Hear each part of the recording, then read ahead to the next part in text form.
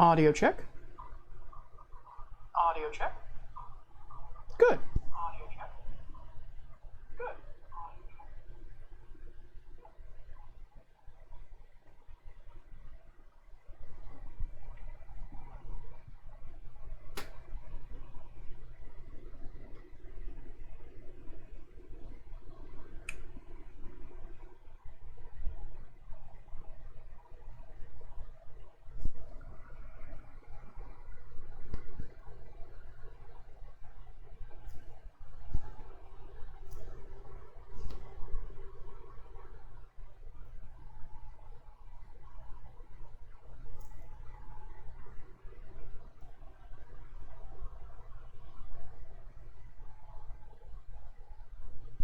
There we are.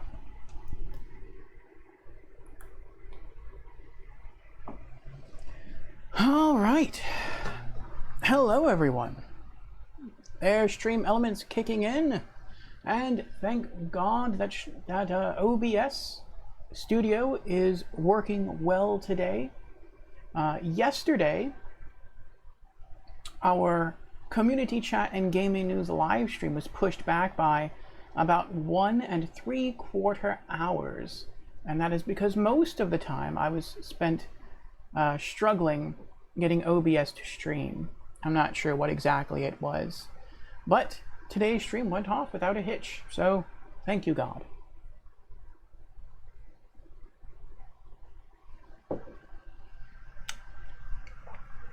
To all those who might just be joining us,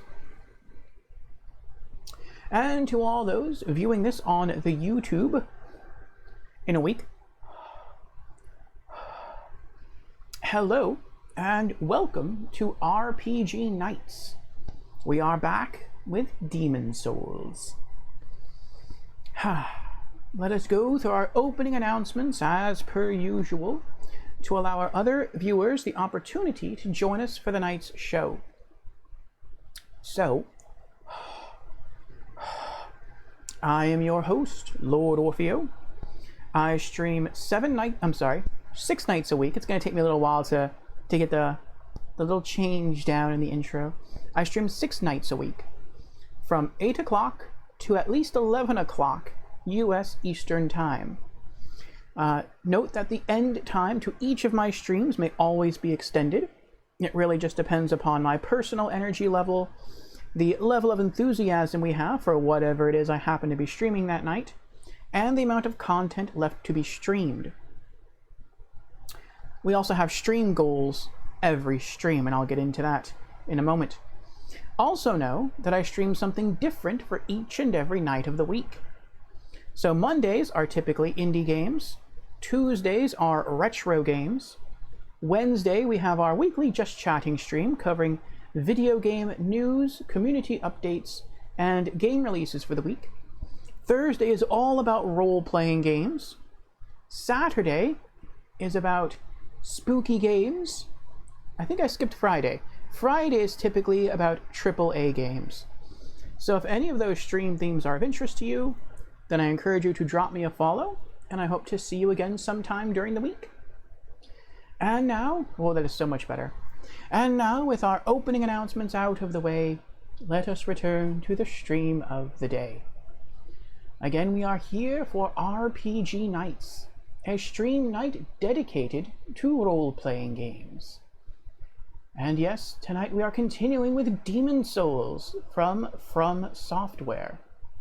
Last Thursday, I said it was probably going to be a very short stream. I was anticipating a 3 to 4 hour stream, and the stream goal then was to dive into the Archstone of the Burrow King and the Archstone of the Tower Queen, because I realized we had pure white world affinity for those realms. We were going to explore, see what we could do with the pure white world affinity, and then head to the Archstone of the Shadowmen and defeat the first boss. And we did that. We accomplished our stream goals. But we still felt sort of peppy. We still wanted to get further in. And I must say, once you start playing Demon Souls, it is hard to pull oneself away. So we kept going, and we beat the second boss, the third boss, and indeed all of the Archstone of the Shadowmen. We finished with pure white world tendency in that realm as well, and then we did the pure white world tendency event for that realm. The original plan for tonight was to begin the final unexplored Archstone, the Archstone of the Chieftain. However, plans have changed, and what changed them was what happened at the very end of last Thursday's stream. The White World Tendency event for the Archstone of the Shadowmen was to return to the very beginning of the level, and you find a swordsman there named Satsuki, and he requests from you the magic sword Makoto, which can only be obtained in pure white world tendency. And so we already had the sword. I returned to the Nexus, retrieved the blade for him, and gifted it to him, hoping that something good would happen, and it did not. He accepted the sword and then proceeded to try to kill us with it. So, acting in self-defense, we defended ourselves and killed him. After killing him, we were able to retrieve the magic sword Makoto, but since we killed him, our world tendency shifted from pure white back to neutral. Not even from pure white to white, from pure white to completely neutral. And that was rather shocking and very disconcerting, because I do intend to play New Game Plus, and I must say, out of all the areas so far, the Archstone of the Shadowmen has proven to be the most difficult. And so, as we are going to re-explore this place in New Game Plus, I would really rather have had it to be pure white world, or at the least white world tendency, rather than neutral or even black. And so I said, well, since we already have it in neutral, what else can be done? Is it possible to bring it back up to pure white world tendency? And so I did some research, and the answer is no. Now that all of the bosses have been defeated, it is impossible to restore pure white world tendency at this point. However, we can bring world tendency back to white. Not pure white, but we can bring it back to white. And the way we do that is a bit tricky, but there are two steps. First, well, actually there's three steps. First, we have to plummet our world tendency from neutral to pure black. That is very dangerous, I know. Step two, once the world is in pure black, we must locate the primeval demon and slay it, which will shift our world tendency from pure black back to neutral, or close to it. Then, without leaving the realm, we have to locate a special named Red Phantom NPC that only spawns within that realm under the conditions of pure black world tendency. We kill the Phantom, and our world tendency will shift again from neutral to white. Not pure white, but we'll get it back to white, which is above where it is now. As right now, it rests in neutral. So that will help us in New Game Plus, but there is another benefit to doing this. And the other benefit is that the red named NPCs that you locate in pure black world tendency give you two things. The first thing they give you is a special item drop, typically, that you can only get from them. So that's a bonus. The second thing you receive that they drop, or not that they drop, but the second thing you achieve by defeating them is you gain white character tendency. And there are 2 items specifically in the game that you need white character tendency. I'm sorry. There's 2 items that you need a shift in character tendency to obtain. If you achieve pure white character tendency, and you spoke with the Monumental at the beginning of the game and said, yes, you will help, then you can return and he will gift you the Allies Ring, which for me does nothing. All it does is it increases your damage as a blue phantom when you go to assist someone else in their game. But as I am playing the OG, the PS3 version of Demon's Souls, these servers are shut down, so the ring won't do anything for me. However, I still must collect all of the rings in order to get a special trophy, which will help us get to the Platinum Trophy. In New Game Plus, we are going to try to go for pure black character tendency. And what that will do is allow us to spawn a special NPC called Mephistopheles, undergo the Mephistopheles quest, and at the end we shall be awarded the Foes Ring. So there is a lot of gameplay to be uncovered due to character tendency and due to world tendency.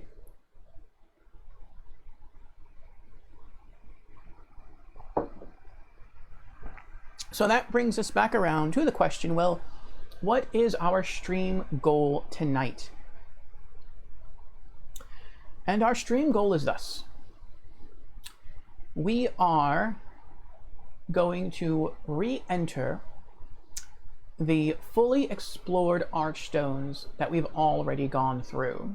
The Archstone of the Burrow King, the Archstone of the Tower Queen, and the Archstone of the Shadowmen. We are going to plummet each of those realms one at a time into pure black world tendency. We are then... Numbers is here. Hello, Numbers. Welcome, welcome.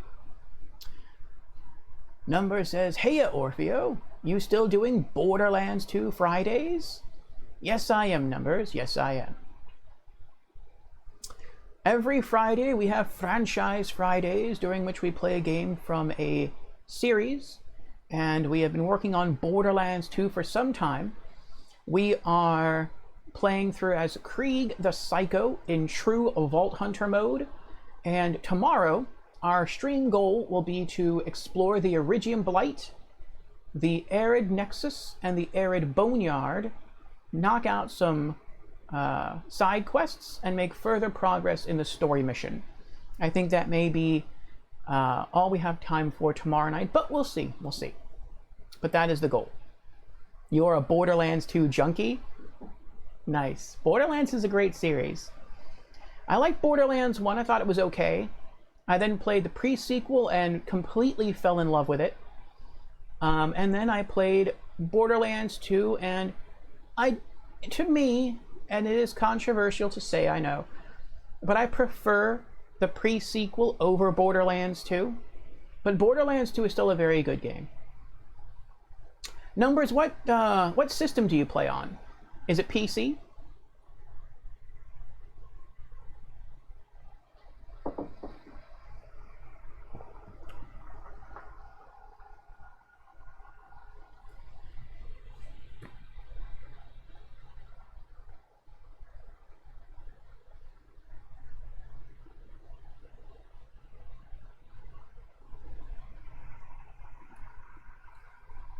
Number says, Uncle Teddy's mission in Arid Badlands, the Borderlands 1 original area, there's a side mission for Uncle Teddy, and if you turn it into her, she will give a gun called the Lady Fist with 800% crit damage.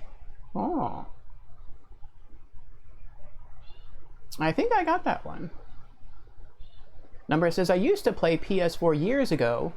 I don't own a PC. Ah. What platform do you game on then, Numbers? I feel like I've seen you game with Lee before.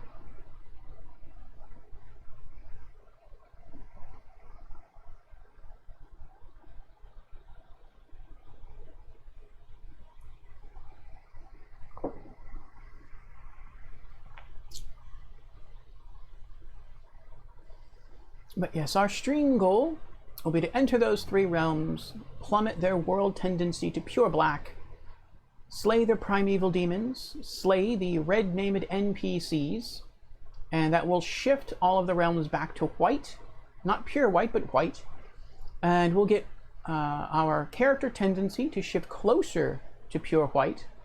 And one other very exciting benefit we'll get is that if we're lucky, some people say it's a guaranteed drop, some people say there's just a high chance.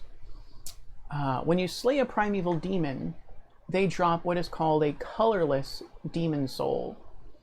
And I need 5 of them to fully power up our Chris Blade weapon, which is our main melee weapon. And so far we've powered it up 2 levels by just trading Sparkly the Crow some items. And if all goes well tonight, once we defeat the primeval demon in each realm, we'll find 3 more, and we'll be able to fully upgrade our Chris Blade, which will be awesome. So we'll see if we get to pull that off tonight. Number says, ooh, sounds cool. And I haven't really gamed with her much. So if you haven't a PC, how did you game with Lee?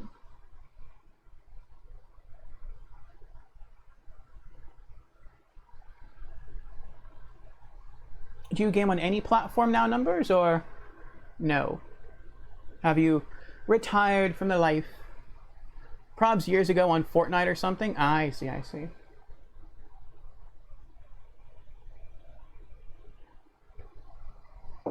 I can see Lee being really into Fortnite.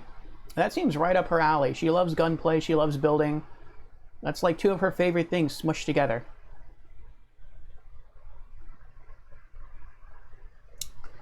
Number says, I need to get a job and buy another PS4 5. She doesn't like it? Yeah, I've heard her say that. It's weird. She loves gunplay. She loves building. Fortnite does both. She doesn't like Fortnite. Yes, well, if you get another PS4 or PS5, let me know. It will be a while till we get to those games, but I have decided once we reach Borderlands, the pre-sequel, which will come after Borderlands 2, and Borderlands 3, and Tiny Tina's Wonderlands, that we're going to do multiplayer through those games. So the first playthrough will be single player. I always like to sort of face the challenge of a game head on, solo, to see if I can tackle it and to really try to learn the mechanics of the game as best I can. But then we're going to jump into New Game Plus mode, and we're going to engage in multiplayer for a single run through. And I know those games can support up to 4 players, so we will have some room. I think in the pre-sequel we might have 1 space open, and for Borderlands 3 we might have 2, and we're probably going to have between 2 or 3 open spots for Tiny Tina's Wonderlands. All of those games are going to be played on PS4, but I have been told that Borderlands 3, and I'm not sure about Tiny Tina's Wonderlands, but I would guess so, are actually cross-platform games. So if you have that on another system, that would also work.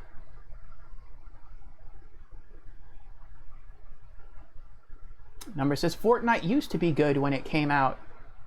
You said you liked the pre-sequel more than Borderlands 2, right? Apparently there's a mod for Borderlands 2 that adds gravity and stuff like the pre-sequel. Oh, that's interesting. Well, I like the Vault Hunters more, and their skill trees in the pre-sequel. And I believe I like the pre-sequel for other reasons that people don't like the pre-sequel for, and the reasons why I did not originally like the pre-sequel. There's an increased focus on verticality because of the low gravity. There's also oxygen management, and that's something you have to be aware of. And those 2 things I really didn't like at first. But I got used to them, and then I really sort of learned to like their mechanics and make them work for me. And Yeah, those are indeed also reasons why I really like Borderlands, the pre-sequel. Number says Borderlands 3 and Wonderlands. Oh, such a letdown. Feels bad, man. Oh, you heard bad things about those games? Is that what you're saying? Yes, you got that right. The pre-sequel skill trees are amazing. But there's no end game on the pre-sequel, sadly. If you're Claptrap, he doesn't need O2. Yeah. You don't like them? I haven't played them yet. I've looked at the skill trees, I've looked at the characters, and I feel like I am going to like Borderlands 3 the least out of all the games. Tiny Tina's Wonderlands, I think I will like thematically because I like swords and sorcery. And I know it's not exactly swords and sorcery in Tiny Tina's Wonderlands, but it's kind of something similar. It has like a similar atmosphere of magic. And so I think for that reason I'll like it more. I still want to play them because they are part of the Borderlands franchise, and I do want to stay caught up on the story. And I do like Tiny Tina. Number says, along with most of the community, LOL. Wonderlands is sweet, but there's like 30 chaos levels, which is ridiculous. I don't know what that means, chaos levels. Is that like OP levels in Borderlands 2?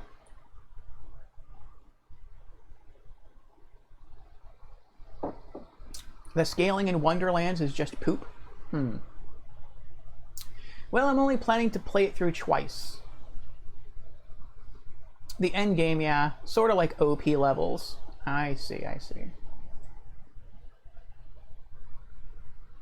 Well, our Borderlands plan is going to be to finish Borderlands 2 in true Vault Hunter mode, and then all of its DLC. Then we're going to go through Borderlands 2 one more time on Ultimate Vault Hunter mode and all of its DLC. Then we're going to take a little break, and we're going to go to a point-and-click adventure game called Enigmatus 3: The Shadow of Carcalla. We've previously played through the first two Enigmatus games, and we never did finish the third. We got like 45 minutes in, and we stopped. And I think just because I was feeling a little burnt out on point-and-click adventures, so I do want to get back around and finish that. But then afterwards, we're going to jump straight back into the Borderlands series and just go through the rest of it. Will you do Tales? Yes.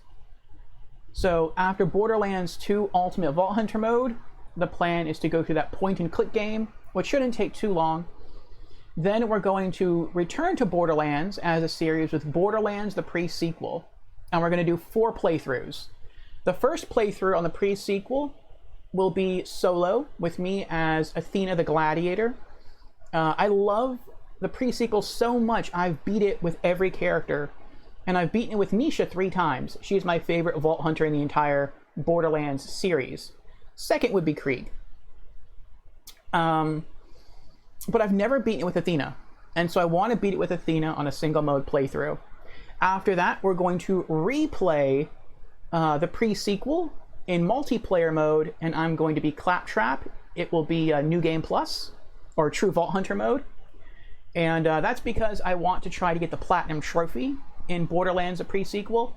And there's a trophy tied to luck, where you have to experience each of the .exe modes for Claptrap. So I'm hoping during the full New Game Plus multiplayer playthrough that they'll trigger and I'll get the trophy. Then we're going to do a third playthrough of the pre-sequel, where I again play as Misha, and I'm already at max level. I'm at level 70. And I'm going to replay the entire game in Ultimate Vault Hunter mode just to get all of our level 70 gear. And then we're going to do a final 4th playthrough, Ultimate Vault Hunter mode, multiplayer on the pre-sequel. And I'm going to play as Misha again, and anyone who wants to join is welcome to join. Then we're going to go to Tales from the Borderlands, play through that once, and then we're going to shift to Borderlands 3. I'm going to play as Zane, the Operative, solo single player. Then we're going to do a second playthrough on True Vault Hunter mode in multiplayer. Then we're going to go to Tiny Tina's Wonderlands, single player playthrough, and then true Vault Hunter mode playthrough. So lots of Borderlands stuff back to back to back to back. Nishidor, yeah. She can crit with rocket launchers. She can crit with everything. She can crit with stuff that's not made to crit. She's awesome.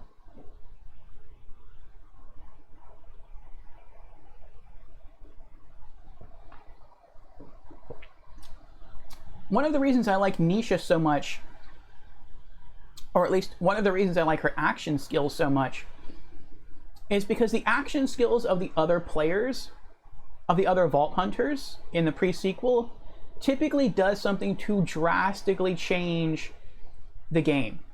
So like with Wilhelm, he summons a bot to heal him while also summoning a bot to attack. So if you're running low on health, you can try to hide and summon that bot, and it'll you know, restore your HP, so you don't have to worry about that, and you'll have another bot grabbing aggro and helping to kill enemies. With Aurelia is probably my third favorite Vault Hunter of all time. She just has this broken cryo trap that can fly through walls, fly through doors and windows that nothing else can fly through, and just freeze and kill everyone. She's probably the closest you can get to a Siren in Borderlands, the pre-sequel. She's a ton of fun. And then you look at someone like Claptrap. Claptrap is kind of iffy because you're not always sure what .exe mode he's going to engage in, but one thing that is consistent is when he activates it, he gets all of his health back. So you can try to use his special ability more defensively. But with Nisha, Nisha's only skill is just making her better at what she normally does. Yes, it's aimbot and she gets criticized for that, but you still have to earn it. I can't just engage in it and have an enemy hiding behind a wall and shoot through the wall, which is something Aurelia can do. She can send her trap through a wall. I can't just tap Nisha's action skill and get all my health back like I can with Claptrap. I can't get something to draw aggro away like with Wilhelm while something else heals me. Like, no. With Nisha, the only thing her action skill does is it makes her better at, and faster at being a Vault Hunter. That's it. And I like that. It feels like even her best ability or her best attribute is just... it just forces the player to just fight that much harder. And that's something that I'm really a big fan of. I tend to be a hyper-aggressive player most of the time in most games. And she really is that way. You have to, like... you can't really retreat with Nisha. In order to be effective with Nisha, you have to be on the offensive, and I really, really like that. And that's also why I like Krieg in Borderlands 2, because in order to sort of use Krieg effectively, you have to be sort of reckless, and I love that quality. You Wildhelm Killhelm. Do you know what the fast talker gun is? I don't remember. I think I got it. And I think it's one of the talking guns, but I don't remember. I don't think I've ever used it on a character for a long period of time. Oh, fun fact incoming. The Lady Fist was supposed to be in the pre-sequel, I think. It is in the code of the game. You can obtain it with Gibbed. Yes, I've watched some videos, and I know that you can obtain quite a few items in the game that are in the files of the pre-sequel, but that never manifested into the actual game. And I think some of those were supposed to be unlocked during additional DLCs, and those DLCs never got made. Like, I know there was at least one confirmed DLC for the pre-sequel, and work was being done on it, but it was never released due to poor reception and poor sales, and that's probably where some of those items were going to be dropped in. Yeah, it's super high fire rate, always ice element, bandit submachine gun. It's the best freezing gun in the game. Interesting.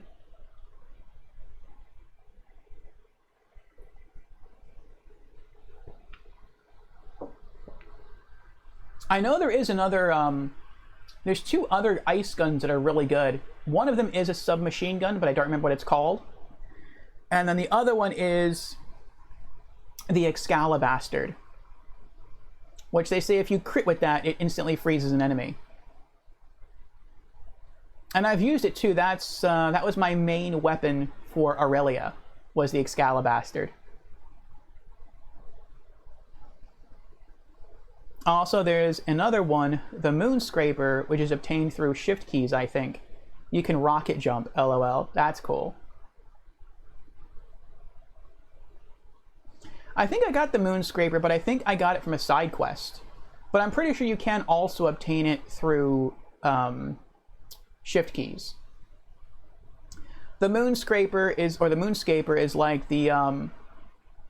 the pre-sequel equivalent of the, I think it's called Earthscaper in Borderlands 2, which I was not a big fan of.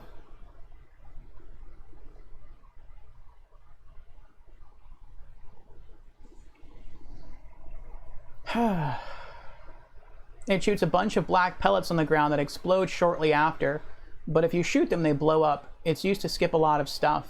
Interesting. Yes.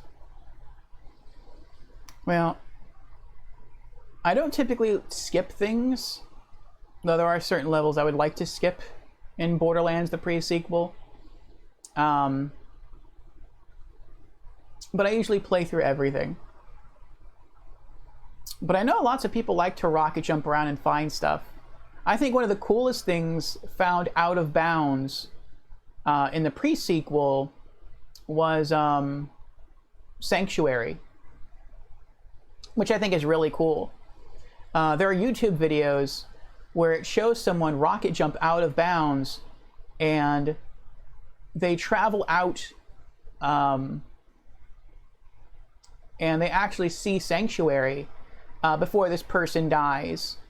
And they die due to lack of oxygen, which is kind of like, why wouldn't you do this with Claptrap? Because Claptrap doesn't need air to breathe. So you could go out there and you could get all the way to Sanctuary. That'd be really cool, but oh well. But it was pretty neat to watch him do it. And the reasoning was that Sanctuary is in the pre-sequel, and because it's in the intro. And so they had to hide it somewhere. They had to hide that asset someplace. And so they hid it very far away. I think it was on the moon.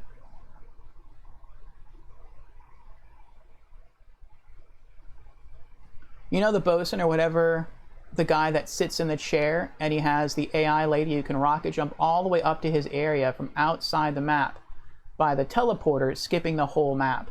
Interesting. I believe it. That is not something I have ever tried, but I believe it. There's some weird physics stuff that happens sometimes due to the low gravity in that game. I remember the first... Is it the first boss? I think it's the first boss. No, it's the second boss. The second boss you fight in the pre-sequel is... what is it?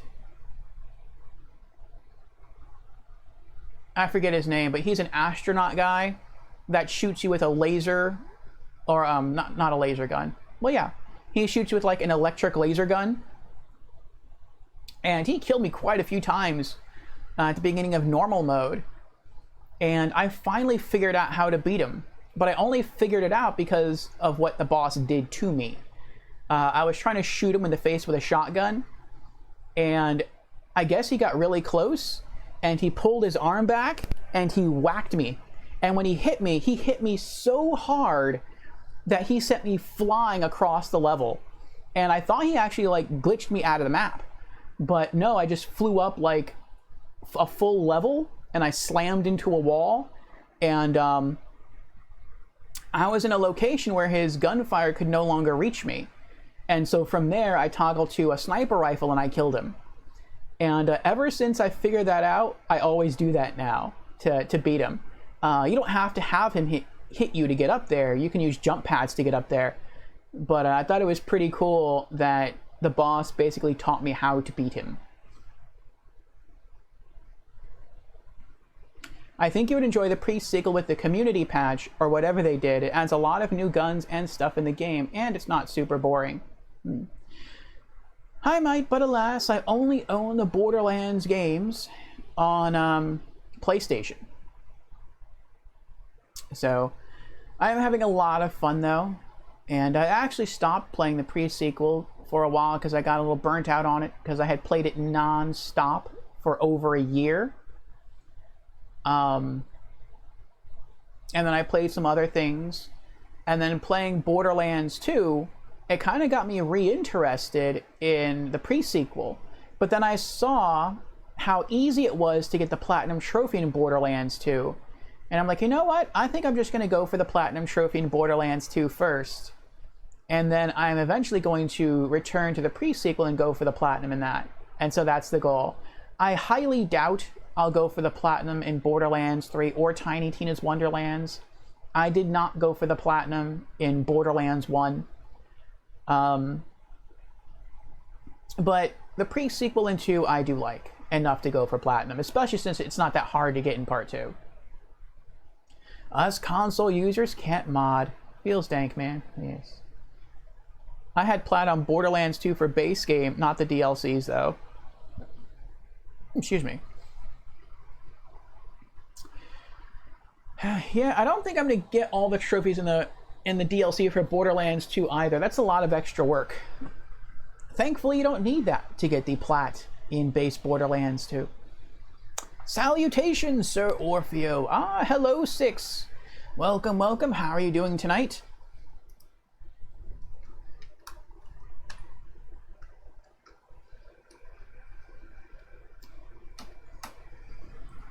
Shout out to Six Axis last casting Monster Hunter World. If you are looking for a good pack hunter streamer in multiplayer games such as World of Warships or Monster Hunter, then definitely give Six a follow. Doing good, thank you, and yourself? I am doing well, Six. We are about to get underway in Demon Souls. And this is the OG Demon Souls. I do not have a PS5, so this is indeed the PlayStation 3 version. There's the PS3 cross-media bar. How I've missed it. So yes, we're about to continue from where we left off. And Number says the DLC ones you have to discover every area and a bunch of dumb things, lol. Yes, there's some challenges I don't like in the DLC. I like the DLC, but I don't like all the requirements to collecting all the trophies in the DLC. XMB love, yes, the nostalgia. Ah, I miss PS3. 2009, yes, this is Demon Souls 2009. Such a good year, yes. You know, I've thought about it a lot. Ever since I moved my PlayStation 3 in here, because it was in a different room, but now I've brought it in here and I can hook it up to the capture card. Ever since I started playing some PS3 games, it reminded me of all the fun I had on the system. And I have to say, being a PlayStation gamer from PS1, 2, 3, and 4, my favorite PlayStation console is PS3. There's just so much creativity on the PS3 that I really, really enjoy. Plus, depending on the model you got, it has backwards compatibility with PS2 games, and every model of the PS3 has backwards compatibility with PS1 games, and it has free online multiplayer, though, you know, some of the servers might not be active anymore because it's been a while. But yeah. This is a really great system, and you can watch movies on it, Blu-ray movies, DVDs, music CDs. So, and it has a web browser. It does everything. Like, PlayStation was not kidding when they released commercials for the PS3 that said it only does everything. Like, it really does do everything. And it can actually do more things than the PlayStation 4 can, and it can even do more things than the PS5 can. So it is a crazy awesome system. And yeah, I love its game library. I love its backwards compatibility. I love its functionality. It is a really, really special system. Number says, I do not miss Borderlands 2 on PS3 though. That can burn. Why is that, Numbers? Did you not like the graphics? Six says, nice. I cannot do away with my PS3. Still have it connected. Yes, I agree, Six, I agree.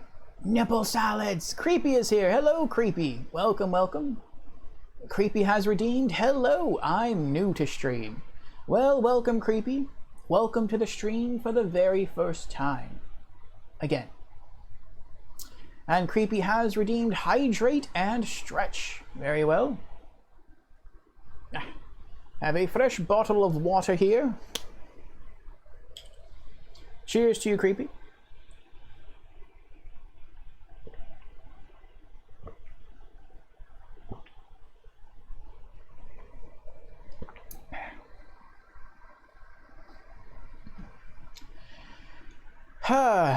And stretch. Yes, yes.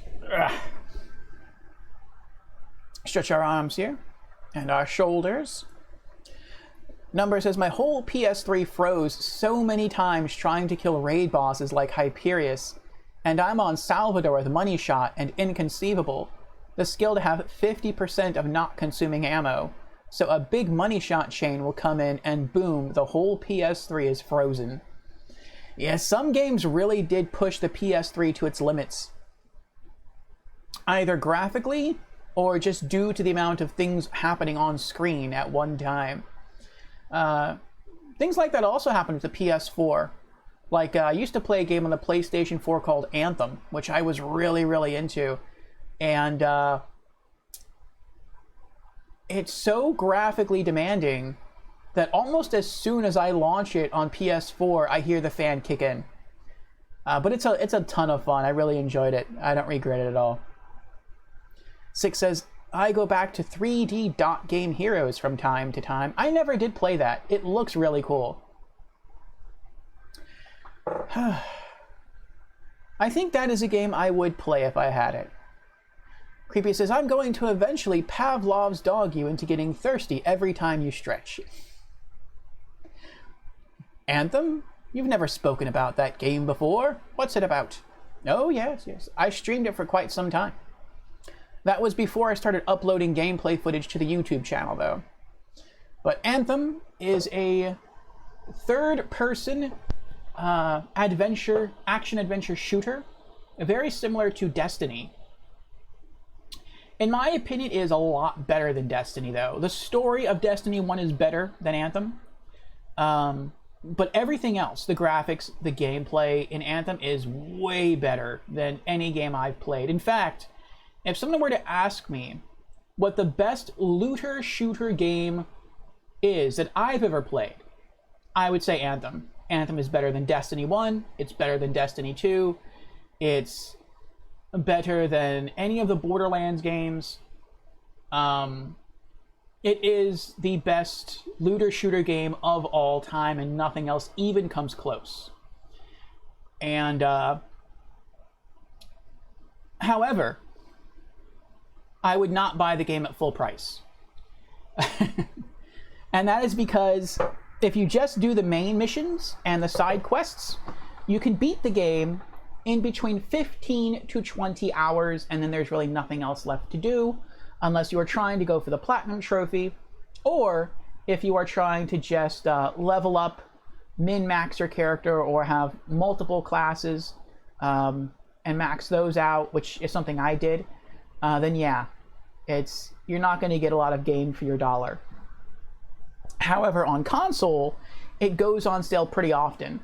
You can typically find the base game, which I believe still sells in the PlayStation Store for like $60. It typically goes on sale for like $8. The Digital Deluxe Edition, which goes for I think $70, typically goes on sale for like $8.50 to $9. And so if you can find it on sale for less than $10, scoop it up. I think you'll love it. but do not pay full price for it. For me, it was worth full price. I didn't pay full price. I waited for a sale.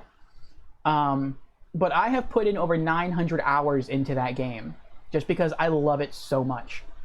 But not everyone is going to get that much enjoyment out of the game, and so definitely wait for a sale just to be safe. 6 says, so many video game references in 3D dot game heroes, lol. Yes. I have heard. Creepy says, I was being sarcastic. Oh, sorry. Number says, I remember on PS3, Borderlands 2 public lobbies, if I did the infinite money shot glitch accidentally, it would freeze the host console. Dang. That's why I would not let randoms join me, lol. That's crazy. I never played Borderlands 2 on PS3. I did try to play it on PlayStation Vita, and that was pretty cool. I didn't get very far, but at the time I was also trying to play Borderlands 2 on PS4, and I didn't get very far in that version either. And I think that's because I was doing both playthroughs in multiplayer, and I really wanted to focus more on the story and the challenge of a solo playthrough, and I think that's why neither version really grabbed me. And that's why I sort of sat back, and I eventually returned to Borderlands 2 single player, and I'm having a lot of fun with it. I don't think, actually I know, I'm not going to do Borderlands 2 in multiplayer. It's just too long, and I don't have as much passion for it as I did the pre-sequel. But I am going to do that with Borderlands 3, and I am going to do that with Tiny Tina's Wonderlands. I have already committed to that. So I think that's going to be fun. 6 says, that glitch was on PS Home too, the console freezing one. I lost one of my PS3's hard drives because of it. Yeah, that stinks. I lost a lot of save files due to that. I think my PS3 crashed like 3 times. I'm on my 4th PS3 right now, and hopefully it lasts a very long time. Number says, PS4, you don't crash like I had super modded weapons with so many bullet projectiles. The PS4 version just lags heavily till it eventually stops. I have tried to crash the game before with no luck. Creepy says, I never played Borderlands multiplayer unless I was playing with a friend, and then it was usually couch co-op. I've only played online multiplayer 4 times or so now. 6 says, I'm still on my 3rd PS3. Yes, I hope you stay on your 3rd PS3. I hope you don't have to get a 4th. I will say, though, one of those deaths was my fault. At the time, the room I was in was... it had... What was it? It had... not ventilation, that's not the word. It had no insulation. And so when it got hot outside, it got hot inside. And when it got cold outside, it got cold inside. And so it was during the summer, and I was gaming on my PS3, and it was in a small enclosed area, and that's basically what killed it. But it's like I had nowhere else to really put it, and I wanted to game on it, and I couldn't cool the room down any more than it already was. So, unfortunately, it happened.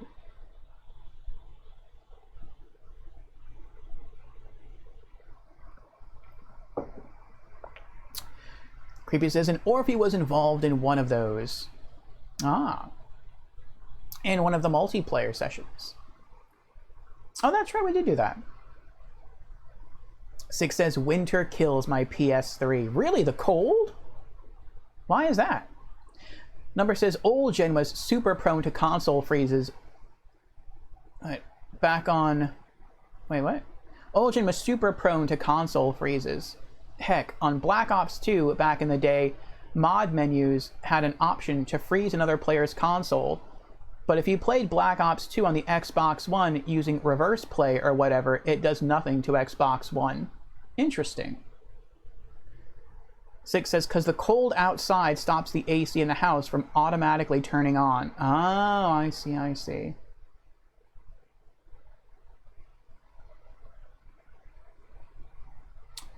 Yes. I'm in a different setting now. I'm in a different room area, different space. But sometimes that still happens to me a little bit. Not console-wise, but sometimes I get kind of hot in here. And that's because this room has insulation, but I forget what you call it. The tube that cold air runs through, the air conditioning system. The people who lived in this house before me, they had, I think, like a squirrel thing in the attic, and the squirrels like ate a bunch of holes in the tubing or whatever, and they got rid of the squirrels, but they never had the vent or whatever it's called fixed, and so like almost no air comes in here. So I have the fan going the whole time, and so long as the air conditioner is running, it stays at an okay temp in here. But at nighttime, the air conditioner turns off completely, and so it can get a little warm in here.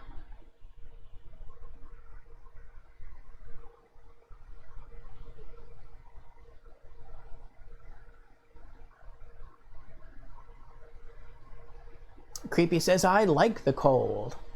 And Six agrees. Yes, I like the cold too. I'm looking forward to the cold weather returning here to Florida. And I think that is when I will try to probably head outdoors a bit more. And maybe try to get in some more walking, try to get into some more exercise again. And hopefully try to work off some of the weight I put on when I was sick. Creepy says, I actually turn my heater off in the winter. Yes.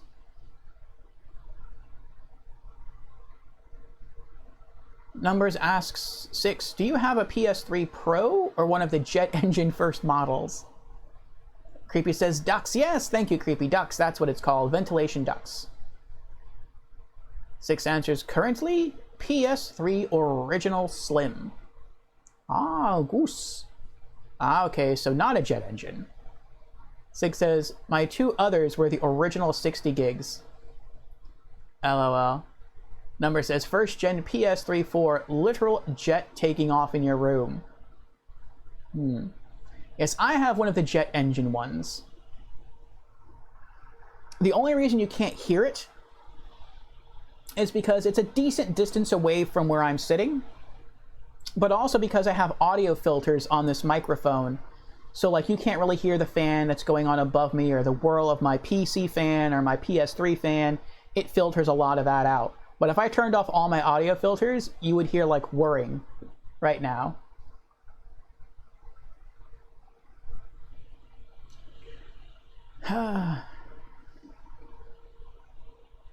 But thanks to technology and OBS Studio audio filters, that is not something that we have to really worry about too much.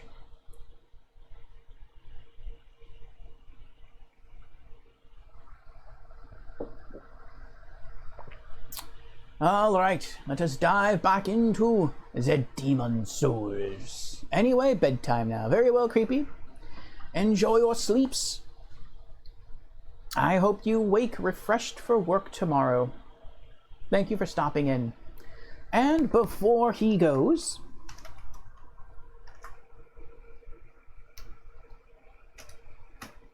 shout out to Creepy, another variety streamer last casting Dead by Daylight. Creepy likes science fiction games and Phoenix Wright. So if you are interested in those, you might want to throw him a follow as well. He's also very knowledgeable about cars, and sometimes does racing games. And Sharp is here. Hello, Sharp. Welcome, welcome. How are you doing tonight? Let us load into the Demon Souls. This part always makes me, like, smile. Logging into the Demon Souls server. Please refrain from disconnecting the system from the internet. Do not turn off the system. So far as I'm aware, Demon Souls on the PS3 does not give you the option to not connect to the online servers. Unless maybe you have no internet. The funny thing is here, yes, cannot connect to the Demon Souls server. For information regarding online server status, please check the support page on demons-souls.com. Error 443. Yes, the servers of the PlayStation 3 version of Demon's Souls were shut down in 2018. So there is no way for me to connect to the servers for online play. And that's a pretty good run. This game came out in 2009. They were shut down in 2018. So that means the server stayed online for 9 years. That's impressive. I mean, it'd be great if they just never went down. But the fact that they stayed up for 9 years, I think is really cool. Now, I have learned you can actually adjust some input settings on your PS3, and you can dial into fan servers, and you don't have to mod your PS3 at all. And you can still play with other people online, but I'm not going to do that. I've already kind of gotten this far solo, and I kind of prefer the solo experience for the Souls games, so we are continuing. Start the game in offline mode. Yes. And there is our character. Soul level 108. We have invested 168 hours and 4 minutes into the game. Let me get back to stream chat here. I'm being attacked. Sharp says, good, about to go do stuff.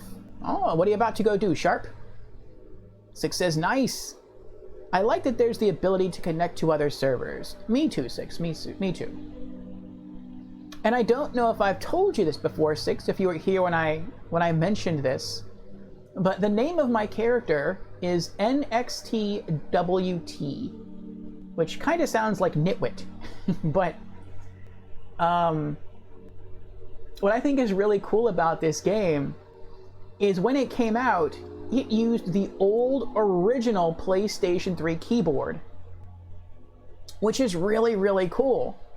The thing is, PlayStation doesn't support that keyboard anymore. And so there's no visual of the keyboard for this game when you try to bring it up. And that kind of stinks. I could have tried to use like a USB keyboard to type in a real name, or maybe sync a Bluetooth keyboard to it, but I just pressed some random buttons on the controller and that's what came out. Six says, Sony wasn't kidding when they said PS3 was made to be future-proofed. Mm-hmm. Yes.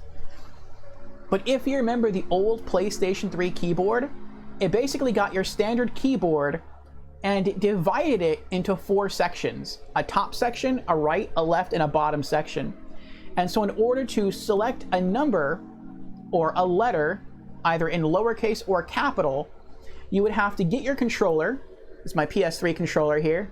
I like to call it my golden bejeweled controller. And you would have to hold the D-pad in one direction. So if you wanted to select something in the upper keyboard quadrant, you would have to hold down the upper D-pad button, and then you would have to press X over and over and over again until it highlighted that character, and then you would let it go and it would select it. And you would have to keep doing that. And that is the keyboard that Demon's Souls uses. But as that's no longer a supported keyboard, when it asks you to enter a name, you can't see anything. So you just have to hit random letters, or you just have to like randomly press stuff on your controller until a name pops up. So that's why the name is NXTWT. I know he's really named Orfeo, but that is what I had to use. LOL, wow, that's like T9 texting. Exactly. That's exactly what it's like. So that's how old this game is. It uses that kind of old school texting, or old school typing.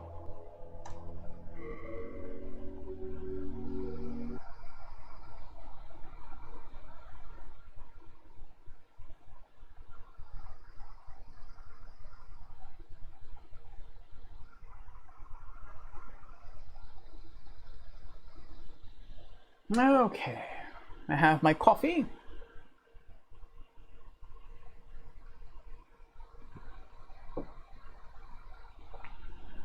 We are back.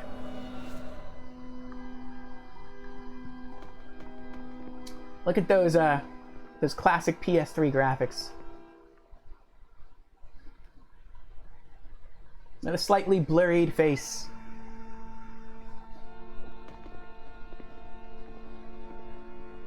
Not really bad graphics, though.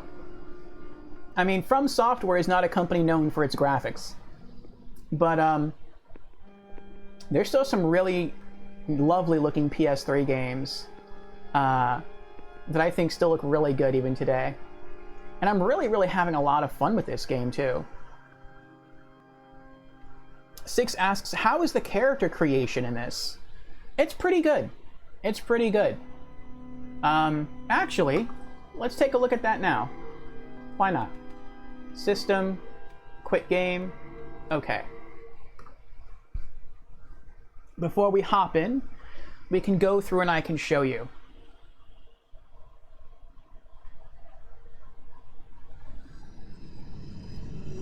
But yeah, I'd like to see you play this, Six. I would like to see everyone play this. I think you would like it, Six. I've said before that I think I'm doing better at this game than a lot of other people did their first playthrough. And I think the reason for that is because of my background in Monster Hunter. Because Demon's Souls is basically Gothic Monster Hunter, only you don't have to carve up monsters and craft with their pieces as much. But if you're used to the same kind of difficulty, the same kind of attention to combat as exists in Monster Hunter, like not just outright attacking, but you're watching the monsters, you're learning their attack patterns, you're waiting for them to attack, you're looking for openings, and then you go in and you attack when you can get a safe hit, and then you pull back or you defend. That's how you fight in Demon's Souls, and that's also how you kind of fight in Monster Hunter. There's a certain level of mastery that you have to develop. It's not just running in blindly and whacking something, because if you try that, you're going to die. And that's part of what I like about the combat in Monster Hunter, and that's exactly what I like in Demon's Souls. And it's a dark Gothic environment, and if you want to, you can make a mage, which is what I have. You can make a knight. There's some cool stuff you can do in this game. So you can be your full knight in shining armor using swords and axes and spears. So in that sense, I think it would appeal a lot to you. You love castles? Yes, you start in a castle. And the first few Souls games are on PS3. There's Demon's Souls, Dark Souls, and Dark Souls 2. So that's like half the franchise right there. And you have a PS4 as well, so if you wanted to, you could continue. Dark Souls was remastered on the PS4. There's also a PS4 version of Dark Souls 2 called Scholar of the First Sin. I believe Dark Souls 3 is only on PS4, but I could be wrong about that. Then you have Bloodborne, which is on PS4. Elden Ring is on PS4. Not sure about Sekiro. I'm not too into Sekiro, though. But I think that's on PS4 as well. So, yeah, if you have PS3 and PS4, you can play the entire Soul series. But I'll show you the profile here. So, we'll click on this one.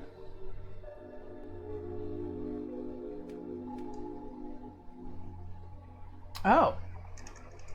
I can't create one. Or I can't select it. Alright, let's go back again. Start. New game. I guess that's what you have to do. That makes sense.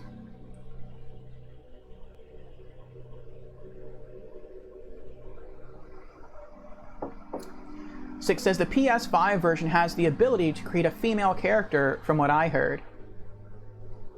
The PS3 version can do that too. They just do it different ways. The PS3 version lists the sexes as male and female. The PS5 version says body type A and body type B.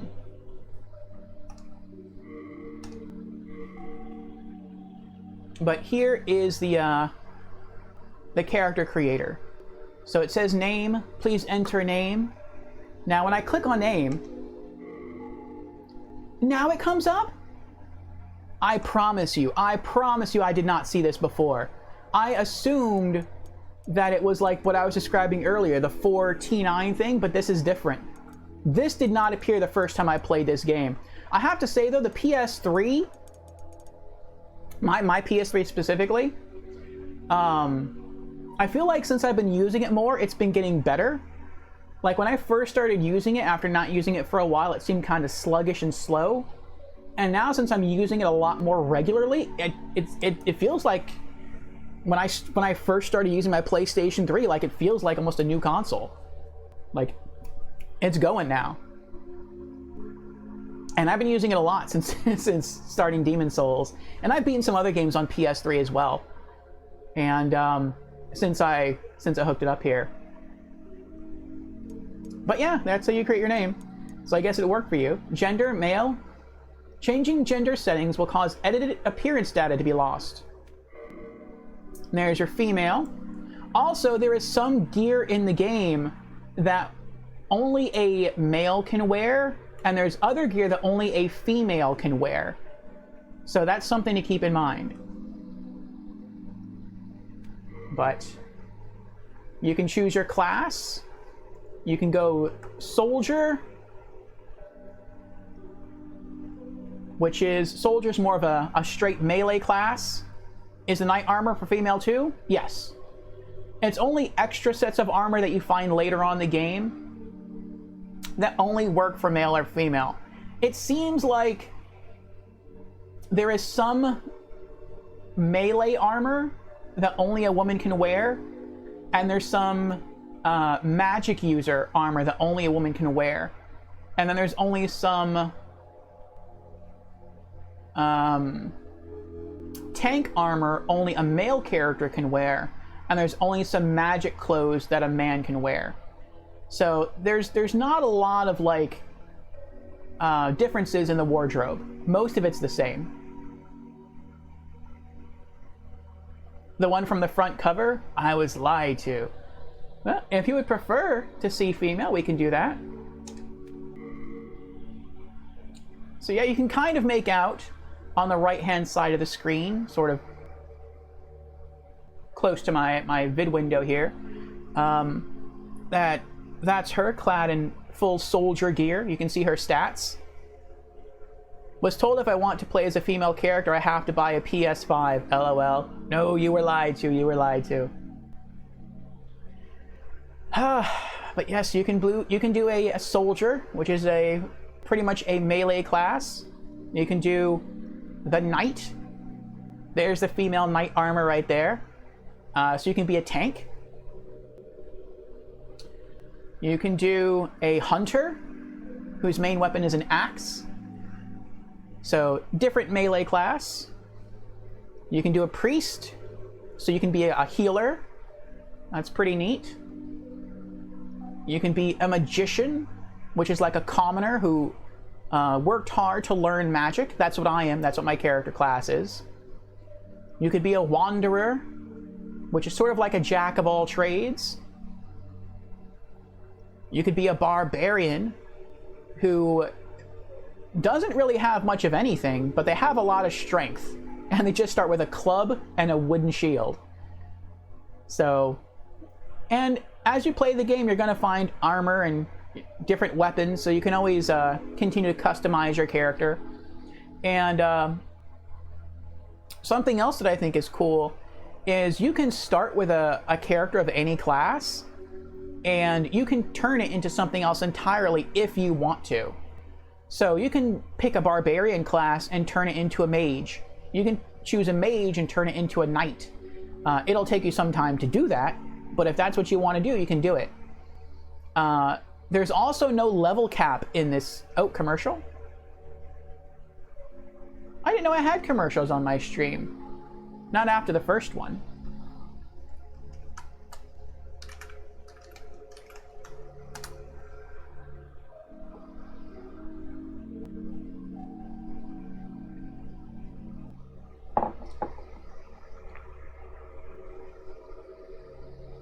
Oh, welcome back.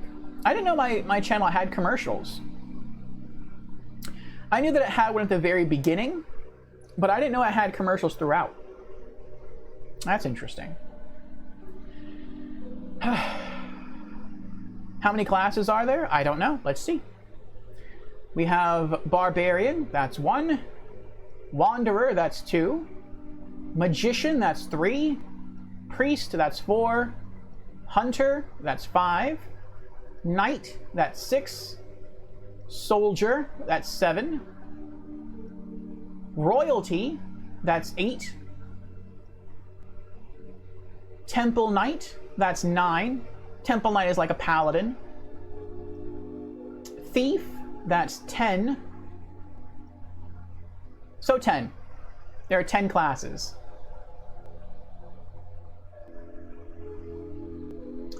And something else, on the PlayStation 3 version of this game, you can create up to 4, I believe it's up to 4 different characters. But we'll see when I go back to the loading screen. On the PS5, you can create an unlimited number of characters.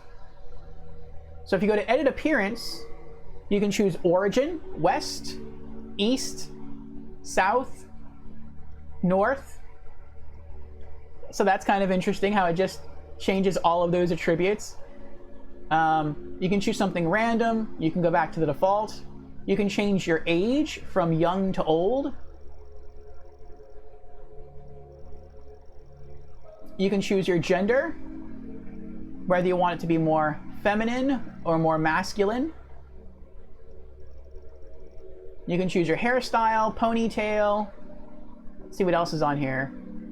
I don't know what that means. Chinon? Oh, you can rotate the face. Oh. I didn't know that. Shaved. The buzz cut. Short and wavy. Long wavy. Short. Long. Wild. Then back to ponytail. You can change your hair color.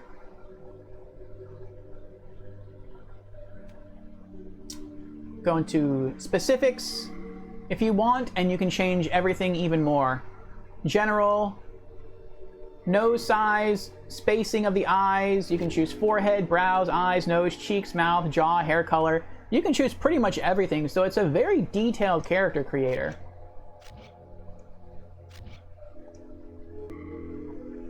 It's pretty DS, it is.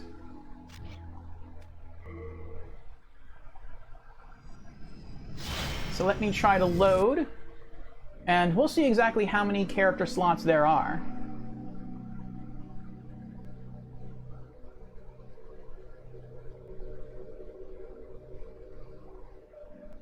Just, we always have to wait like a full minute when trying to launch into the game, because it tries to connect to the shut down servers each and every time. But once you're in the game, it's fine. Make a Temple Knight. I have decided to only stick with the Magician for Demon Souls. And I'm going to do New Game Plus, and New Game Plus Plus, and Plus Plus Plus, all the way up through probably New Game Plus 5, but we'll see. However many times I have to go through this game to get the Platinum Trophy. Because I'm having so much fun playing it that I want to go for the Platinum. And I've also decided that I want to be a different class for every Souls game. So after this, I'm going to be playing Dark Souls Remastered on the PS4, and I'm going to make a Knight, and I'm going to try to tech in some Faith to try to make it a Temple Knight build, because the Temple Knight only exists in Demon Souls. It does not exist in any other Souls game. But you can sort of create one just by making a Knight and investing points into Faith to allow it to learn miracles. Temple Knight uses magic too, you assume? Well, yes, it does. It uses miracles instead of spells.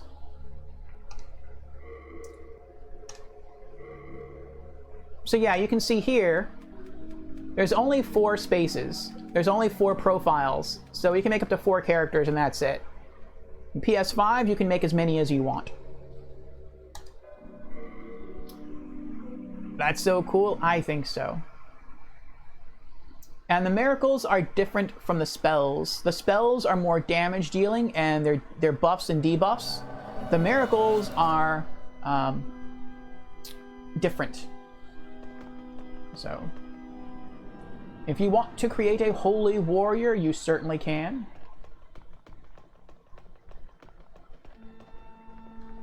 Do you have...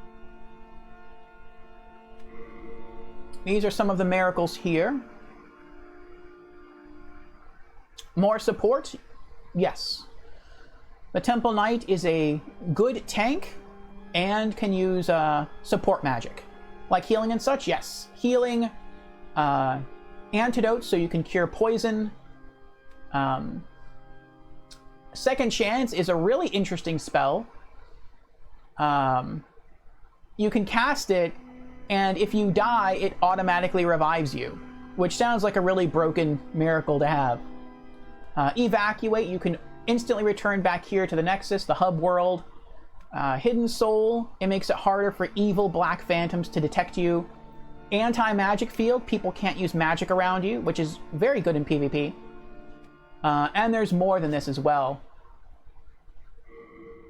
Regeneration, you can regenerate HP. There's Banish, where you can just send an invading player back to their world. You don't have to fight them.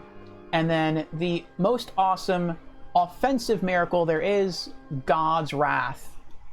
Generates a strong blast of force around the caster, and it stays there. It stays there for a while. So you can cast it and then just run at people, and if they're within that sphere, they're going to take damage. So it's pretty awesome. Yes, I see. And like I said, fan servers are still active, so if you put in different information, you could do multiplayer if you wanted to. It's just you can't play this game completely in multiplayer. Multiplayer only exists, I think, for boss fights. Or invading, or being invaded. That's pretty neat, yes. And then you have your spells, I cannot have which is my wish really what I'm granted, going thank for. you, as promised. You can cast arcane magic, fire magic. You can enchant a weapon to make it stronger, make it deal more damage. You can cast a protective spell to buff your defense. You can cast a spell like Cloak to make it harder to be detected by humans. Water Veil, so you take less fire damage. Demon's Prank is interesting. You cause a noise in a faraway place, and enemies wander towards that noise. So if you want to be stealthy and slip by undetected, that might help.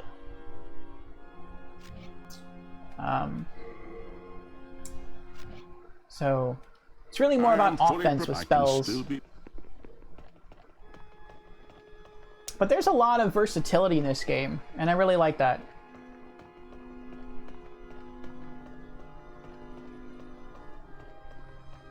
Okay.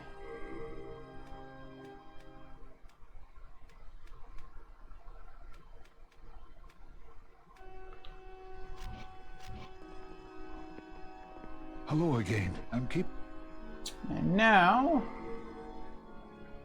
I have to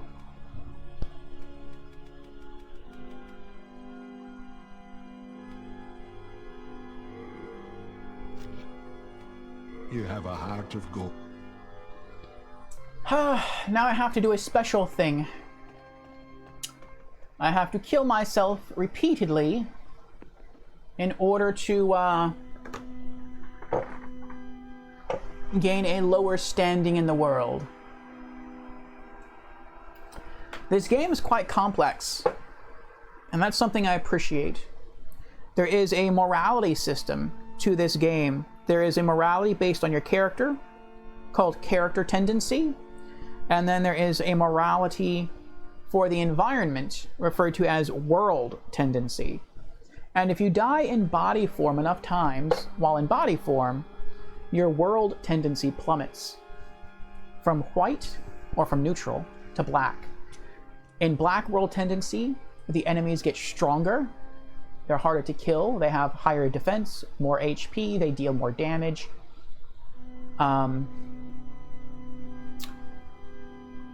And so you really kind of want to avoid Black World Tendency if you can, but there are some benefits. There are some areas of a map that will only open for you if you have pure tendency, either pure white or pure black.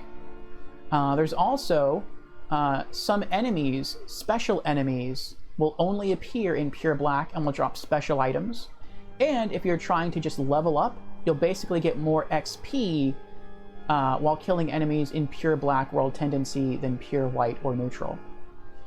And so right now, if I go to world tendency, oop, wrong button. We can see I have 3 glowing white lights, one for the Boletarian Palace, one for the Stonefang Tunnel, and one for the Tower of Latria.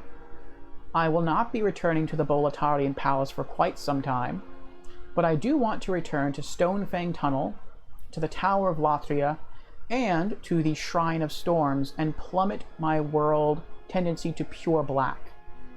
To gain access to those special enemies, they'll drop special loot, and I can kill a second enemy that will only spawn in pure black world tendency that will drop a special item that I need to upgrade my primary weapon. So that is the goal for tonight's stream, to go through those 3 worlds I just mentioned, to plummet them to pure black, to kill some enemies, loot some stuff, and if I kill those 2 enemies that I want to kill, then that should raise world tendency back out of pure black into white. It won't be pure white, but it will be white.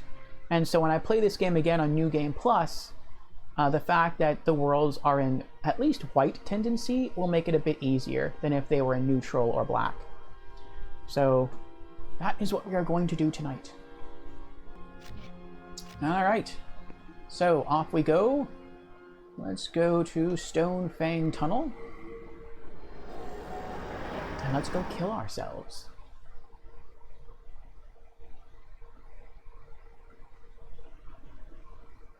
This fellow here, Skivir the Wanderer. Once we get into pure black world tendency, we should be able to find his evil self. He'll look like a red phantom. And should we kill him, I believe he does drop something special. I'm not sure what, but I know he does. And by killing the evil phantom, that will shift us from pure black back to neutral world tendency. But we can't leave once we kill him, because world tendency only changes when you leave an area and then come back to it. So we have to stay here and kill him, and then there's also what's called a primeval demon that spawns in pure black. We have to kill that as well, and if you kill that, that will also greatly shift world tendency, and so if we kill both, without leaving, that will shift us from pure black back to white. So, here we go.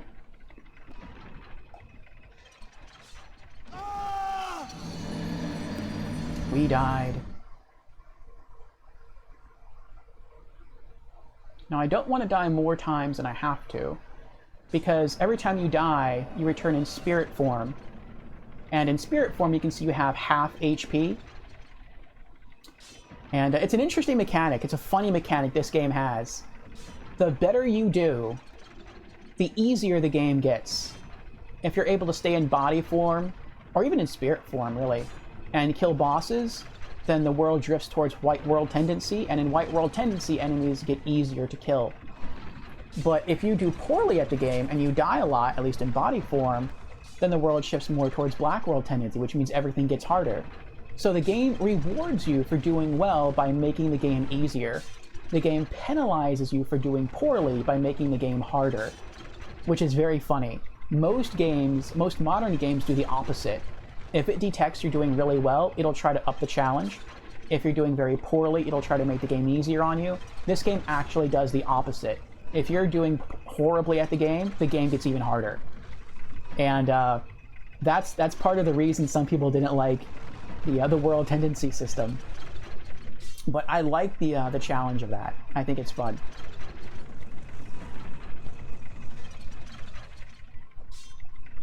Okay, so I want to return to the Nexus to see how the world tendency has shifted.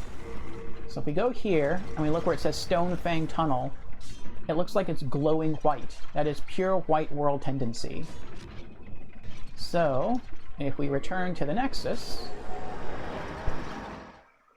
this game is not a safe space, lol. No sheltering here, that's right. We're just dropped into the thick of it. It's sink or swim. Now we go to world tendency. It's still shining white, but not as brightly. Alright, let's return.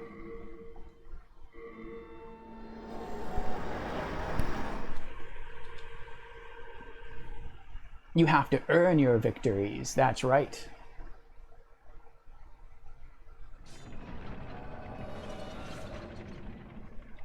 And I would say there's a certain feeling of achievement when beating a boss, not just in beating it or beating the enemies in the world that lead to the boss, but if you die multiple times and the game gets harder, then the game is basically forcing you to get better, to the point where when you are able to fight your way through the harder bosses of Black World Tendency and finally kill the boss, then the game shifts back up closer to neutral world tendency, and the game gets a bit easier. But now, since you've been fighting your way through Black World Tendency, you're used to harder enemies, you're used to harder bosses, and so the game's really going to feel easier for you when it starts to shift back to white or towards positive. And so that just makes you feel that much more awesome, I guess you could say. I think we had some souls when we died, so we'll collect those. There we go. Yes, we only had 987 souls. That's not too much at this point in the game. Now we have to go into our inventory and use a Stone of Ephemeral Eyes to resume human body form. You revived! You have regained your body. And now we have to die again. Whee! I think we have to do this 5 or 6 times to plummet our world tendency into pure black. Playing smart pays, yes it does. Lots of replay value with a logic like that, I agree. And whenever you go to New Game Plus, that world tendency carries over.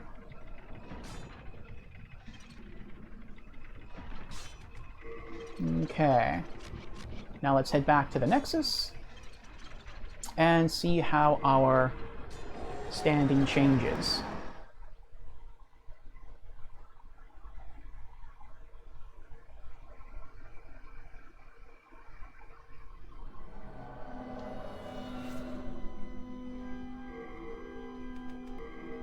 Yes, now it's become dimmer still. It's still shining a little bit white, but not much. If I'm right, after we die this next time, we should be shifted back into a purely neutral world state. Something else that happens, if I kill all of the red phantoms in the game that spawn as a result of shifting each world area to pure black, then something else changes, and that's character tendency. So the symbol that's in the right-hand upper corner of the screen that says the name of the world, that is your world tendency image. But there's another eye symbol, and that's on the upper left, next to all of my health and mana stamina bars. And that's neutral. But if you raise your character tendency to pure white, then you receive some special items. If you drop your character tendency by doing very naughty things to pure black, then you get a special quest. And it's like a hunting quest where you go out and you have to kill all the NPCs in the game. And then you earn special rewards you can only earn on that quest. And that's just something else that's just cool, that if you didn't know about the whole world tendency and character tendency thing, you would never get to experience. So this game has layers to it that really take a while to get through, and I am absolutely loving this game. And like I said, I'm probably playing this for a very long time. Oh, 6 answers the question of the week. What is your favorite dessert? Cheesecake is his answer. My answer... I've said it before, my answer is probably cheesecake as well. It's either cheesecake or cookies. But why do you like cheesecake?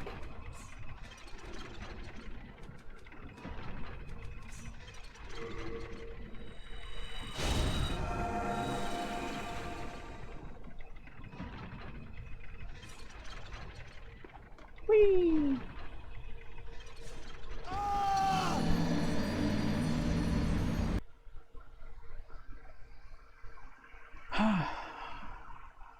Cookies I like because they're typically small, they're portable.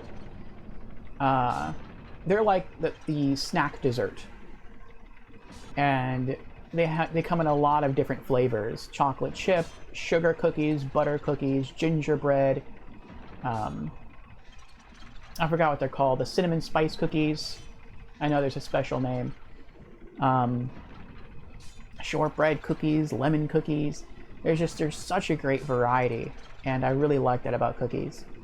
But cheesecake is my favorite, like, sit-down dessert. I could get a slice of cheesecake, and I could make that last for over an hour easily. Because I like to just shave it very carefully, very slowly, very thinly with a fork, and just savor each and every bit.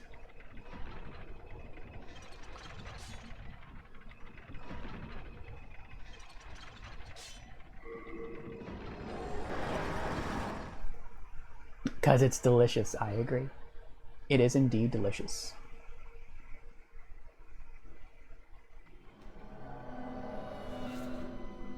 It's happy fuel. Yes, it is.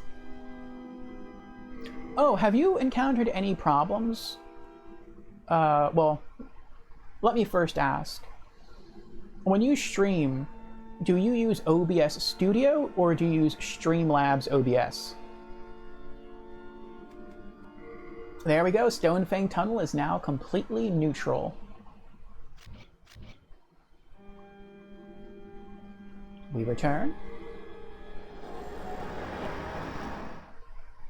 The original OBS. Ah, I see. Me too. That's OBS Studio. Ah, yes. Have you been encountering any problems lately when you stream? Any bitrate issues?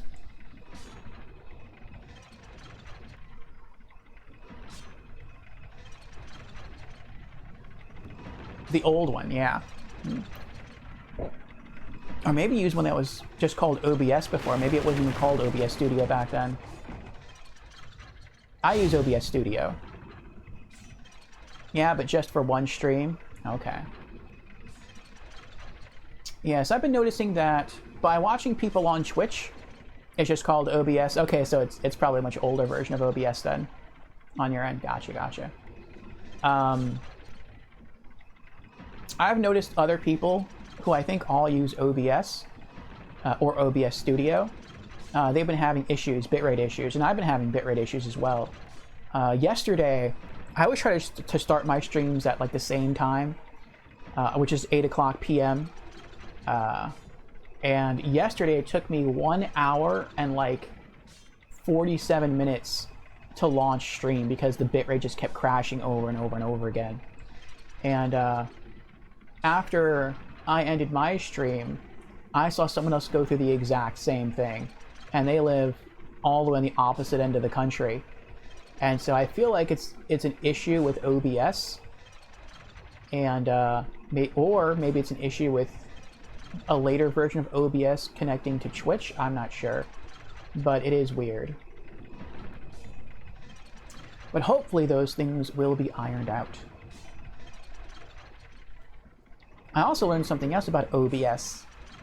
The version of OBS Studio I have now, I basically must keep. I know that you don't update OBS anymore, and the version of OBS Studio that I have now is one that I can no longer upgrade. I have learned that there will be an upgrade for OBS Studio in January of next year. And that version will drop support for the Windows 8 operating system. And that's what I use. I use Windows 8.1. So this is it, which I'm kind of okay with. Six says, yeah, one of my streams last week had its bitrate tank.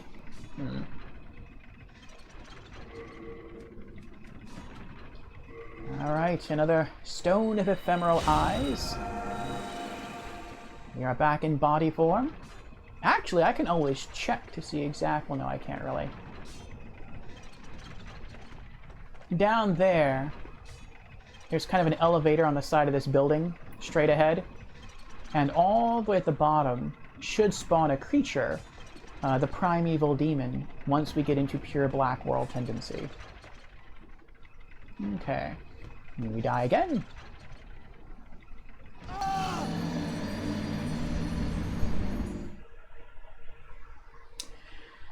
Yes, but hopefully something will be figured out. And things will be patched. Either on OBS's end or on Twitch's end. Oh, wait. Let us return to the Nexus to check on our status.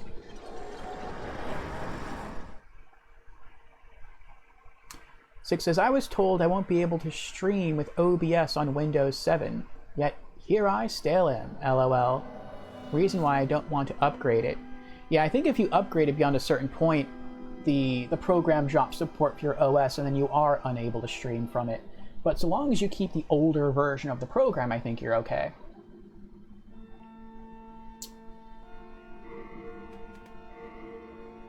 Alright. I think we've now shifted one notch towards Black World tendency. You can't really tell, but I think it has. So I think we have to die 2 more times.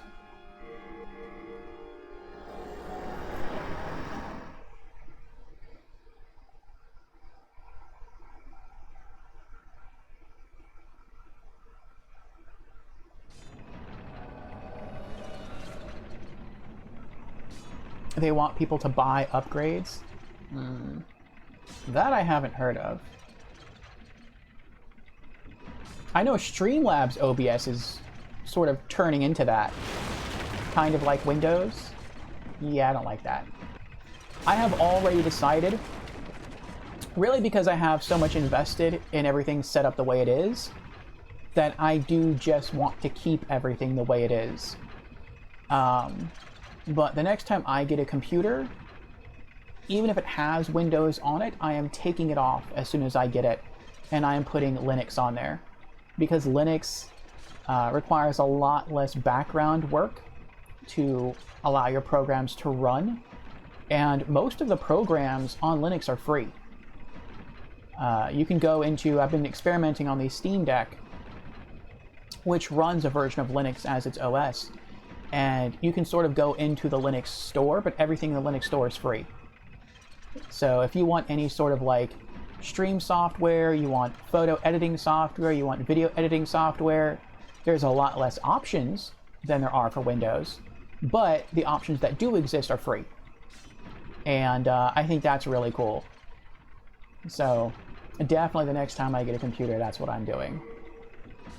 And who knows, if something really bad happens to this computer, and I'm not able to really get it to function anymore, then I might eventually turn this computer into a Linux computer. What I really hope, though, is that Steam OS gets released for computers. When that happens, then yeah, that's when I'm gonna really be interested in trying to see if I can swap over, because I really like the Steam OS computer system.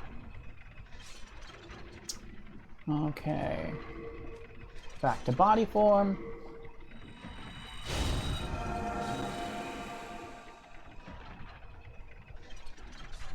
And we die again.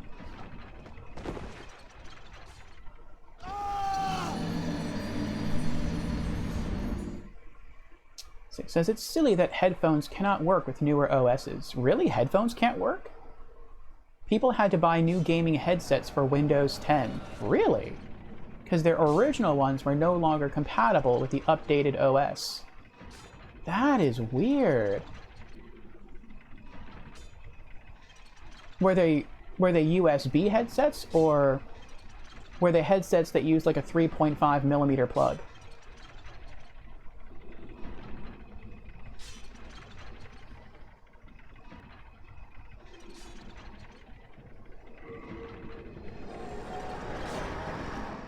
PC gaming headsets.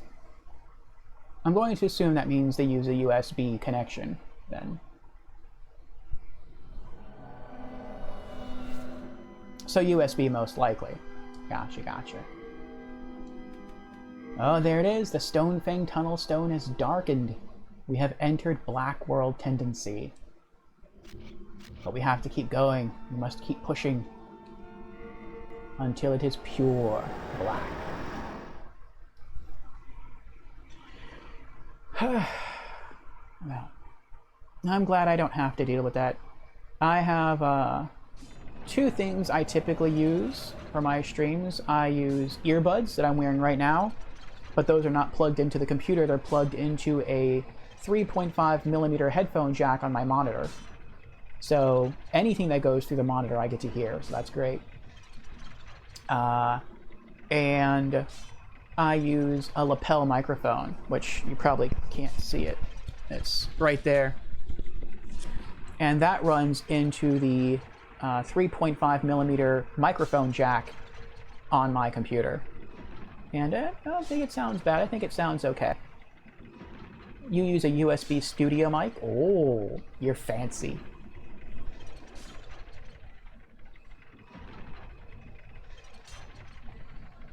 But I hear you on stream, you sound really good.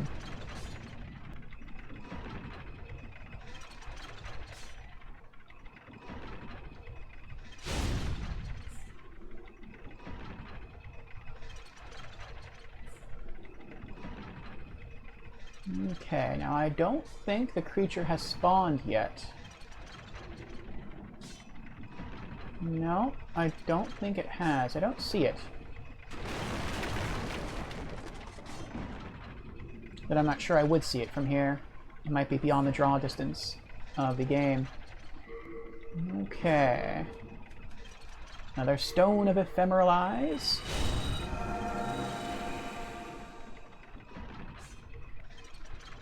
Yeah. And we die again.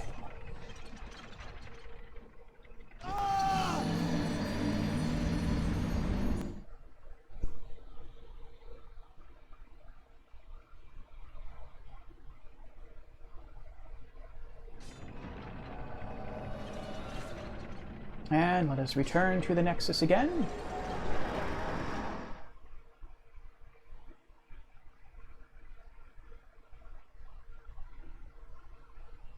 But I would really like to see you play through Demon's Souls 6. I know you would beat it, and I'm very certain that you would like it. I mean, you'd have to play it solo, and I know you're more into multiplayer games than solo games. But I think you'd like this. And let's go back and check World Tendency. Oh, now it's really dark. Head back. I think we just have to die once more, and it will be in pure black. 6 says, it's an acoustic microphone for recording music from acoustic guitars or brass instruments. It's very sensitive. Ah, I see. How do you think I sound on this microphone?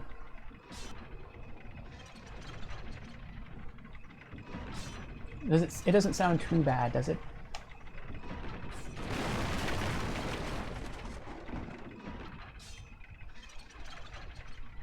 Not too bad? That's good.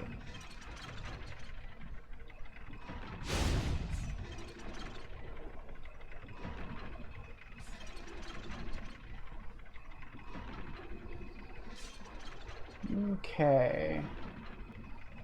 I question whether or not I'm in pure Black World Tendency. I can't say I'm certain. Let me go check.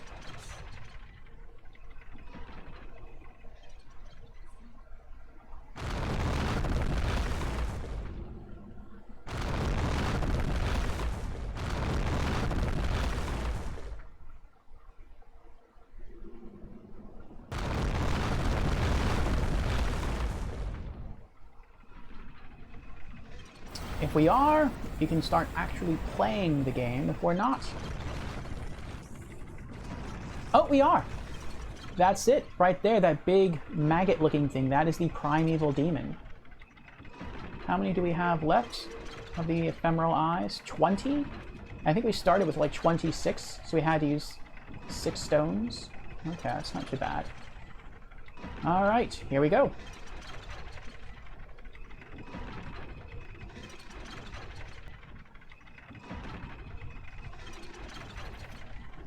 Captain Fathead recently got a new mic. Sounds super clear. Oh, nice. And General Organa is here. Hello, General Organa. How are you tonight?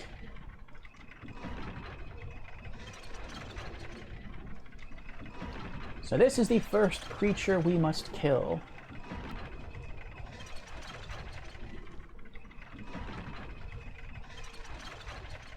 It looks dangerous, but it really isn't. It just kind of sits there and doesn't do anything. This is sort of one of the game's niceties, where if you don't really know what you're doing, and you plummet your world tendency into pure black, which I think we are in, then you are sort of in trouble, and you cannot get out of that situation. The game becomes too hard. You can find these puffy little primeval demons, and you can kill them, and they will raise your world tendency back to neutral from pure black. So that is very nice. I really thought we weren't in pure black, though.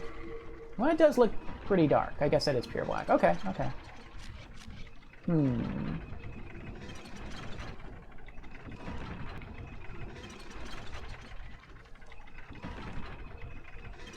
I'm thinking if I want to kill him first or last.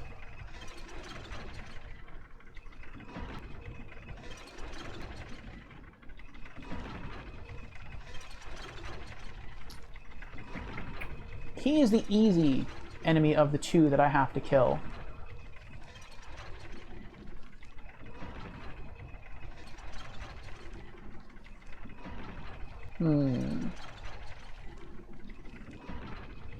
I guess I'll kill him now. Making life choices, yes.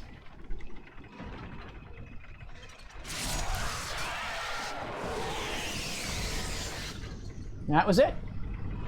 One hit KO. And there is my colorless demon soul. I can use that item to upgrade my sword. There. Once I leave this place, but I can't leave yet. That's all? LOL, that's it. Like I said, it's a nicety. If you're doing very, very poorly at the game, and the game is getting harder because it's shifting into pure black, and you just can't beat it no matter what you do, and you think you might have to just restart the whole game, that's like the developer saying, no, don't go that far, don't do that. We're going to do something nice and just spawn a creature in here that's super easy to kill, that won't fight back, you can kill in one hit, and it'll shift world tendency back to neutral for you. So that's the one thing that the developers will kind of do to be nice to you. Alright, but now we have to find the Red Phantom in this world, and I think I know where he is. Now, he's going to be very strong.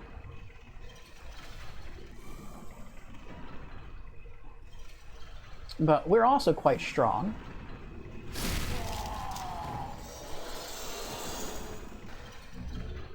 Oh, that's right. And since this is Black World Tendency that we're in, there's a much higher chance of items dropping than there normally would be.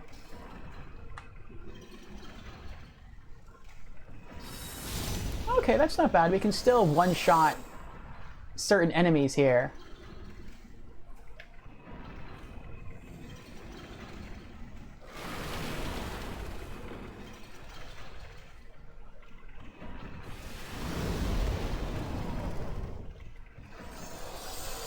But the enemy we're going to go after is much more difficult than these. Ah, nice to know that the devs aren't total sadists. Yes. Now we should come across some wolves. Oh no! I totally did that the wrong way. That is something you have to get used to. The camera in this game is not always the easiest to work with sometimes. Oh, they're coming. Oh, I didn't even see him.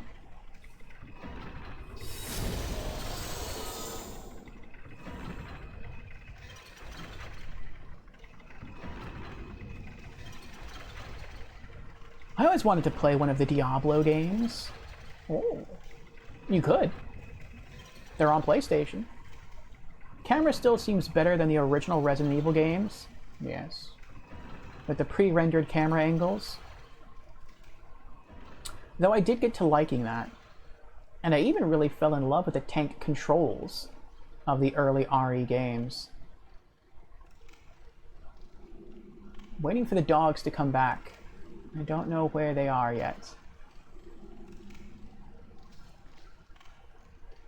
See if I can trigger them.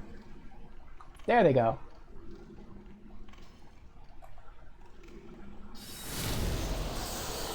Very nice.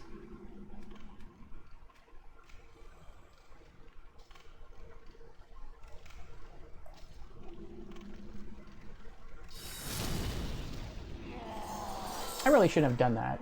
I should have just snuck up on him and...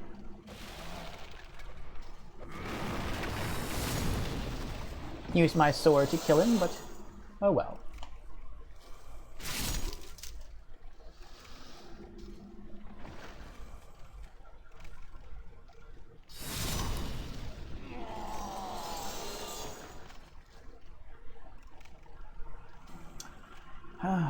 I can see the charm to it, though. It added more to the suspense. Yes, it did. Especially when navigating the unknown. Mm-hmm.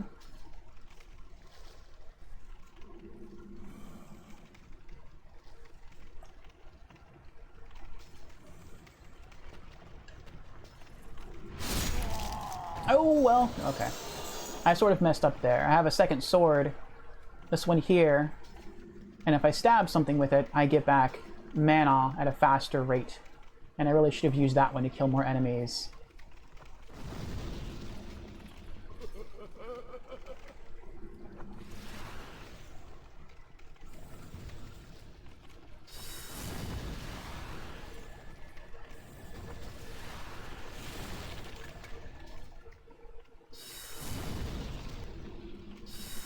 That's not bad.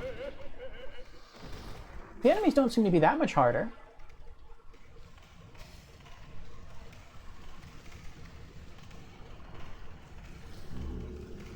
Oh, there is something else about this game that you probably know if you've heard anyone talk about it.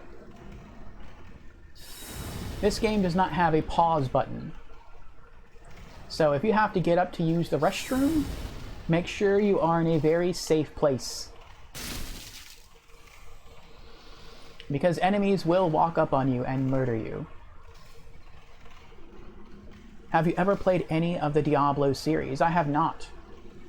I was never interested in Diablo because I didn't like the isometric camera angle. But I have for a while been a very big fan of the Darksiders series. And I've beaten all the Darksiders games.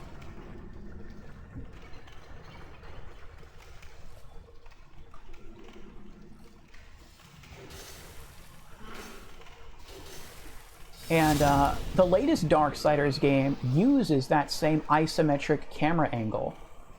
And so, just because I wanted to stay caught up with the story, and I really like the Darksiders games, I thought that I would... Ow! That hit hard.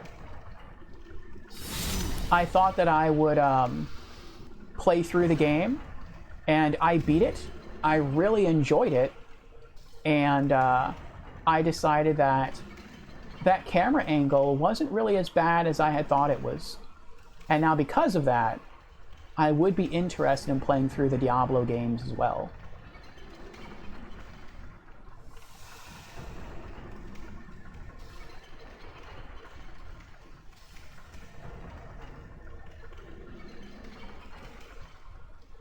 It just occurred to me, once I killed that bug, I could have taken a shortcut.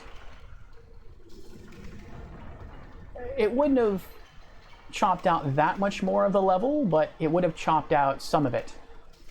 But now I'm almost to the point where the shortcut would have put me, so I might as well just keep going from here.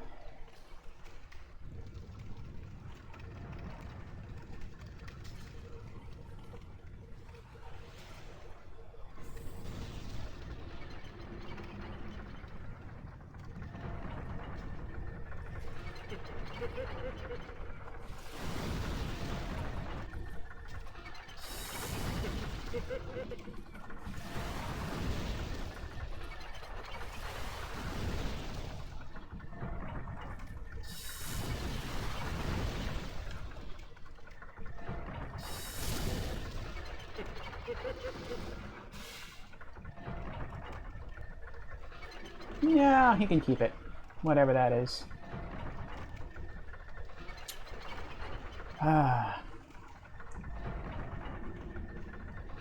Six says, not having a pause function reminds me of just playing online, yes.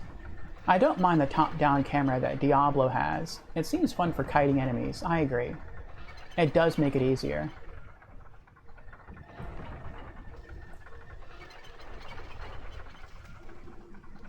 In Darksiders Genesis, which was the isometric Darksiders game, it did make it easier to keep track of where enemies were.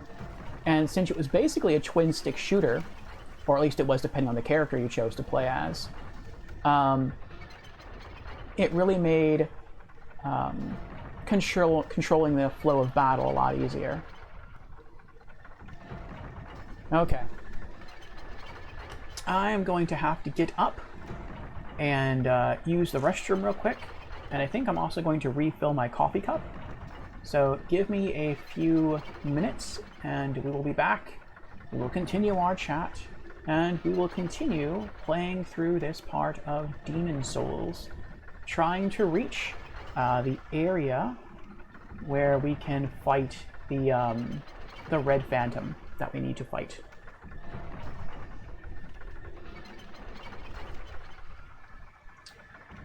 So, BRB.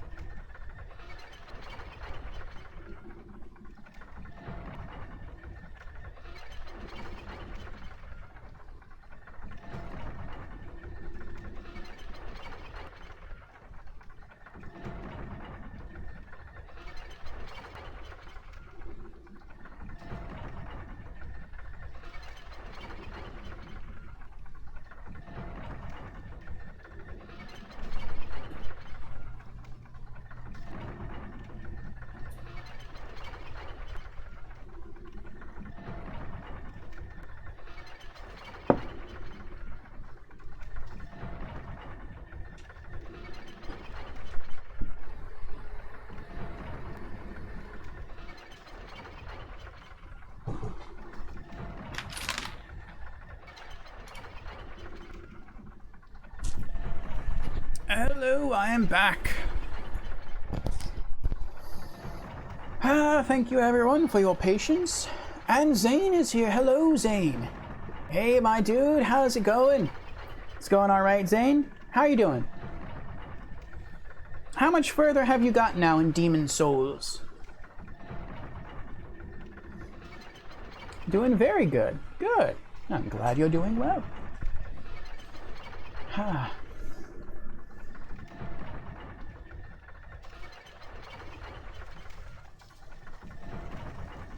This should be interesting.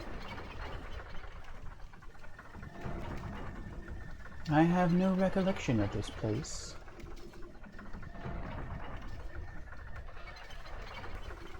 I wonder if it would be faster to run all the way back and take the shortcut. I honestly don't know. But we're gonna keep going. Oh no, no it wouldn't. Now I know where I am. Zane says, I beat Flame Lurker and Dragon God last night. Very cool. Congratulations. Now plunging deeper into the Boletarian Castle. Ooh. That's not something even I have done yet. Referring to the further exploration at Boletaria. I just defeated the Tower Knight, and when the fog came up... Ooh, there's a red phantom there. When the fog came up, saying to that you could progress no further, you had to kill an archdemon, I left and I started my tours of all of the other worlds, of all of the other archstones, and I never returned. I do, or I will, eventually return to Boletaria, but not too much later. Not till I've finished all of these other archstones first. There we go. The shortcut would have just had a spawn over there where, well, not where those guys are, but it would have had a spawn further down that way. So we've caught up. Oh, I know this area. Wow, this game looks crazy different to PS5 version. Yes, it does. The PS5 version is absolutely gorgeous. And people have said that the PS5 version of this game is one of the best looking games on PS5. And I totally believe it.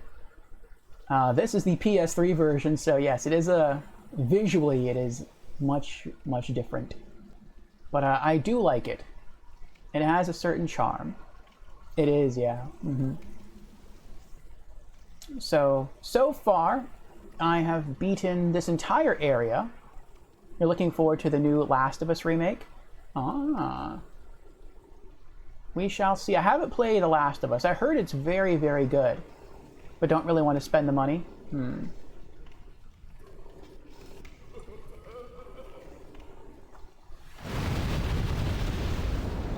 I have the PS4 remaster, but I haven't played it yet. Eventually, I would like to.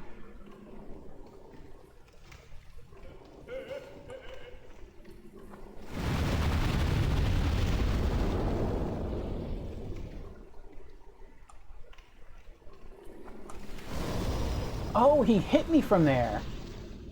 I was thinking he would hit those explosive barrels.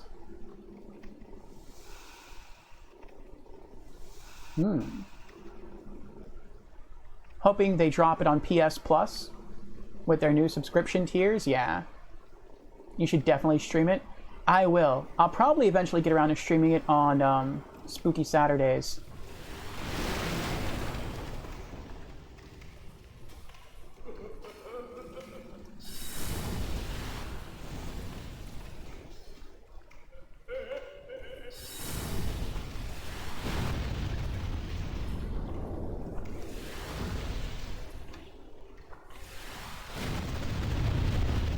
Yeah, laugh at that, funny man.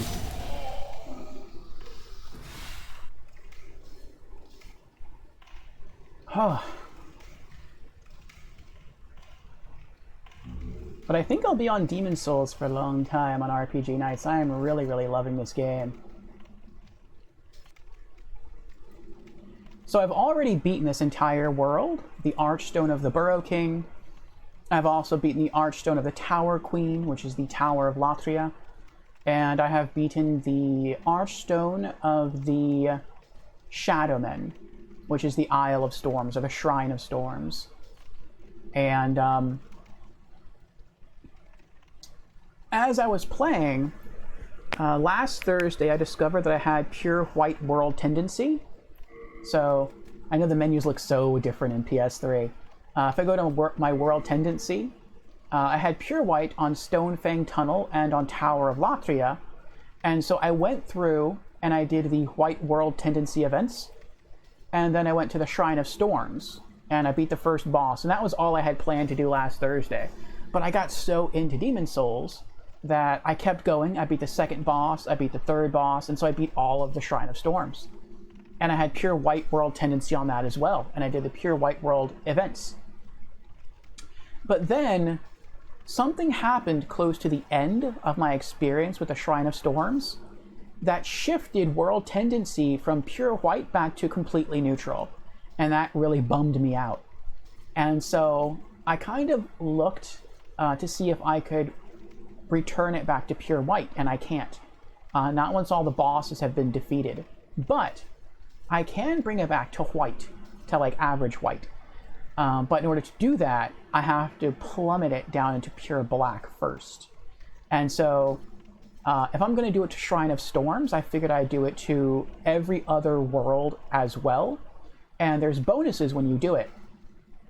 So one bonus is that you get to kill something called a primeval demon. They only spawn during pure black world tendency. And they drop a special item. And the special item is the Colorless Demon's Soul. And the reason why this is so valuable to me is that I need this soul in order to upgrade my two main weapons, the Chris Blade and Gary's Stiletto. And each of these can be upgraded to +5. And the only way to really get these souls consistently is through 2 trades with Sparkly the Crow at the Shrine of Storms, and then you have to kill primeval demons for the rest. And so once I leave this place, I can make my sword a bit stronger. But also, when you kill the primeval demon, it shifts your world tendency from pure black back to neutral. But if you don't leave, and I haven't left yet, and you continue, in each area, once it's in pure black world tendency, you will find a pure black named Red Phantom. And if you kill that phantom, it will shift your world tendency from pure black to neutral as well. So if you kill both the primeval demon and the special named red NPC phantom without leaving the world, it will actually shift it from pure black back to white. And so that's what I'm looking to do, to gain some upgrade materials from the primeval demons and to get each world back to white world tendency, so that when I start New Game Plus, which I will be doing, it won't be as difficult. I won't have to fight through all the worlds all over again in neutral tendency. It'll be just a little bit easier in white. So tonight, that is my plan. I'm doing that with this world. This is the Archstone of the Burrow King. Then I'm going to do the same with the Archstone of the Tower Queen, and then finally with the Archstone of the Shadowmen. And then I'll probably call it for the night. But we still have much more to do. We're only about 1/6 of the way through our stream goals for the night. So we are in for it. Something else I want to look up real quick. Where is... Yes, okay.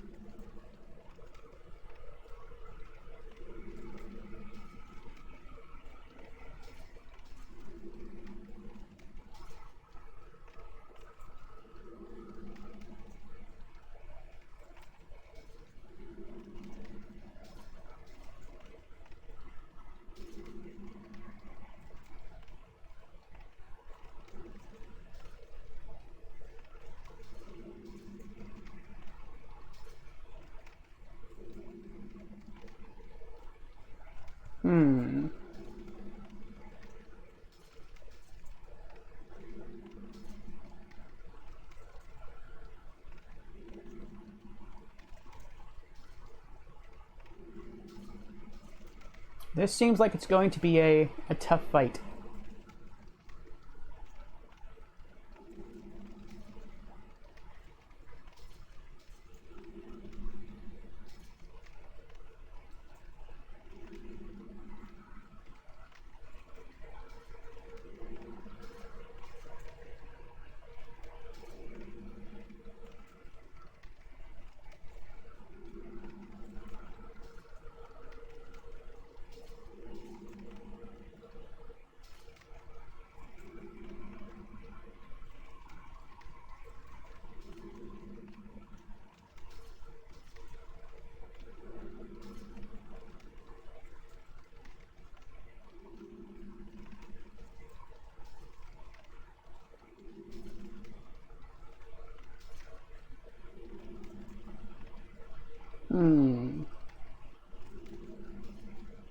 Yes, this looks like it's going to be a bit tough. But we will do it. We must. All right.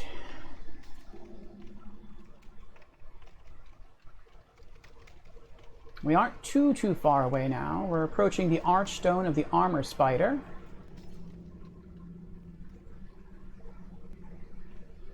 I think we only have to fight that fellow up there.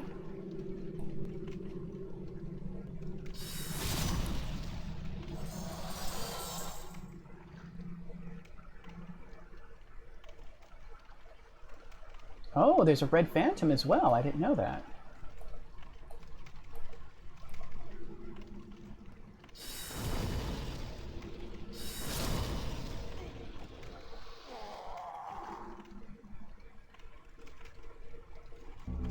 Two shards of sharp stone.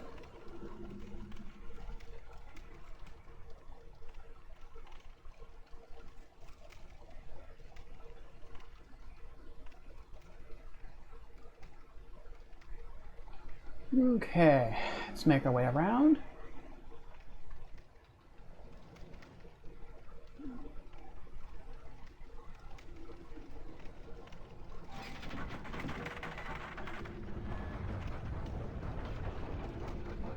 Call the elevator.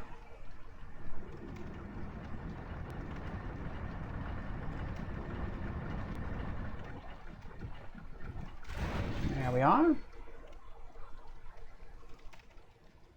And going down.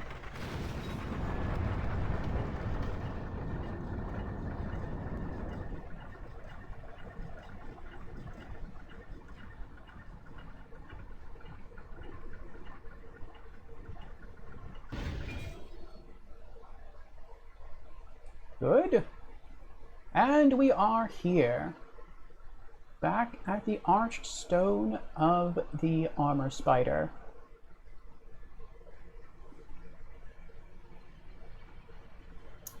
Good.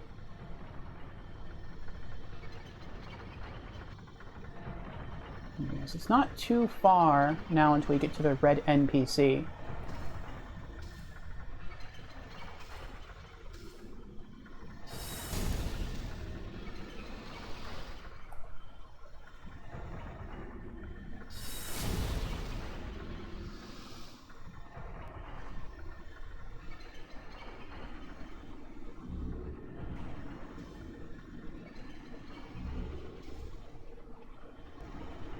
We're going to ignore... Should we ignore it? If it hits us, it will kill us. I usually run towards those things and let them explode, but that's when I have my humanity. That's when I have my full HP bar. With the limited spirit bar here, I feel that that would be perhaps a mistake to do.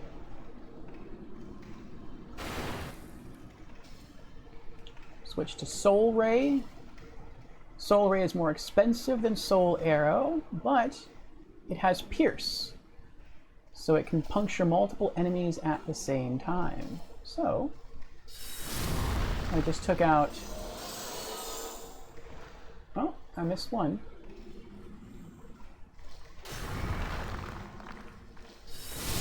There we go. There's two enemies I just killed with one spell. That was pretty nice. Let's keep going. And this next set of enemies is very nice. Soul Arrow, I've learned, is the most mana efficient spell in the game.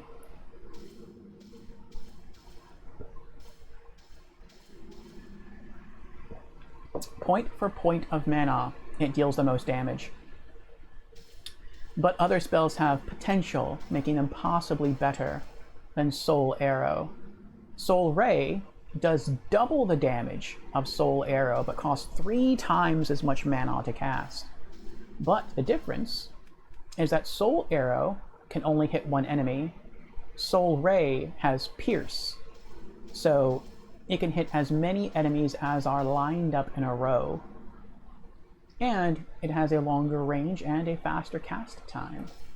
So if we lock onto this enemy and then cast,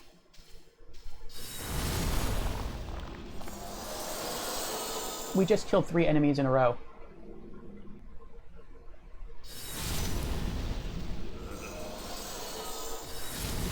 And we just killed 2 enemies in a row right there with one spell. Let's go back to Soul Arrow. Shard of Sharpstone. Shard of Greystone. I didn't know they dropped Greystone. And since there's only one enemy, we'll use the cheaper Soul Arrow to finish him.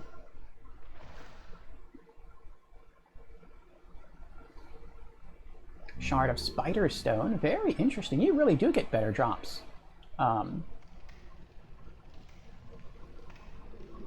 When you're in pure Black World Tendency.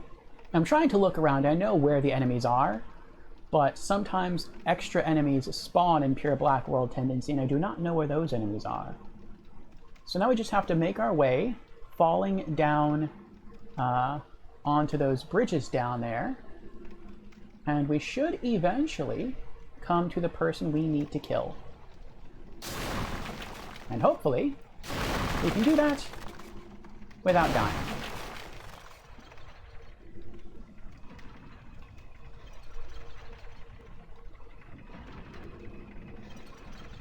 Okay.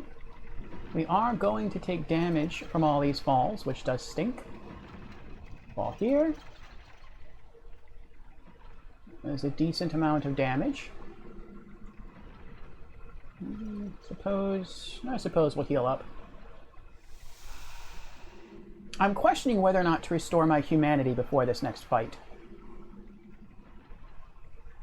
Right down there. You can't see him yet, but that cave that's lit up by the torches down there, that is where he is. That's where we must go to fight the Red Phantom.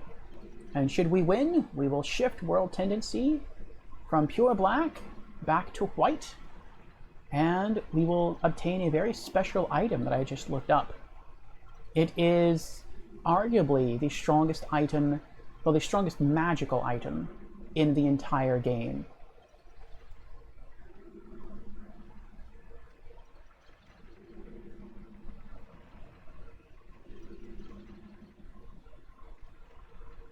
Do I just drop down? That was like a really high fall, doesn't it? No, I can't go that way. It has to be this way. Alrighty.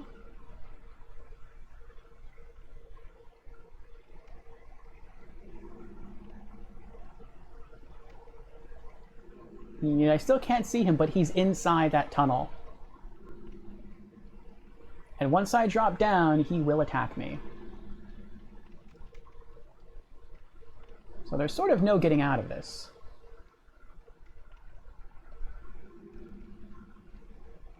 And he is a melee attacker and a magic user. And I am pretty much just a magic user, so he has an advantage. He has quite the advantage. I am quite worried about this. I wish I could see him, so that I'm sure he actually spawned.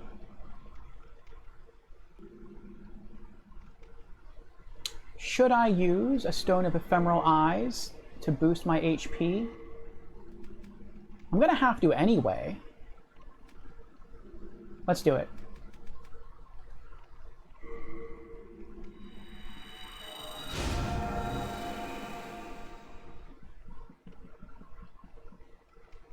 Because once I leave here and I get to the next Archstone, the Archstone of the Tower Queen, I'm going to have to die in body form again.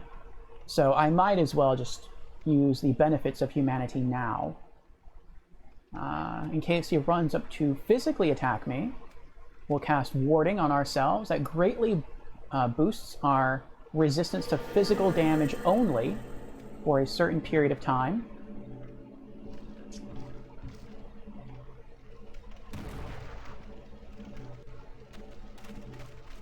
I don't see him yet. Where are you?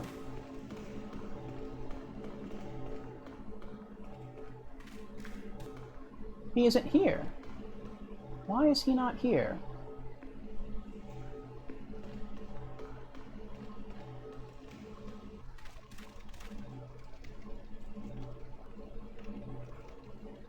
Oh dear, am I not in Pure Black? See, I was worried about this, that I would not be in Pure Black World Tendency.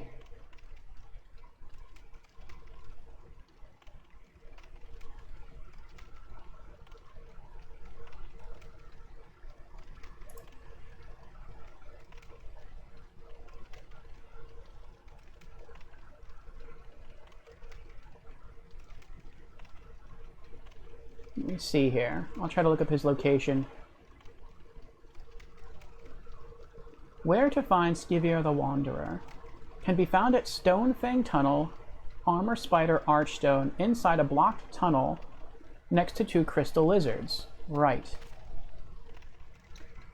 Special NPC that only appears when the world tendency is in an extreme state. In Pure White World Tendency, he appears in living body form. In Pure Black World Tendency, he appears as a black phantom. But he isn't here. Let me go back to World Tendency. That looks Pure Black to me, but maybe that isn't Pure Black. Oh dear, oh dear. So now I am stuck.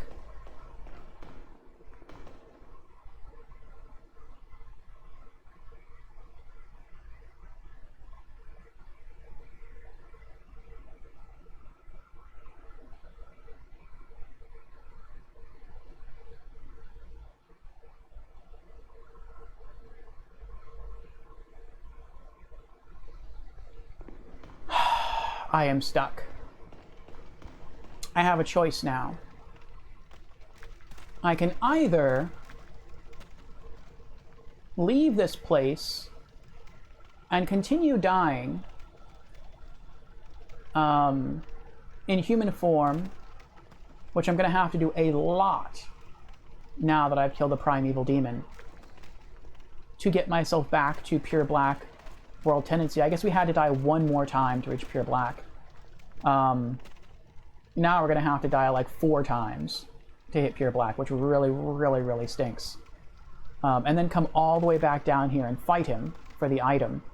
Or we'll have to abandon this and do it next playthrough, New Game Plus. But a New Game Plus, everything's going to be much harder.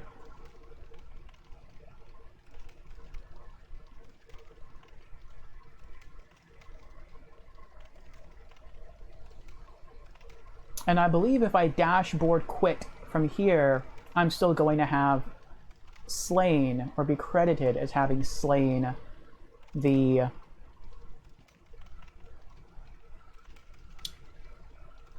primeval demon.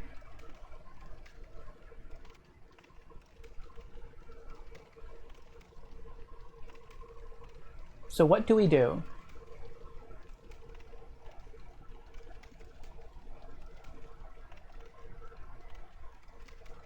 Now, we don't have that many stones of ephemeral eyes that we can just abuse.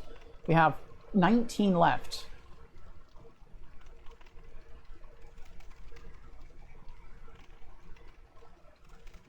Let's do it. Let's plunge this into Pure Black. I really thought this was Pure Black. I really did. Look how dark that is. Oh, maybe that's what it is. I'm supposed to look at that and compare it to the Broken Archstone. You can see the Broken Archstone is a darker shade. So yeah, I got Stonefang Tunnel to black, but not Pure Black. So now I'm going to have to go and die 4 more times to shift it into pure black. That really, really stinks. Oh, well.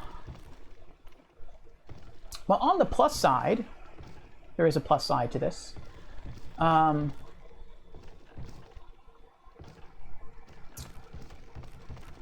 I leave, instead of just coming back here, I can go and improve the strength of my Chris Blade, and my spells will hit for more damage that way.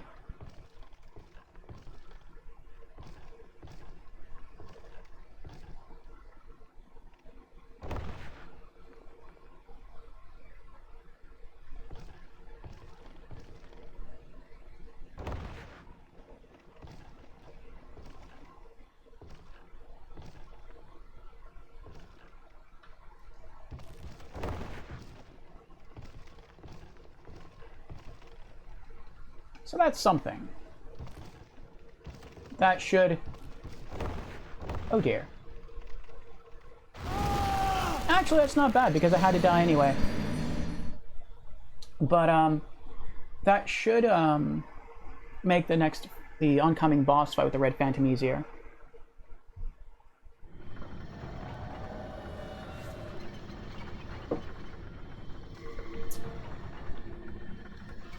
Alright, let's get out of here. Return to the Nexus. If I'm right, we should either be neutral or we should be a little black for this area. Let's see. Nope, wrong thing.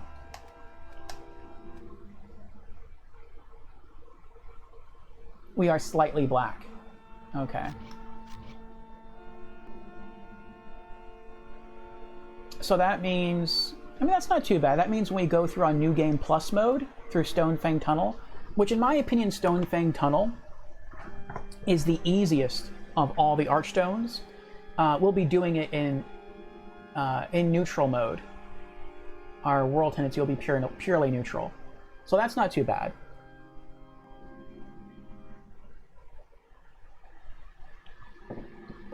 And then we'll just hit pure white again and everything will be set from there. But alright, so we should have to die 2 more times. Trying to think of what to do.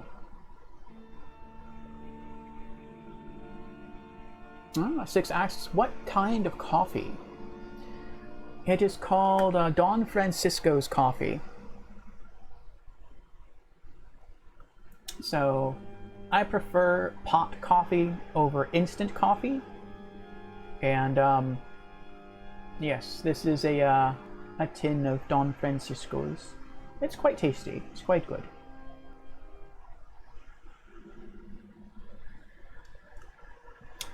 Alright, let's go back to Stonefang.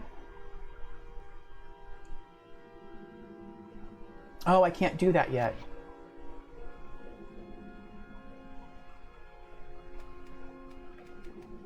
Because I have no souls to upgrade, or to pay for the upgrade. So let's do a quick run of the Tower of Latria. We'll farm some souls there very quickly, and then we will get our sword upgraded.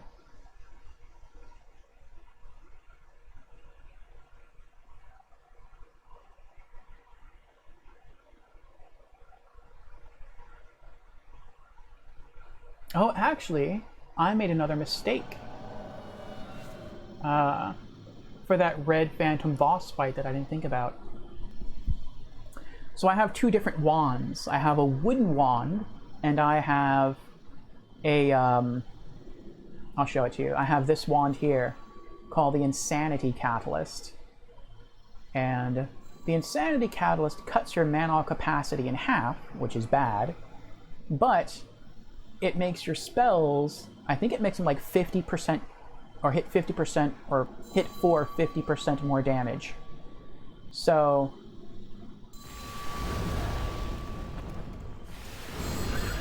that's 570 damage right there.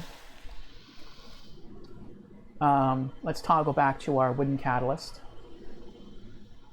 So through most of the game, I just use the wooden catalyst because it deals enough damage, but against bosses where time is of the essence, when you care more about staying alive and dealing damage than you necessarily do about managing your mana,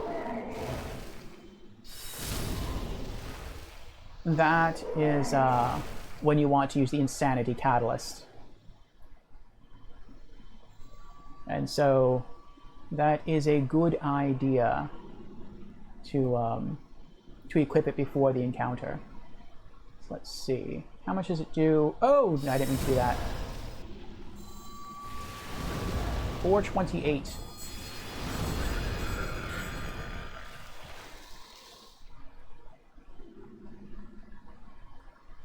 So what was it? We hit it before, what was it, 507 or was it 527? That was a lot of extra damage there. I really don't remember the damage numbers now between the two spells. But Mage seems fun. It is. McDonald's black coffee is amazing. It's been a while since I've had that. And then now they have like the Mick Cafe, where they do all kinds of fancy things with your coffee.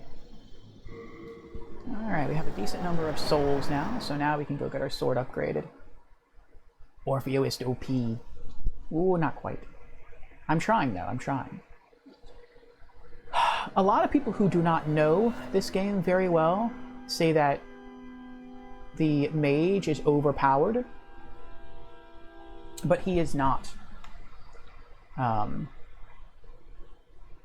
It's just a different play style from a tank, from like a knight class or some other class. There are enemies and there are bosses where attacking with ranged items, either with bows and arrows or with magic, is the better strategy. And so the mage does really well in those situations.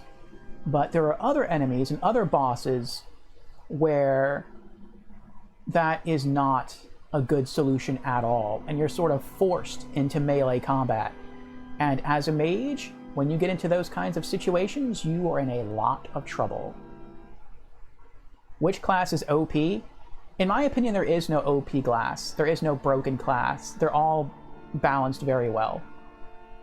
Do you feel is the case? Yeah, I say they're all balanced. And they're balanced because of the bosses and because of the enemy types. Hello again. I'm keeping it. Why am I here? I don't know. You have a heart of gold. Don't let them take it from you.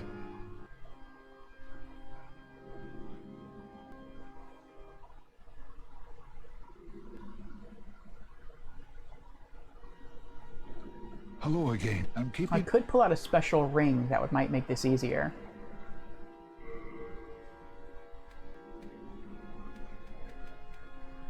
No, that's not the way I fight. You have a heart of gold. Yeah, I've seen YouTube videos that review the bosses, and they kind of go over which bosses they feel in this game are the hardest and which are the easiest. And they talked about one boss that they said is the second hardest boss. No, I'm sorry. They said is the hardest boss in the entire game. Or the second hardest boss. It was second hardest boss. And I killed that boss first try. It wasn't that hard because I'm a mage, and so I could range attack it. But one of the easiest bosses in the game took me 8 tries to kill it. Because that boss is very easy for a melee character to kill, but it is a massive struggle for a mage to kill, because the boss is always running at you and trying to kill you. And as a mage, you need to keep distance between yourself and your opponent. But if the boss keeps closing in on you, you don't have time to cast your spells. You have to rely on your melee attacks, and that is not what mages are good at. So, it's tough.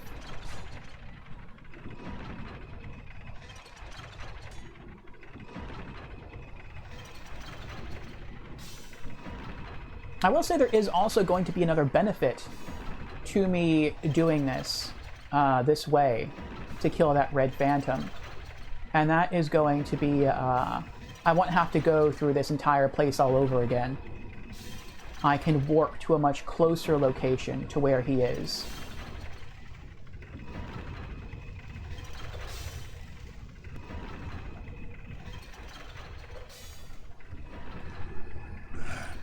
What you need? If it be a blacksmith, then show me some coin.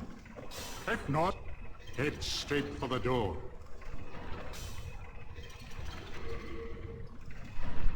Have you ever tried WoWs? WoWs? World of Warcraft?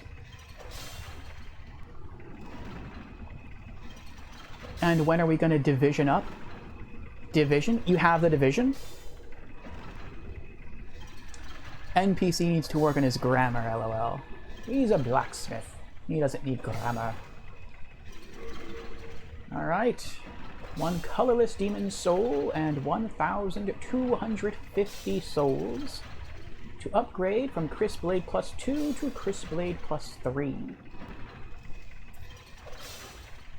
Looks like...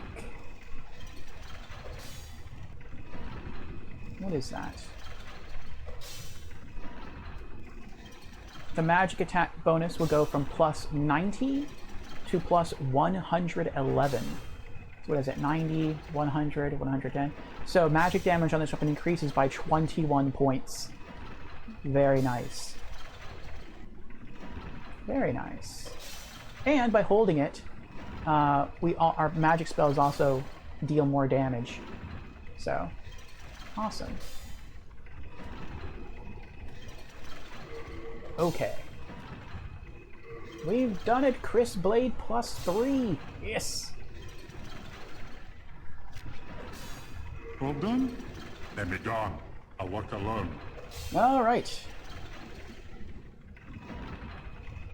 Now, let's go die 2 more times in body form.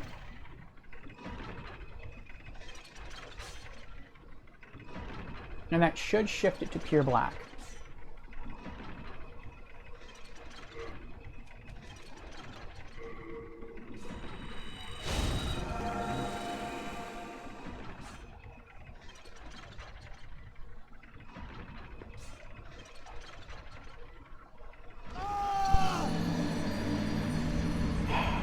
Oh, World of Warships.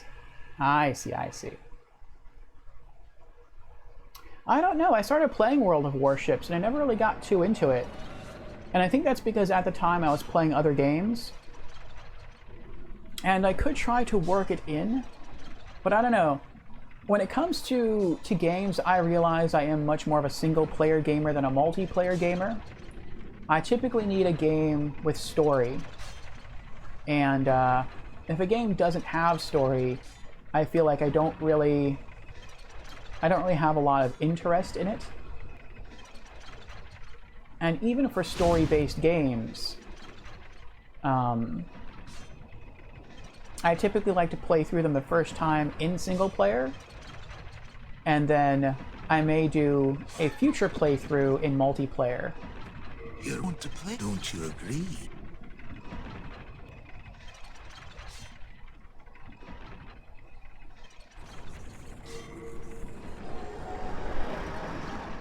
So World of Warships I know doesn't really have a story, it's just about squatting up and blowing up other ships. And so the lack of story really, I don't know, that makes me not as much into it.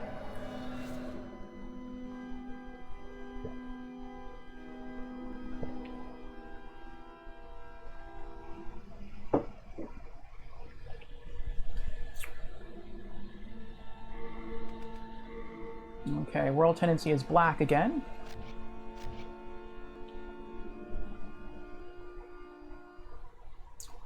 Let's come over here. Hello, I'm keeping...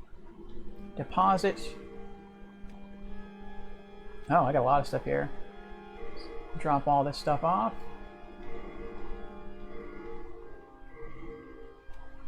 And drop off the pickaxe. And take.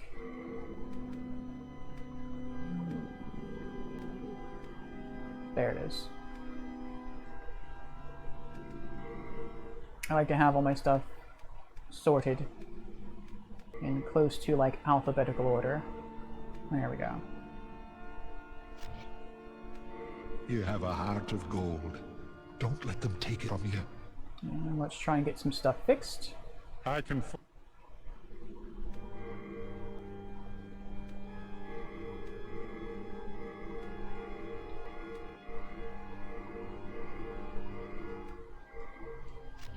Do come back. Okay.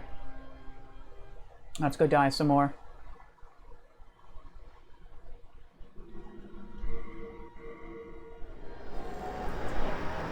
Ah, the story is history, lol.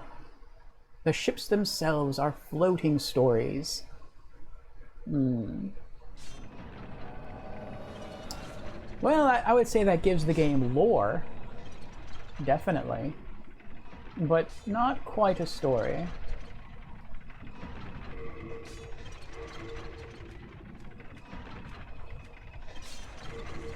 Oh, I should have bought more healing items too. That's fine. I can still do that. I'll do that when I return to the Nexus, right after this.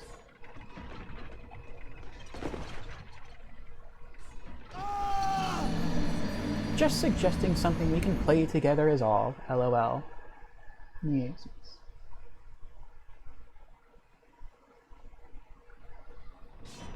Tis true, tis true.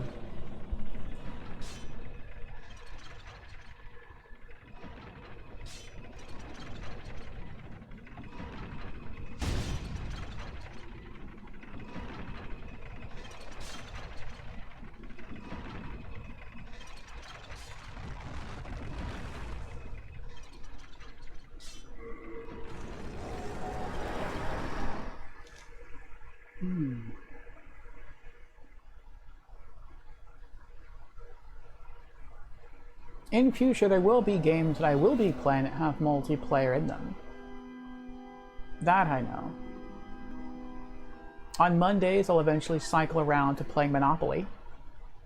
And then on Fridays, I'll eventually get into multiplayer for Borderlands, the pre-sequel, for Borderlands 3, and for Tiny Tina's Wonderlands. So those are options. But I know that's quite different from World of Warships, because World of Warships is a non-risk game. Meaning it is free, so if you don't like it, then you aren't out anything. Whereas the games I mentioned actually cost, and so if you do not end up liking them, then you are out that change.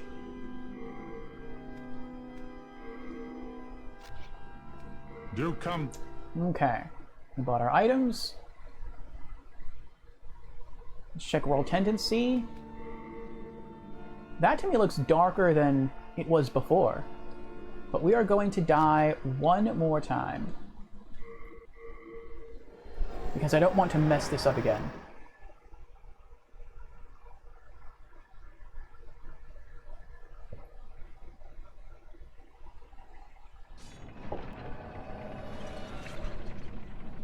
This is sort of a learning experience, this first one.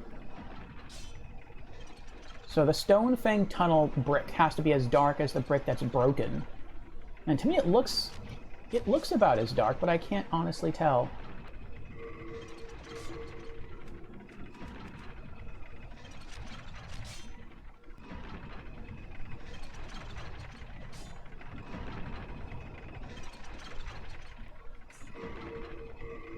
But I know that if we die once more, we will be able to, it will definitely be pure black. So let's see what it looks like. It's pretty dark. We can't even see the figure in the middle anymore. Let's die one more time and see what happens.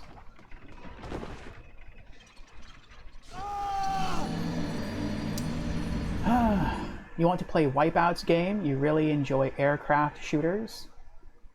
Have you tried it yet? Did he give you a code?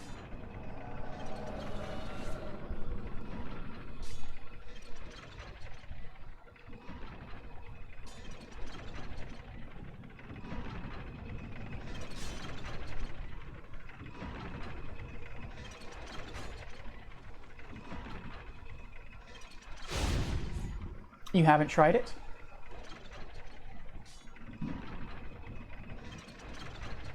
Your PC now can't run it? I understand. I have tried it, and I like it. It has a really good soundtrack. Makes you think of, what's it called? Top Gun. Has really nice graphics as well. It has very skill-oriented control scheme, which I think makes it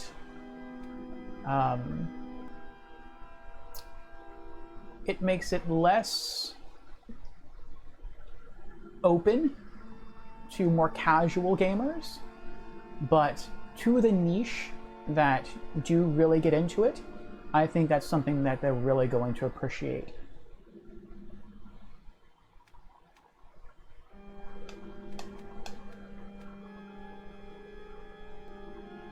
Now we're in pure black. Okay.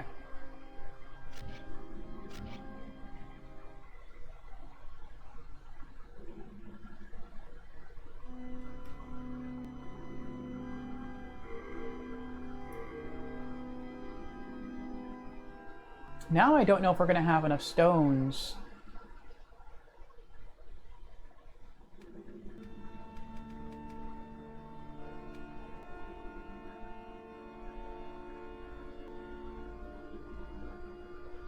Because I messed up here, I don't know if I'm going to have enough stones to do this for all the realms or not. But we'll see. We'll see.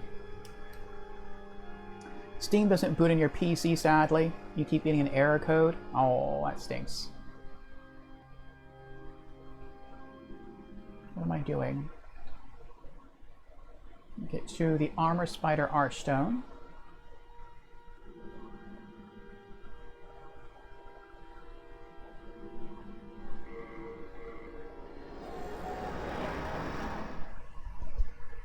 Which aircraft did I use? The default.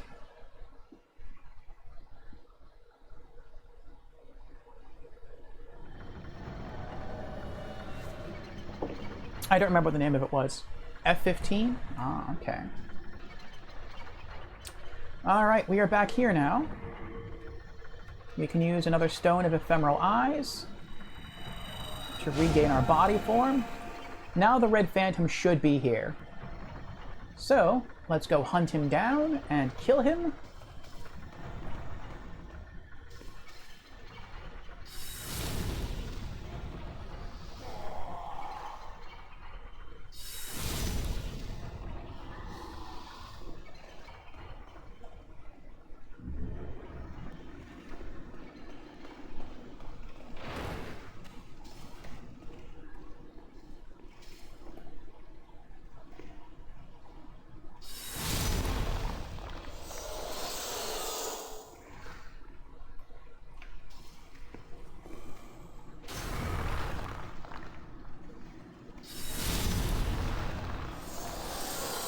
The only hard thing about this camera is that if I want to shoot someone in front of me when my character is facing in one direction, you have to press R3 to lock on when they get close enough.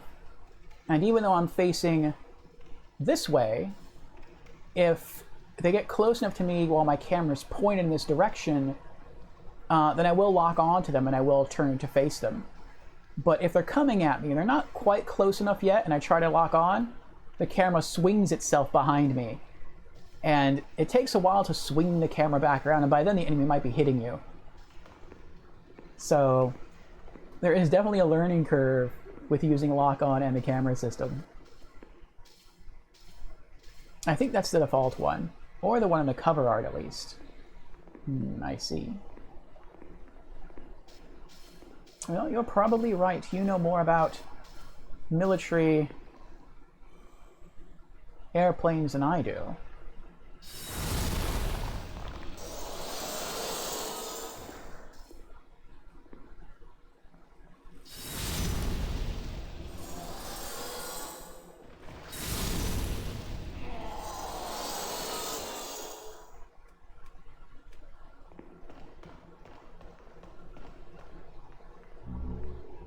A chunk of spider stone. That is rare. Alright. Now we've got to do this again. We've got to fall down these platforms and not die. Make it to the Red Phantom. We will buff ourselves with warding, which lasts for, I think it's either 30 or 40 seconds, and it gives us a huge damage resist to melee attacks. Though the person we're facing not only does melee attacks, they also use magic, so that's going to be interesting. And we'll see if we survive. Hopefully we will.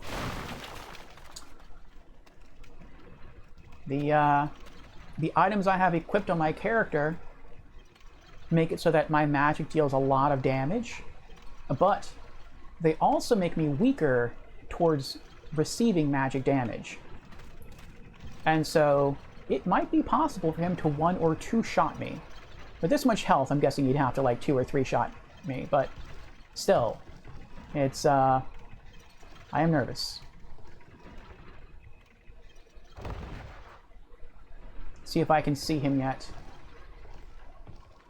And something else is that if we're fighting and he falls off of the cliff and dies from the fall, I do not get credited with the kill, which really stinks. And Fusion is here. Hello, Fusion. Welcome. How are you doing tonight? Fusion says, hello. I'm new to stream. I is here.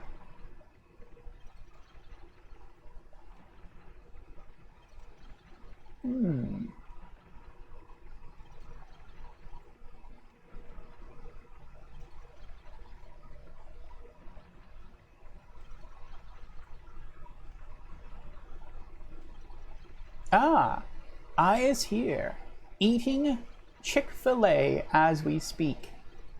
That last part took me a while to get. Well, Chick-fil-A is good. I'm glad you are having a tasty meal, Fusion. And you have redeemed hello, I'm new to stream. So hello, Fusion. Welcome to the stream for the very first time. Again. And you have redeemed hydrate and stretch. Very well. Cheers to you, Fusion.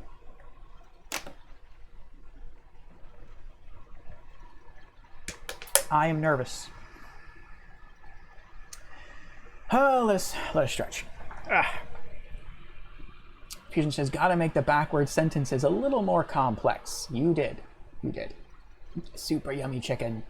You love the waffle fries? I haven't had Chick-fil-A in a while, and I haven't had waffle fries from there in over a year.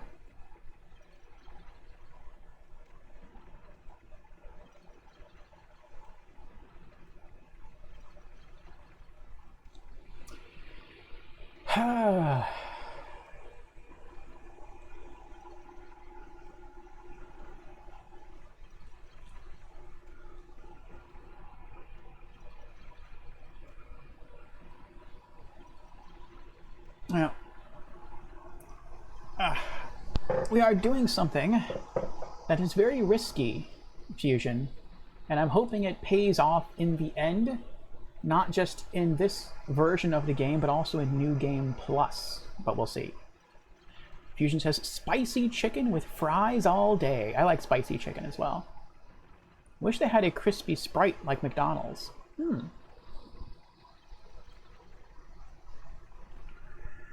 Alright.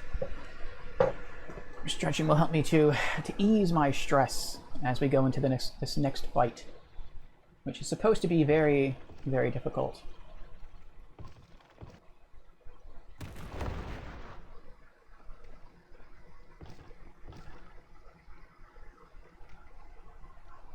I still don't see him. So he could be all the way at the back of the tunnel. I hope he is. I hope I just didn't kill myself a whole bunch of times again for nothing.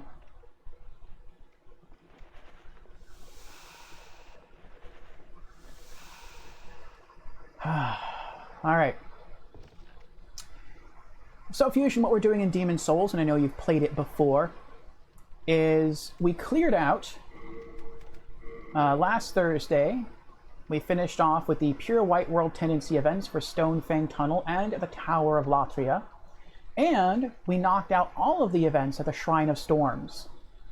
Pure White and in the end, we messed something up, and that reverted our world tendency to neutral. And so I figured that tonight we would try to plummet the world tendencies of the Stonefang Tunnel, Tower of Latria, and Shrine of Storms all into pure black. To kill the named Red Phantom NPCs for their special items, and to help shift world tendency back, and to kill the primeval demons for their colorless demon souls. And we can use those to upgrade our weapons, our main weapons. And so we tried to do that for Stonefang Tunnel, and we caused the spawning of the primeval demon. We killed it, and we looted the colorless demon soul. And then without leaving, we came to this place here, and the Red Phantom was not to be found. And then I later learned that the primeval phantom will spawn outside of pure black. The primeval demon will spawn in just dark black tendency, but it doesn't have to be pure black. So I left the area, and I came back, and I had to die, I think it was either 3 or 4 more times to counteract the gain in positive world tendency from slaying the primeval demon. So we used up many more stones of ephemeral eyes than I would have wanted to. But now we've got it to what I believe is pure black. And we're going to try to drop down and fight this Red Phantom NPC. And if we kill it,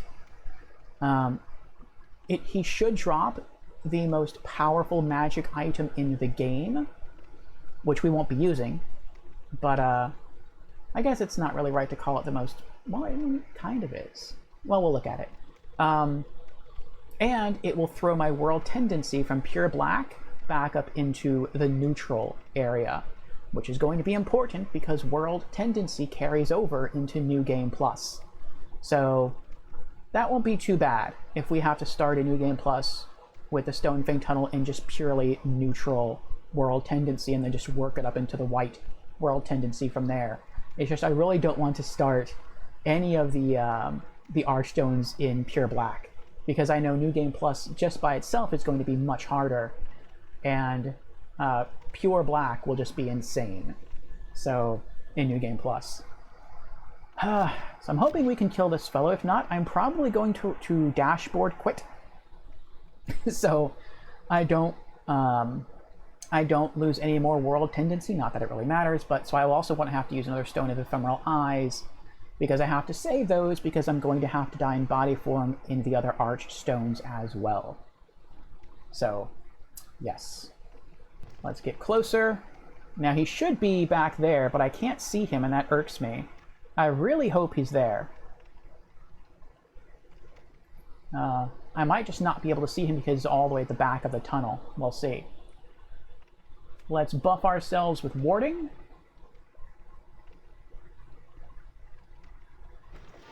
And then let's set our most powerful spell, Fireball. And we will switch to the Insanity Catalyst for extra strong spells. And there he is. I'll try to lock on as swiftly as I can. Oh, he's strong.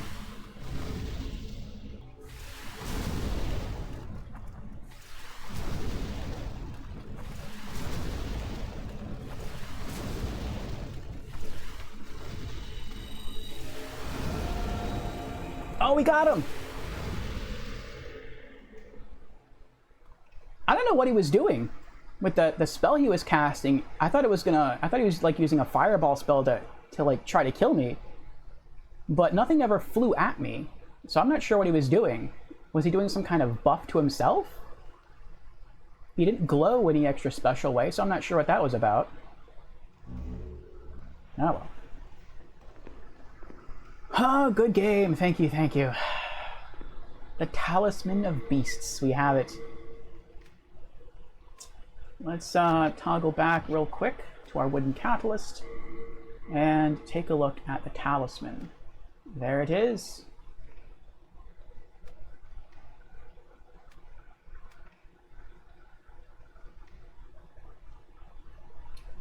An old wooden amulet resembling the old one.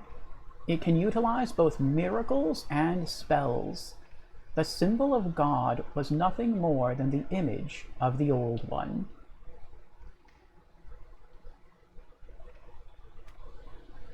Ah, easy peasy lemon squeezy.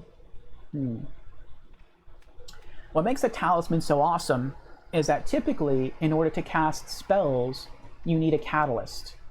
It can be any kind of catalyst. It can be wood, silver, insanity, but you need a catalyst. And in order to cast miracles, you need a talisman. But what makes the Talisman of Beasts so powerful is that if you use it, you can cast both spells and miracles at the same time. So it makes your mage character far more versatile. And what else makes it strong is that if you have the stats required to use it, it can give you, people say, just as much of a bonus to your spell damage as the Insanity Catalyst. But unlike the Insanity Catalyst, using the Talisman of Beasts will not cut my mana bar in half. So I get to keep all of my mana. So that's really, really awesome. I just don't have the stats to wield it. I need 4 strength, I have that. I need 18 magic, which I have, and I need 18 faith, which I lack. I have 10 faith. So if I invest another 8 points into faith, I'll be able to use it and basically become the ultimate magic user in this game. But I have decided that's not something I want to do. I really want to try to play this through as a pure mage and not use miracles, which really makes me weaker overall, but I don't mind that. I sort of like to, I said before, whenever I make a character in a game, I don't focus first on strategy, I focus on thematics. I think of how I want to play my character, and from there, I wonder if I can get down there this time without dying. From there,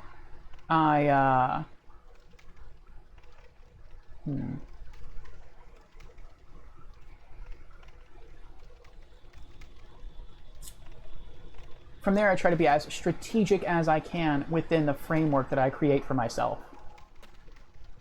So it makes the game more challenging, but for me personally, it makes it more fun.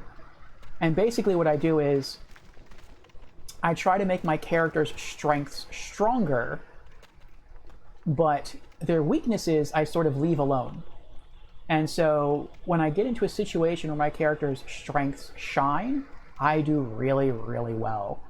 When I get into a situation where their weaknesses would impact me, then I do very poorly.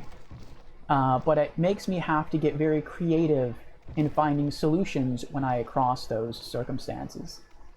So I am okay with that.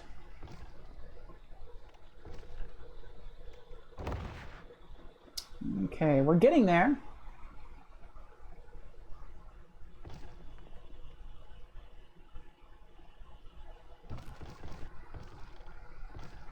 We're getting close to the bottom. Now I think this is where we died last time. I think we tried to roll to that platform and we made it. And then we tried to roll to that platform and I think we died.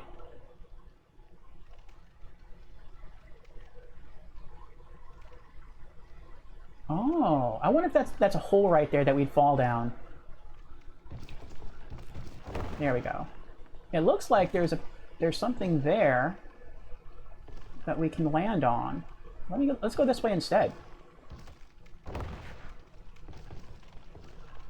Oh, there's a platform here as well. So this is the way you're actually supposed to come. You're not supposed to do what I did before and go to that platform over there and then fall down, because it's too risky. I see, I see. Well, now I need to get to that platform. So I'll try to roll around the ladder area. There we go. And now the floor is right there, so we should be fine. Yep. Very nice. All right. I think we're home free now. Yep. This is where the second boss of the area is, but I've already killed the second boss of the area. So we can just use this stone to get out of here.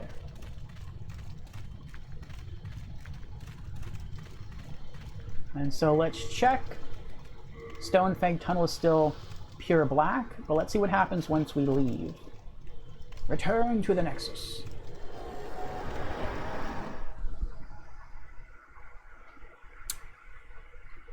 So it says, plan ahead, smart direction.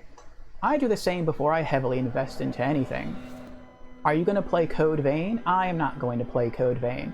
People say that it's like an anime-esque version of a Souls game, like it's just as challenging. And I've seen Code Vein, and I like the look of the graphics, but I'm not... I don't know. I feel like I don't like the way the game looks overall.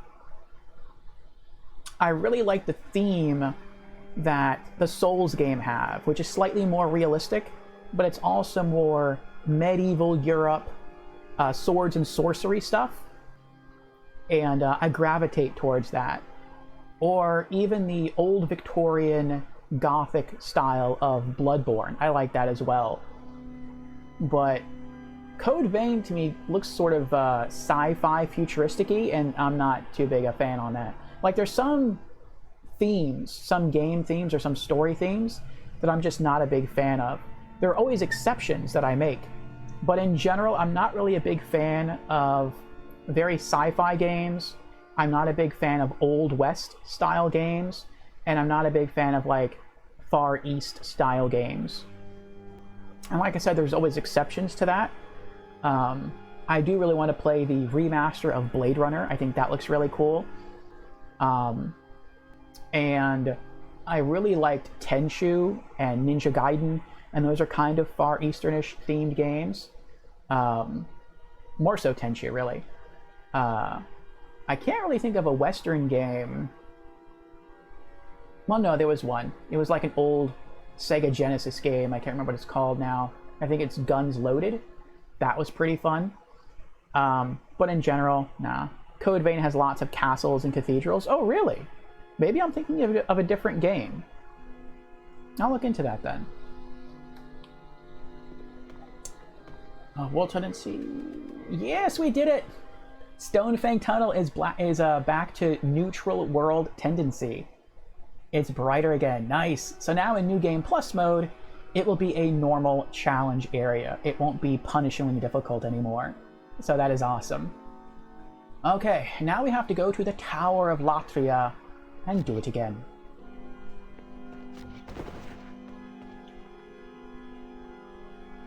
First, let's come here. Thank God I was worried. And deposit our items. And hand over our talisman.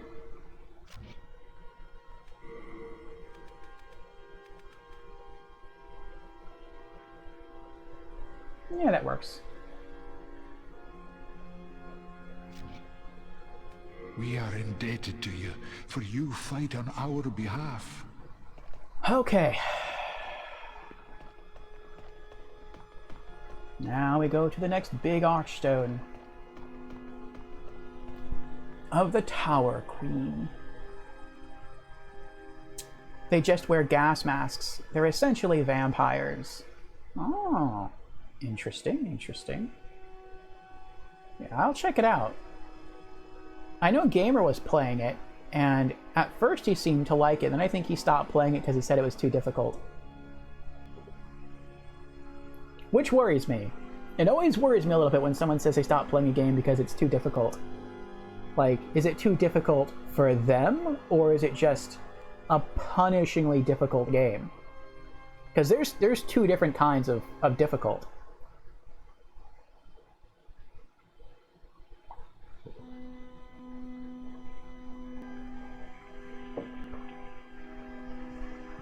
It's a Souls game. That's part of the package. I'll look at it. But like right now I'm playing Demon Souls. And Demon Souls is difficult. It is a challenge, but I like the challenge. I'm having fun with it. Before this, I played Stranger of Paradise Final Fantasy Origin, which was basically a Final Fantasy game done in the Souls style. It was made by...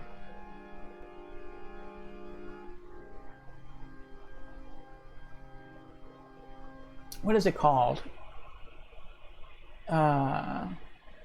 Team Ninja. Yeah, I always get like Team Ninja and Ninja Theory confused. But it was made by Team Ninja.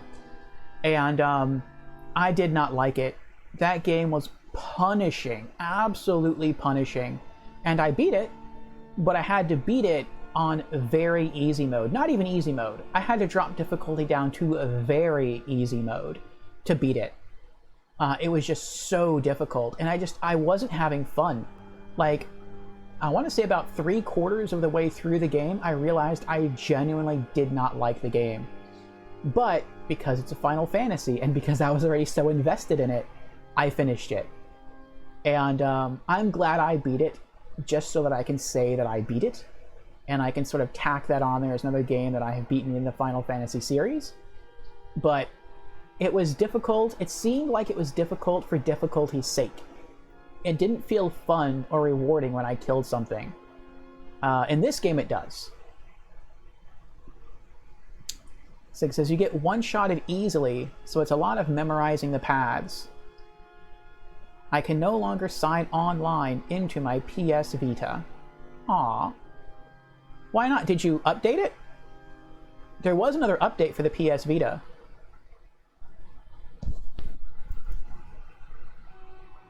Oh, now I have to see where the primeval demon is. I think I know where it is. But then I also have to see where the Red Phantom is. Yeah, you did update it?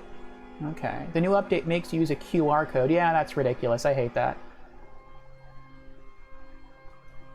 Fusion says, I felt very accomplished while playing Sekiro. See, Sekiro has me nervous as well. There's two things about Sekiro, and these are the reasons why I say I don't think I'll play it. One is because it does have that Far Eastern theme, and that's one of the themes I'm not really a fan of. And the second one is because people have said of Sekiro that it's difficult for difficulty's sake, and that it's not really all that... It's quite as fun as the base Souls games. And they boil that down to more than just difficulty and the fact there's a lot more parrying, but they say that the game lacks versatility. So like in Souls, if you want to play a mage, you can do that. If you want to play a tank, you can do that. As you go through the game, you can find and equip different weapons. You can wear different suits of armor. You can really customize your character however you want. And they say in Sekiro you can't do that. In Sekiro, you pretty much stay wearing the same clothes throughout the entire game. You only really use the same weapon throughout the entire game. You do learn different things, but it's more about really mastering your character and learning to use their item set very well, rather than experimenting with other items and learning the balance that's really right for you specifically. And so that's kind of like why I'm really hesitant to try Sekiro. But another Souls streamer made this suggestion. They said, if you're hesitant on Sekiro, do this. Play through all of the other Souls games first. Play through Demon Souls, play through all of the Dark Souls games, play through Bloodborne, play through Elden Ring. Once you've beaten them all and you're satisfied, then go back with the knowledge you've gained and the experience you've gained from all those other Souls games and look at Sekiro. And when you look at the gameplay, sort of look at it through that filter, and you may prefer it. You may want to try it, basically, once you're well versed in the Souls series. And so I said, well, all right, I'll do that. So Sekiro is no longer a definitive no.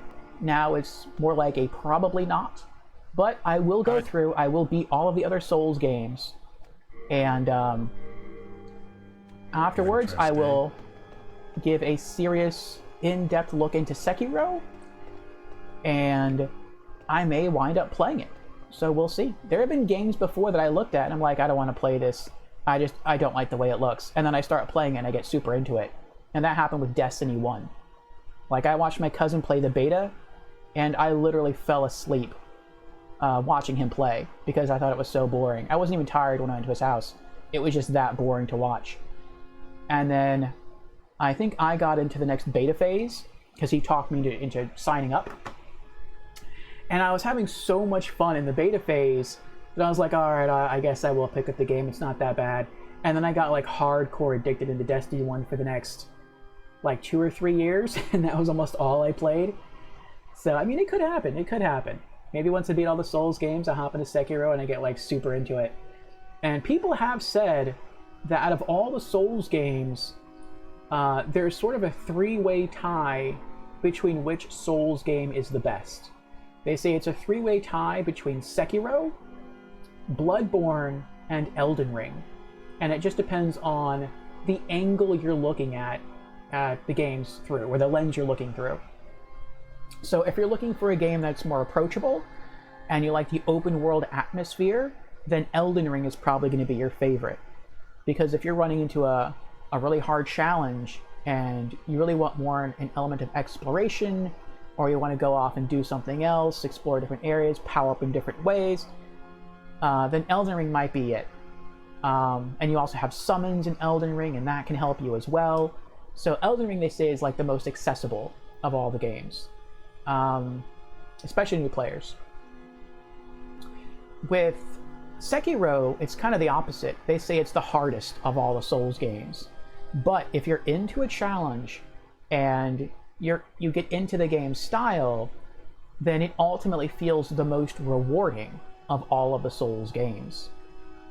And then they say Bloodborne is potentially the best because it's the greatest balance. It has a great story, it has a great style, it has great graphics, it has great music. It's basically every element of the Souls series combined to a very high degree. So if you just like basically the base Souls formula, but better, then Bloodborne might be it for you. So it just kind of depends on what you're more into. And I think that's kind of interesting. 6 says, I don't have access to anything that can do the QR thing. Oh, that stinks. Your phone can't do QR? Oh, you don't have a smartphone though, do you? You have a regular phone.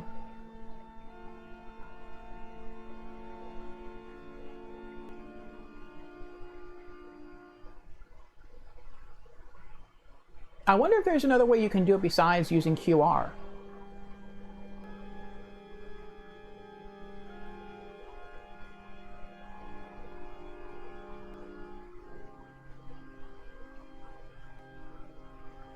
Actually, that's probably why I can't do it either. I can do it on my OLED Vita.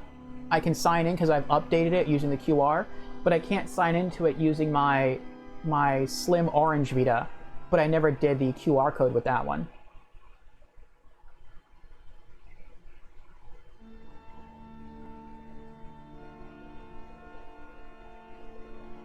Fusion says, that's true, but it's the feeling of accomplishment that is awesome about it.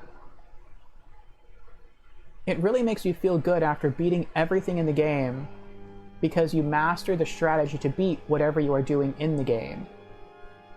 Just don't be like Rent-A-Cop giving up on Sekiro right away, LMAO. Oh, I didn't know he played that.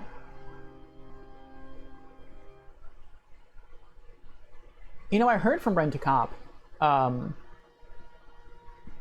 It was earlier this week, and I haven't heard from him in a long time. He posted something on his Twitter feed, and I was like, oh, you're alive. And he's like, yeah, I'm alive. I've literally been working every day. So I guess that's why he hasn't been streaming. I guess he got himself a new awesome job and it's just been tiring him out. So he hasn't returned to the world of streaming yet. But I hope he will soon. Bloodborne should be on PC. It would be way better than PS4 version. I can understand why they don't put it on PC. I think they kind of want people to go out and buy PlayStation consoles to sort of push those hardware sales numbers. But at the same time, I feel like as more time goes by, PlayStation's business model is sort of opening up to become a bit more like Microsoft's, where they realize if they have some of the rights to a game and they allow it to be released on PC, that it's going to sell a lot more and they're going to make a lot more money. Now, I don't know how much of the Bloodborne IP PlayStation owns. I didn't think they owned any of it, honestly. But it's weird, though. I mean, maybe they do, because Bloodborne isn't on any other system. It's not on Xbox. It's not on PC, so maybe it is kind of exclusive to PlayStation. I really don't know. But I think in time I can see Bloodborne going to PC. And I also wonder if Demon's Souls will eventually find its way onto PC. I feel like there's less a chance of Demon's Souls getting to PC, though, referring to the PS5 remake, because I just don't think there's enough interest in the companies to put it on PC. Because it's kind of old. I mean, it's a PS3 game. I mean, it looks absolutely gorgeous via the PS5 remake. But would people want to play that? Definitely. But would enough people want to play that it would be that would make the port profitable? Probably, but by how much? And I think that's what Sony and others are considering. If it's just going to break even or turn a small profit, they're probably not going to do it. So we'll see. Six says, nope, regular phone. It's messed up. There isn't another way. That stinks. The other option, they say, by going to the official site, which in turn tells you to use the QR code. Very disappointing. That is sad. So what exactly can you not do, Six? Like, you can't log into the PlayStation Network?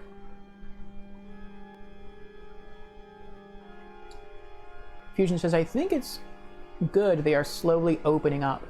Finally won't need to buy a console if they fully open up. Yeah, PlayStation actually has a website now dedicated to listing the games of theirs that are on PC and that are coming to PC. I posted that link yesterday in the Discord when I was going through gaming news. Six says they own it. It was published by Sony Computer Entertainment, like Heavenly Sword. Oh, very cool. Fusion says you can technically play it on PC, but you need to do the PlayStation streaming thing. I don't know what it's called. Yeah, it's called PlayStation Now, which I'm not even sure if you can use PlayStation Now anymore, because that was integrated into a PlayStation Plus premium subscription model. So if you only want to play your PlayStation games through PC, I don't know if you'd have to go that route. But what I've heard, it's not worth it. I've seen another Soul streamer, Life of Pre, and she's one of my favorite Soul streamers. She's one of my favorite streamers, period.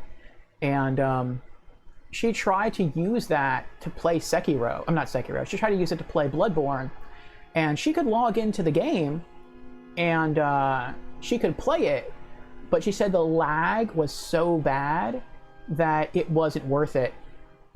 Like, it got to the point where it wasn't about reacting quickly enough. It was about anticipating what would happen and then having to act before something happened to counter it. And that's not good. And she also got into a situation where when she was playing Bloodborne, a message popped up on screen and it said that her connection, her internet connection, was running too low, and in 1 minute, or I think it was like 2 minutes, the game was going to close. And she's like, I can only imagine how badly I would rage if I was in a boss fight and it was really tough and I had almost killed the boss and then that message popped up on screen. And if I couldn't kill it within 2 minutes, I would have to fight that boss all over again. She's like, I would totally rage. I can't do that. And so I completely understand that. And I tried PlayStation Now a while ago. I mean, it's been years since I've done it. I think it was when they offered the very first free demo of PlayStation Now, and I remember I tried 2 games on it. I tried Monopoly, and I tried Batman Arkham Origins. Monopoly worked fine, but Monopoly is a turn-based game, so there's nothing that's time-dependent, not really, in that game. I tried Batman Arkham Origins, and it was unplayable. It looked nice, but similar to what she said about Bloodborne, was similar to Batman Arkham Origins, where you couldn't react to what was going on in the game because there was just too much lag. You had to anticipate what was going to happen and then act before it happened, thinking it would happen, guessing, so that if it did happen, you could counter it in time. And that's not how the game is supposed to be played, and that just made it an unplayable experience. So it really depends on the games you're playing through PlayStation. Now, if you're playing something that's very slow, like chess, checkers, Monopoly, something that is not time dependent, then it works fine. But if you're playing something somewhat fast-paced, a fighting game, an FPS, an action-adventure game, then it's not going to work. It's just, there's too much lag. And that's a shame. But, yeah. I think that's why they've allowed some PS2 and PS1 games to be downloaded now onto your console and run through emulators rather than stream directly through the cloud, because PlayStation's tech just isn't there yet.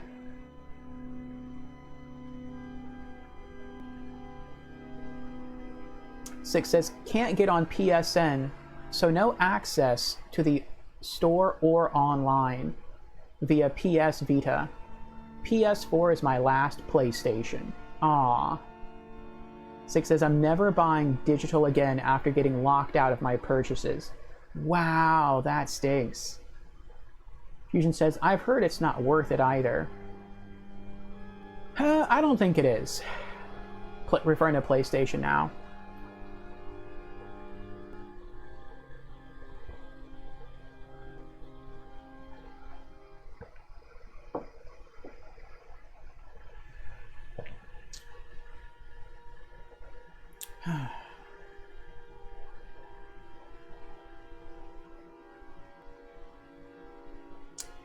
If you want 6, I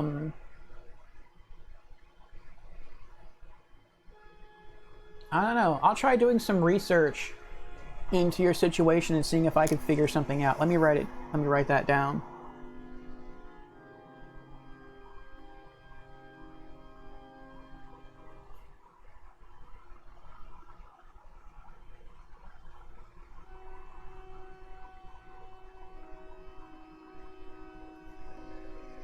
I'll use my downtime to look into that, see if I can find some other solution for you. But yeah, that is aggravating. I have some digital games. I have a lot of digital games, actually, that I own for PS Vita. And yeah, I'm lucky that I have a phone so I can do that, so I can do the QR code. But like I said, I didn't do it with the orange Vita. No, I don't sweat it. No, it's no problem. I'll look into it. Hopefully I'll be able to find something.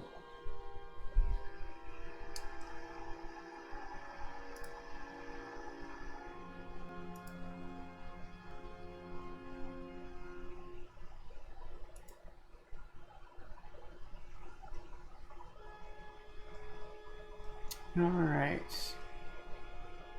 Let me see if I can find out where this next phantom is.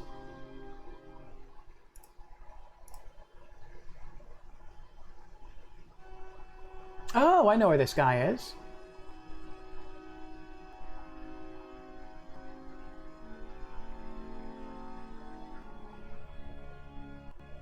And you can see my character tendency shifted a bit to white.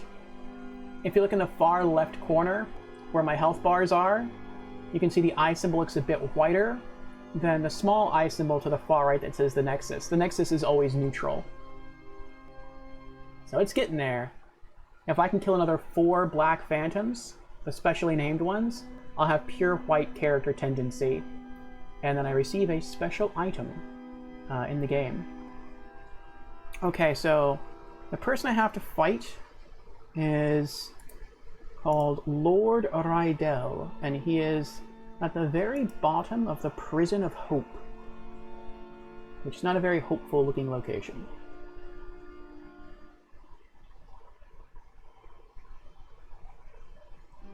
Okay, Pure Black World Tendency. Appears outside of his cell on the landing as a black phantom. When killed, he drops the phosphorescent pole weapon, which is the only way to obtain that weapon. And I need to obtain all unique weapons for a trophy. Freeing Rydell does not stop him from appearing as a black phantom later. Rydell does not have to be freed from his cell to appear as a black phantom when Pure Black World Tendency is achieved.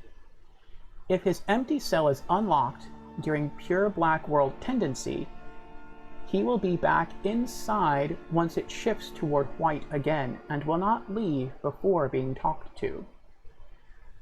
There are two spellings for his name. In the Asian releases, Rydiel and Rydell. When he speaks, he refers to himself as Rydiel, and that's the spelling that the English subtitles use. However, the loading screen with Rydiel's image reads Rydell, which is probably a typo. Interesting. The Atlas North American release of the game changed the text to Rydell, and the official guide for the deluxe edition of the Atlas release also uses the name Rydell. While he remains in his locked cell in blue phantom form, your attacks can't hurt him, nor does he even acknowledge your attacks, so it's safe to smash debris and or kill enemies directly in front of his cell. Once you unlock his cell, he'll respond to attacks just like most other NPCs, so don't be careless. In New Game Plus, you can cast Soul Sucker on him behind the bars, and receive between 2,000 to 3,500 souls. You can do this any time. This can also be repeated. However, if you later free him, he will attack you. Interesting. Okay.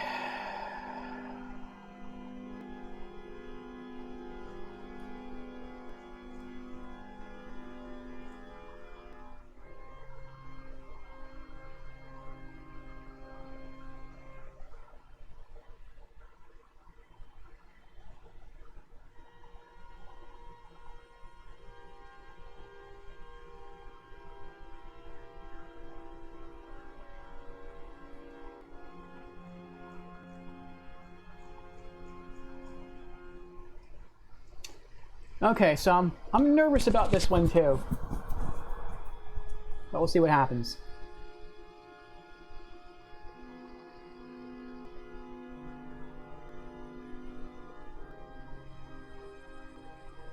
Oh, this is funny. There's a little paragraph here about a strategy to fight Lord Rydell. And they say, Lord Rydell has a decent magic defense, similar to Skivir the Wanderer. And Skivir the Wanderer is the person we just killed, so if he's just as hard to kill as Skivir, then it shouldn't be too difficult.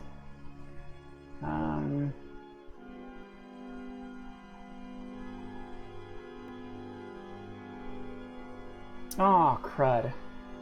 But the weapon he has, the phosphorescent pole, deals lots of magic damage, which means if he hits me with that, he'll probably like 2 to 3 shot me with it. So, yay. Alright, fine.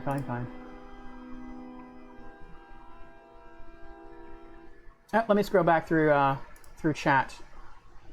Fusion says, I have Spider-Man on PC preloaded, and it doesn't unlock for 13 more hours. Mage rage.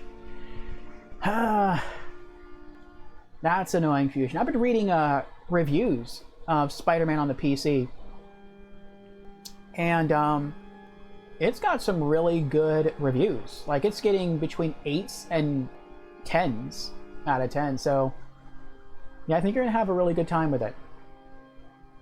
6 says they should ban QR codes.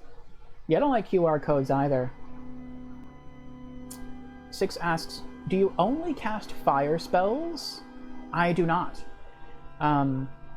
I have 4 spells, 3 offensive, 1 defensive for now. In New Game Plus, I can obtain the most powerful spell that I want, and that spell is fire-based. I just can't get it this playthrough. But the Soul Arrow spell is arcane based. The Soul Ray is arcane based, and Fireball is obviously fire based. The reason I use Fireball is because it is the most powerful spell that I have. So, Soul Arrow, if you use that as a baseline for damage, Soul Ray does twice as much damage as Soul Arrow.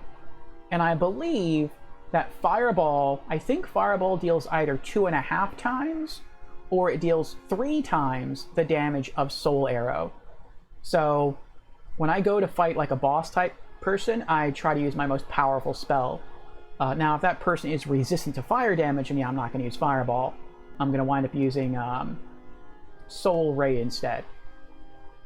But I don't think the Black Phantom Lord Rydell is resistant to fire, so I will be using Fireball. And Vegeta is here. Hello, Vegeta. Welcome. How are you doing? Vegeta says, hey, Orphe, your mic sounds messed up. Uh-oh. Fusion responds, his mic is fine on my end, Vegeta. Huh, strange.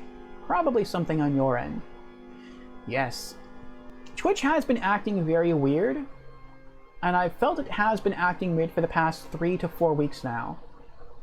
Where when I watch streams, they're more likely to become desynced between the video and the audio.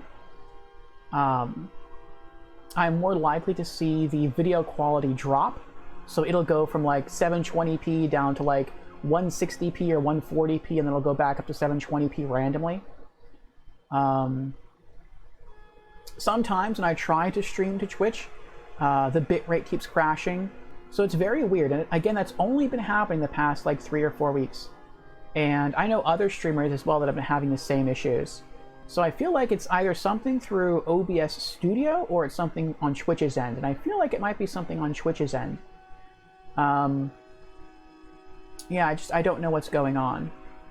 But that could be it. You could try pausing the stream and then hitting play and see if just doing that fixes it. 6 asks, do enemies have elemental weaknesses? I don't know about elemental weaknesses, but they do have elemental resistances. And there's only 2 magic elements in the game. There's either arcane or there's fire. And it seems like fire is the stronger. It's more powerful than arcane. But arcane possesses some traits that make it, in certain circumstances, more useful than fire.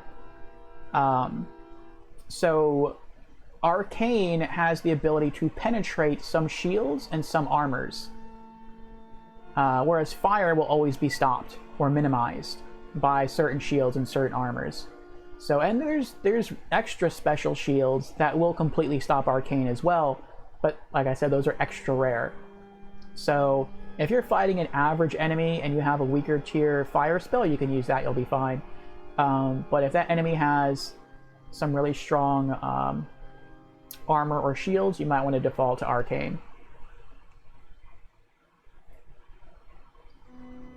Vegeta says, weird. If I have it at 720p at 60 frames per second, it sounds messed up. But at 480p, it sounds fine. That's weird. Ah, okay. Fusion says, yeah, that's weird. I just did that, and I hear it messed up also. But on lower quality, it's fine. Huh. That's weird. So what are you watching it at, Fusion? Are you watching it at 480p by default, or is it 720p? 6 says, that answered my question. Mic is fine on my end. Just lower the quality to fix the audio choppiness. Fusion says 480p, I lowered it. Interesting. 6 says, I'm also on 480p. Huh. Very interesting.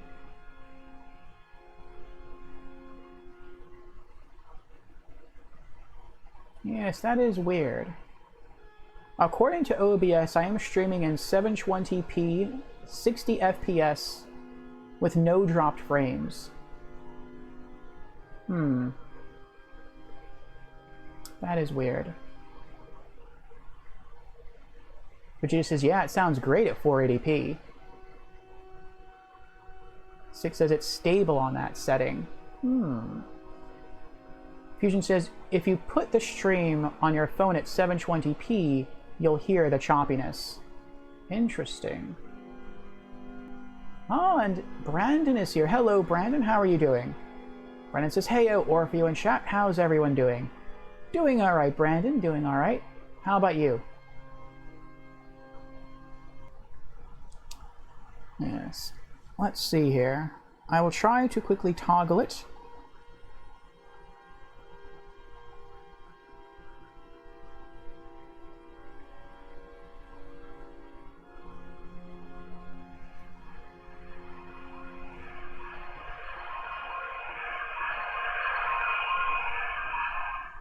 Try not to hold it too close to my microphone, otherwise you're going to get feedback. Feedback. Feedback. Feedback.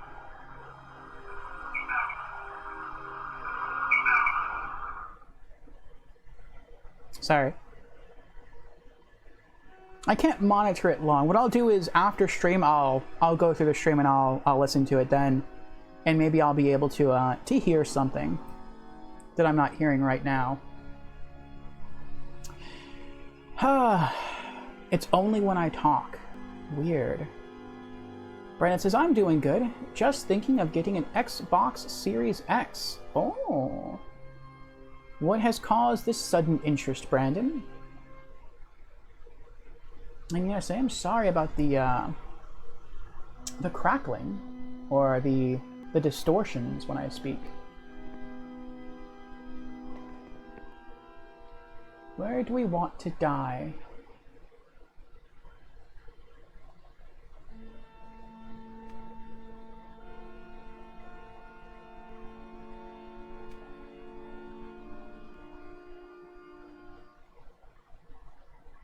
Let's die at the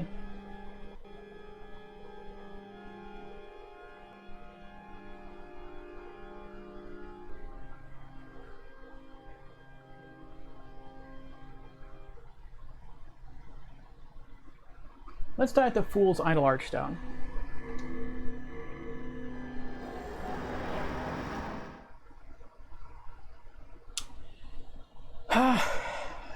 And to answer your question, Brandon, I am doing okay.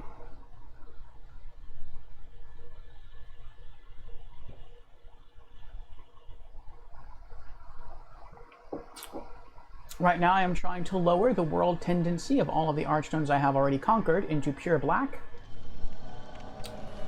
so that I can spawn the Archdemons in that area, so I can loot their colorless demon souls to further upgrade the power of my Chris Blade, which is my main melee weapon. And I am also trying to find the Named Phantoms in this area and defeat them for their unique items. And if I defeat both the, what is it called? The Primeval Demon and the specially named Red Phantom NPC, then the area will shift back from pure black into neutral. Actually, if I do it correctly, it'll shift into white. Not pure white, but it will shift into white.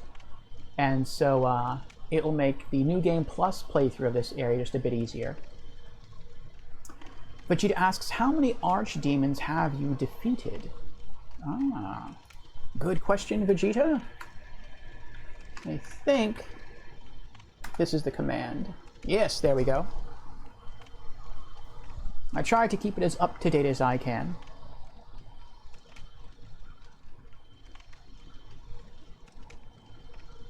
So far in Demon Souls, we've slain Phalanx, the Tower Knight, the Red Dragon, Armor Spider, Flame Lurker, the Dragon God, the Fool's Idol, Man-Eaters, the Old Monk, the Vanguard Demon, the Adjudicator, the Old Hero, and the Storm King.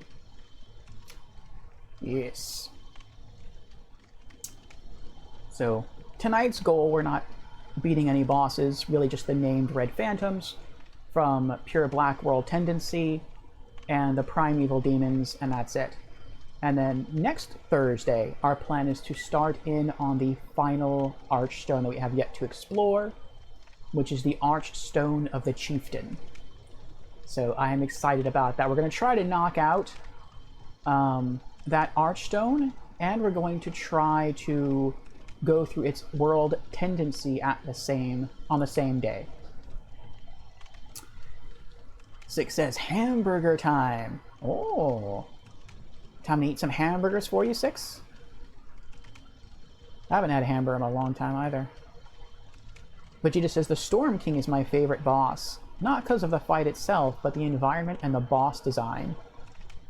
That is cool, yes. I would say, I mean, it was a good fight. I used the sword. And I think that was really, really cool how they did that.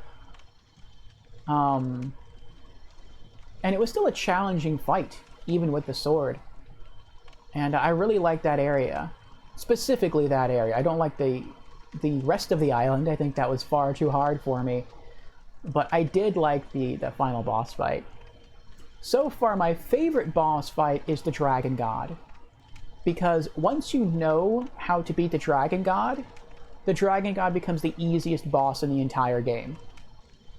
And that's something I really appreciate. So I like easy. Easy is nice. Six says, nah. Hamburger time is another way of saying when someone's life gets deleted. Ah. Wonder why is that an expression?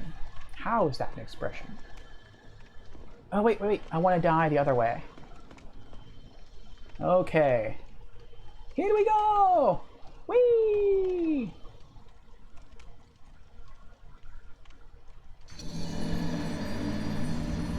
I've wanted to do that ever since the gargoyles flew me up here.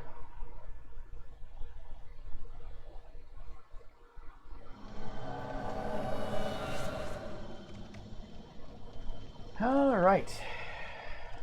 Get our souls back.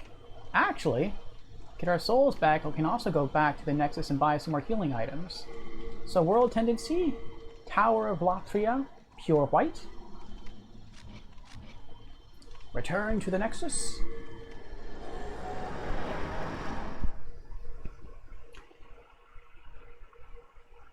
It's from Metalocalypse. Metalocalypse. Oh. I'm guessing that's an anime?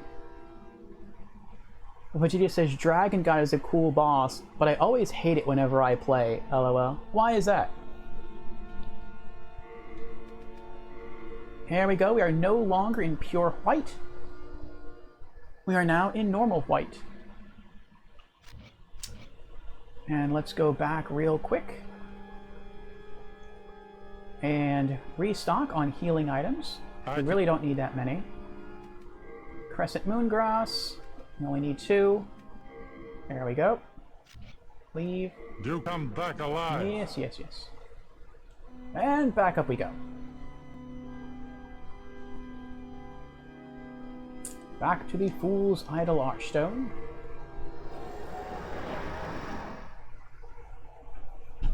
Six says it's a cartoon from Adult Swim. Ah, I see. I do not have cable. And I don't think I have... No, I don't. I don't have access to that channel. Vegeta says, I'm too impatient to wait for it. I just want to get it over with. Once you play through this game over 9,000 times, you don't want to wait as often, LOL. Suppose I can understand that.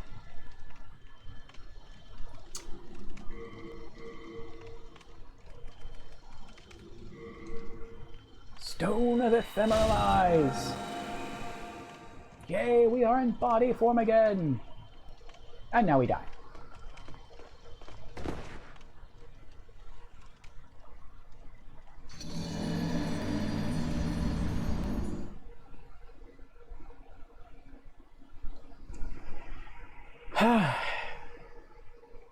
For me, the breakthrough with the Dragon God came when I realized that I could break the stones with ranged weapons. And so instead of trying to run to the debris and hack at it with my really weak melee sword, which does slashing damage, doesn't do blunt, and then run back, I'd have to do that like, I think like 5 or 6 times to destroy a piece of debris. And every time I did it was a risk. I learned that if I just aim my character in a certain way and I cast Soul Arrow, my magic could destroy the debris. And so I'll just walk to a safe area, shoot my spells. The boss doesn't notice my spells, and so it shatters the debris eventually, and then I just run when he's not looking to that new spot, and I just keep doing that over and over and over again, and he never sees me any of the times. The only time he notices me is when I have to make my way to the final piece of debris up the stairs, because that's the only one I can't reach with my magic. So when that happens, yeah, I have to rush. But typically, even with my melee weapon here, it isn't bad. I can still sort of do it.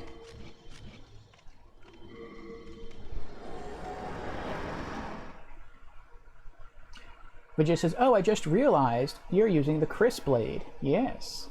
I rarely ever use magic, so I don't pick it up much. I see.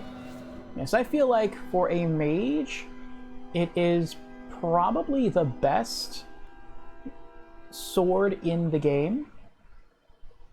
Though it really depends on what you want to focus on as a mage. Whether you want to focus on mana pool, or you want to focus on magic defense, or you want to focus on damage, then as far as like melee damage goes, it really depends, or magic damage. But I like to have a weapon that powers up my spells when I'm holding it, which is really why I'm using Chris Blade.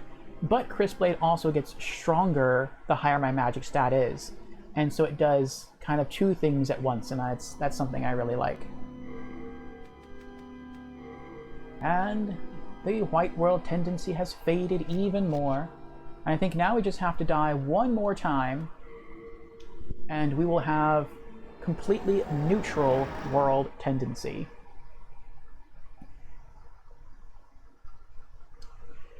Vegeta says, the Morion Blade is technically better, but I don't like using that, lol. What's up with the Morion Blade? And why don't you like using it?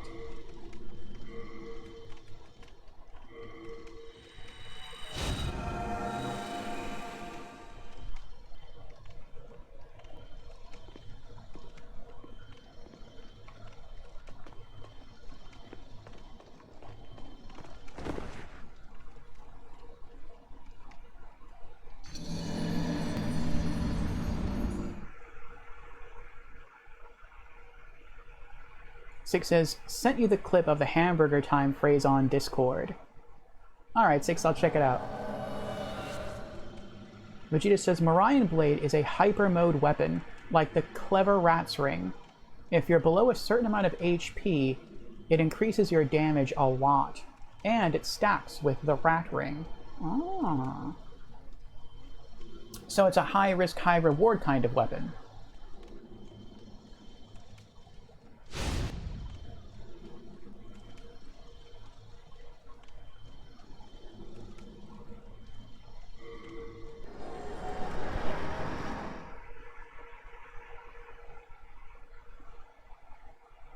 I guess if you are a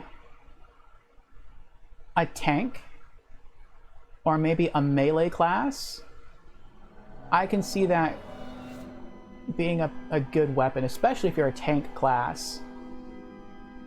Because you have a heavy shield, you have heavy armor, so once you get into that low HP range, you can sustain yourself for a longer period of time than, say, a mage, or maybe even a more mobile melee class.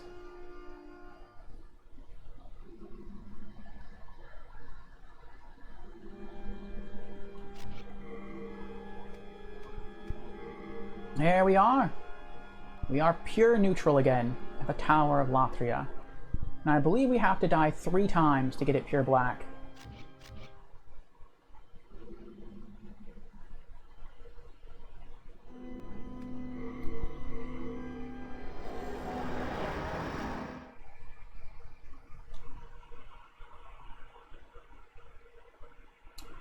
Vegeta says, you don't use it as a weapon, it will buff your damage. So you can put it in your left hand and attack with a melee weapon. Or use spells or anything and it increases damage. Ah. I mean, you can use it as a weapon, but it's not worth it, lol. I see. Six says, I like the grittiness of old games. You mean graphical grittiness? Or like, do you mean the hardness of like older arcade-style games?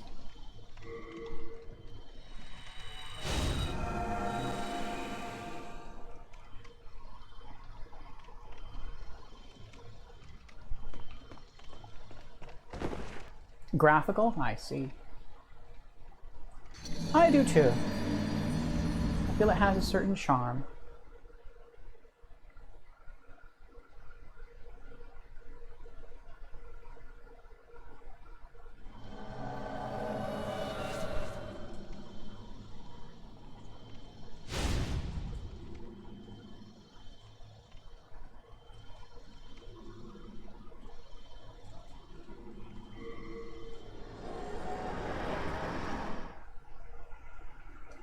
Shadow of the Colossus has it. It does, yes. As does Eco. And Eco was one of my favorite PlayStation 2 games. Okay. Tower of Latria is a bit darker now.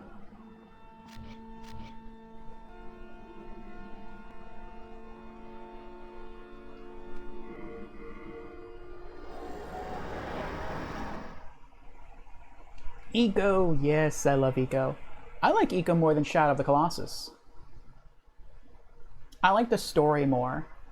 I felt I bonded more with,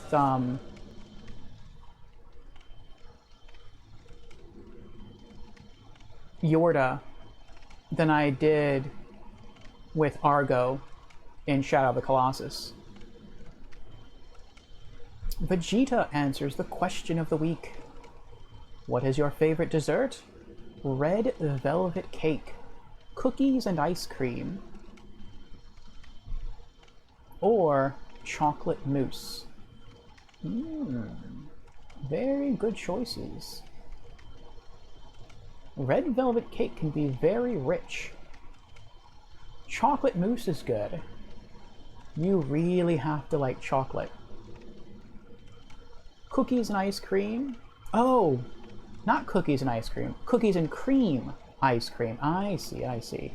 I read that incorrectly. Cookies and cream ice cream is very good as well. So I'm guessing cookies and cream is your favorite ice cream flavor, Vegeta? That might be next week's question of the week. What is your favorite ice cream flavor? Vegeta says, when David's Tea was still open in Manhattan, I got a red velvet cake tea, and it was so good. Red velvet cake tea does sound good. Brandon says, I'm thinking because of its backwards compatibility, and just so I don't have to worry about downloading emulators on my PC. I see. So that way you can play some of the Xbox One, and I think maybe even some of the Xbox 360 games on one console. Backwards compatibility is always very nice. In fact, for me, it is the highest selling point of any system, of any console, is its backwards compatibility, that and its game selection. So I could completely understand that. That's actually why I bought an Xbox One S. I have seen the library of Xbox exclusive games, and I wasn't really too into it. But they do have some quality titles that I do want to play. I'd like to play the Gears games, I'd like to play the Halo games, the Fable games, and there's a few others on there as well. And I know that through Xbox One, you can play Xbox One games, 360 games, some Xbox original games. And so once I found one on sale, I was like, well, let's go for it. You know, for the cost, it's a good deal, and I'm going to be able to play 3 generations of Xbox game. And so, I mean, there's not really that many like original Xbox games I want to play, or that many 360 games, or that many even Xbox One games. But when you combine games from all of those generations, and they're all playable on one system, now that makes it worth it to me. If the price is right, which it was. 6 says, cookie dough ice cream. I think I've only had cookie dough ice cream once, and I did like it. It tastes like cold cookie dough. That's a good taste.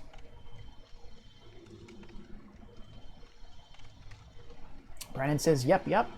The backwards compatibility. 6 asks, which newer series of Xbox can play the original Xbox games? Brandon would probably know more than I about the capabilities of the Xbox Series console, since he's looking into those. But I know the Xbox One console can do that. I don't know if it can do it off the disc, or if you have to buy a game digitally to do it. But I know it can be done digitally. I own an Xbox One S all digital edition. And yeah, through it, I can play some Xbox original games, 360 games, and of course Xbox One games. And so I'm happy I got to pick it up. Someone was selling it new on eBay for $140. So $140 console? Like, that's crazy. Like, even today, if you try and go into like a store and buy like a PS4, you're gonna still have to pay like $300, maybe even $400 for it. So the fact that someone's selling a system that's kind of like on par, or within the same generation as a PS4 for only $140 new, like, that's crazy. So yeah, I jumped at it. I'm glad I did. I still haven't played that many games off it, but I played a few, and I'm looking to play some others pretty soon after I get through with the Borderlands series. I'll probably be jumping into the Halo series right afterwards, or pretty close to right afterwards. Brendan says, true, and their membership isn't that pricey. It's only $15 a month. That's not bad either. Microsoft has done a pretty decent job at building up the Netflix of games. Tommy's here. Hello, Tommy. How are you doing? Tommy says, I'm looking at a bottom and top combo of a man sandwich. Oh, boy.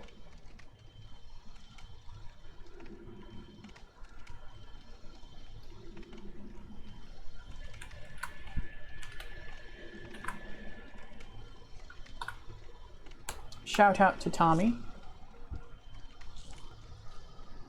Tommy is another streamer friend, and she typically likes playing horror games. She's also gotten into the Mass Effect franchise, and she likes doing just chatting streams, reacting to different videos, and she's very knowledgeable when it comes to anime.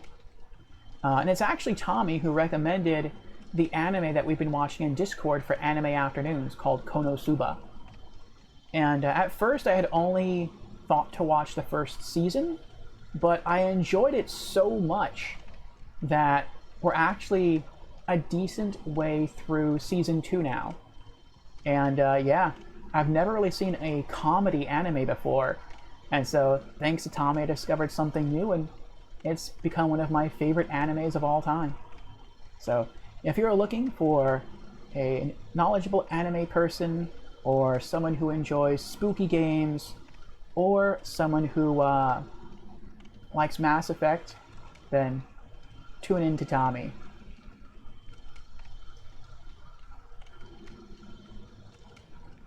Six says, I found my original Star Wars Battlefront 2 game the other day. Oh, nice, nice. What system is that for? 6. Is that for PS2? Or is that PSP? Vegeta says, it's late. I'ma head to bed. Night, friends. Good night, Vegeta. Sleep well. Oh, and Vegeta says darkness best girl. I can see that. I can see that. I think so far my favorite... It's hard to say. I like all the characters so much. But so far I think Megumin is my favorite. Because she's so single-minded. And she's a mage and I like magery. And so it's like she just wants to blow stuff up all the time. And even though she can only do it once per day, she just wants to go out and do it just to do it. And I like that drive. Tommy says, LMFAO, look at you. Cheesin'. I saw that smile. Dead Space 2 is giving me heart problems, bro. Ah. How much further are you through Dead Space 2? I'm kind of torn on like tuning in sometimes when you stream Dead Space 2, because soon I'll be streaming that, and I'm very big on story, and I don't really want spoilers, and so that's one of the reasons I have been tuning into that. Six says, comedy anime for the win. Yes. Nishijo is one of your favorite animes? Oh, you found a copy of that game for the original Xbox. That's cool. Tommy says Dead Space is getting a remake. Yes, I've seen. I'm not interested in the remake. I'm typically a one-and-done kind of person when it comes to most games. There are always exceptions, like Borderlands 2 is an exception. Actually, all of the Borderlands games are exceptions for me. And Demon Souls here is an exception. I'll be playing this multiple times. But I beat Dead Space 1, and I really enjoyed it. I thought it was a great game. I would call it almost a masterpiece. It got very, very close. And I can definitely see people wanting to replay that game, and especially for people who have never played that game, I think they're really going to get a lot of enjoyment out of it. But for me personally, I don't think I'll be playing it. I got sort of what I was looking for, and I am done with the original, but I do look forward to playing the other installments. So I do have Dead Space Extraction, which after I get done with Doom 3 and its DLCs on Spooky Saturdays, that's what I'll be streaming next. And then from there, getting into Dead Space 2, and then eventually Dead Space 3. But I'll be skipping Dead Space 1 just because I beat it a long time ago. And I didn't even own it a long time ago. My cousin got really into Dead Space, and he played the first game and he beat it. He's like, you have to check it out. This game is so awesome. You're going to love it. And I'm like, all right, I'll check it out. And so I borrowed it from him for the PS3. And I played it, and he was right. I really liked it. And that's why I eventually picked up a copy of Dead Space 2. So I didn't do that till much, much later on. And I got a good deal on it too. And I got the like the collector's edition. I think it was for like $8 or $9. And I didn't know, but on the collector's edition of Dead Space 2 is Dead Space Extraction. So it's like, it's a cool little bonus game. It's an on-rails shooter that chronologically takes place before the events of the first Dead Space game. So I think that's going to be kind of cool to experience. Tommy says they have this game that is about trains. Like, this train has freaking spider legs. Ugh, spider legs. Oh yeah, I saw that trailer. I don't remember what it's called. But that is weird. I think, from what I remember of that trailer, that game comes off as being too weird for me to play. But that is definitely a game I would watch someone else stream. So if you and Ink wind up getting it, I will definitely tune in and watch.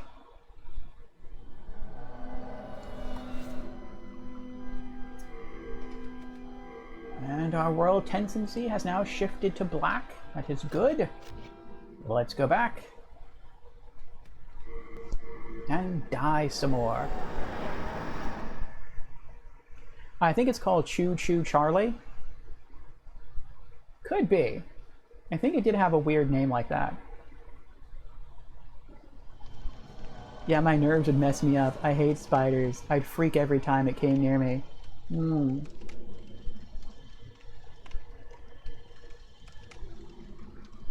I'm not a big fan of spiders either.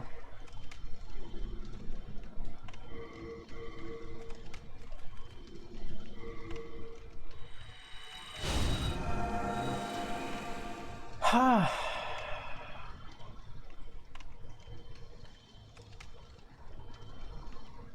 trying to think if I'm going to have enough stones of ephemeral eyes to pull this off. I think I am.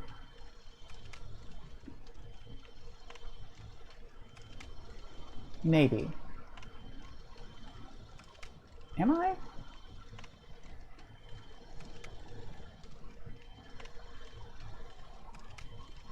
Maybe not. No, we'll see. Definitely for this stage, I will.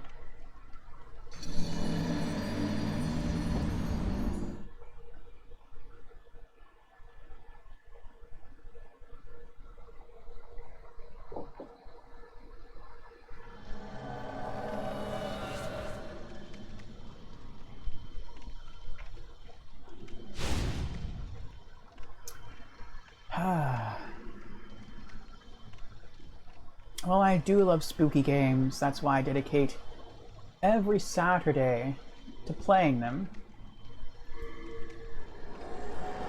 But yeah, some games, like I said, are a bit too off for me. But I do look forward to playing them. I do look forward to watching other people stream them.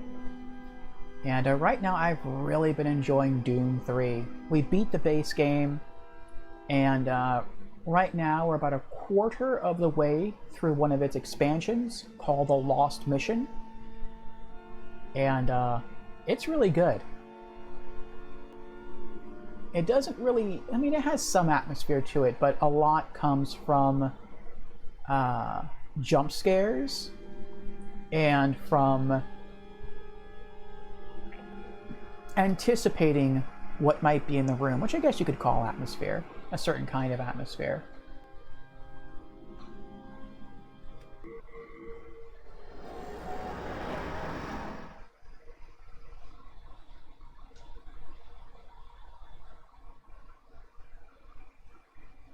Oh, I forgot to check world tendency before I came here, but that's fine, I can still do that.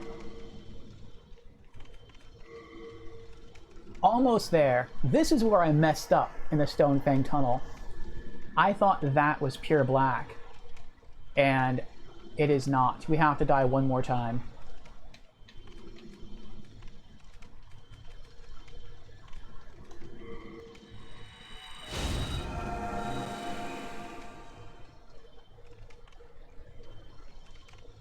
Okay. So it's a very dark shade of gray, but it's not black.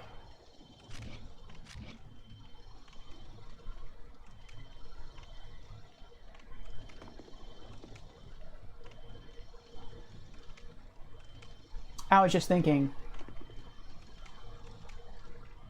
we're going to have a long trip getting back here. The primeval demon that we have to kill is down below in the swamps. But there's no way from here back to the Prison of Hope. The Prison of Hope is down there. And you can't get back down there.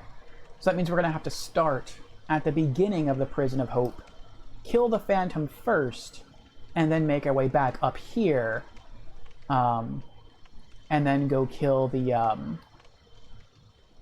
primeval demon. So I don't think that'll be too hard to do. At least I hope it won't. We'll see. All right. So review, dark gray. Here we go.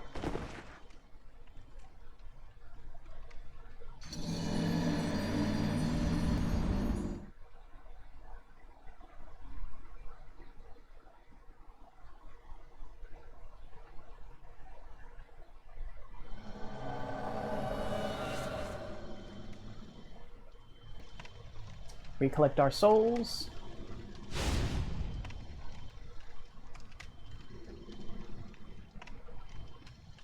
And back to the Nexus we go. Now, if I'm right, we should have pure Black World tendency for the Tower of Latria.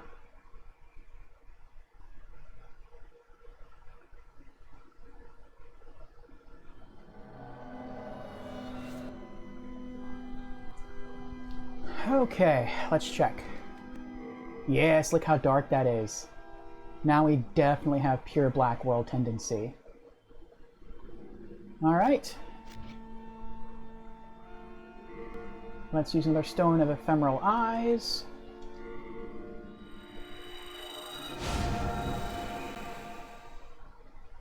There we go. We are human again. Now the real challenge begins. Okay. Tower of Latria.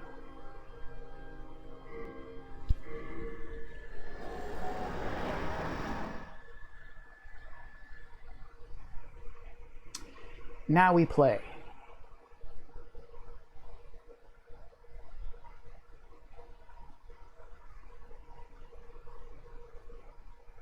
And I don't think getting to the bottom floor where we must go requires us to fight that many enemies, which is nice. There really aren't that many enemies in the Prison of Hope. The enemies you do find are very strong, but there's not really that many enemies that you encounter. Okay, so we were on the 3rd floor. We have to get to the 1st floor. We're now on the 4th floor. We have to get around. Let's kill this fellow, this innocent fellow.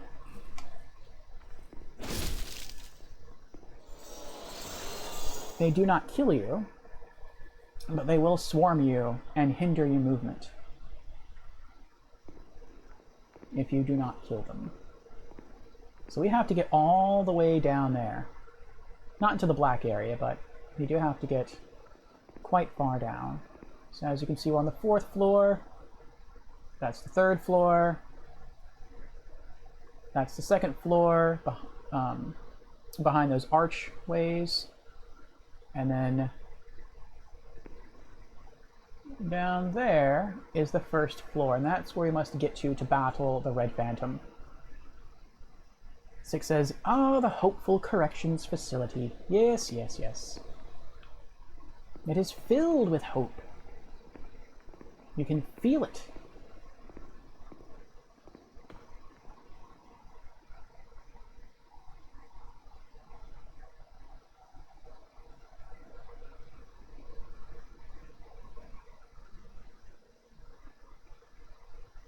Something is weird here. There should be enemies up here on the 4th floor, but I don't see any. And there is an enemy down there on the 3rd floor. You can see him. Oh, now he's walking. Okay. Before he was just standing still. And I'm like, enemies don't typically stand still. They patrol.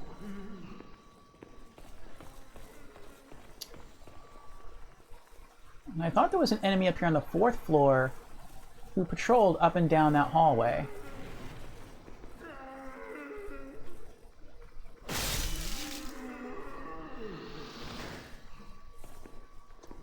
Was I wrong? I could be wrong.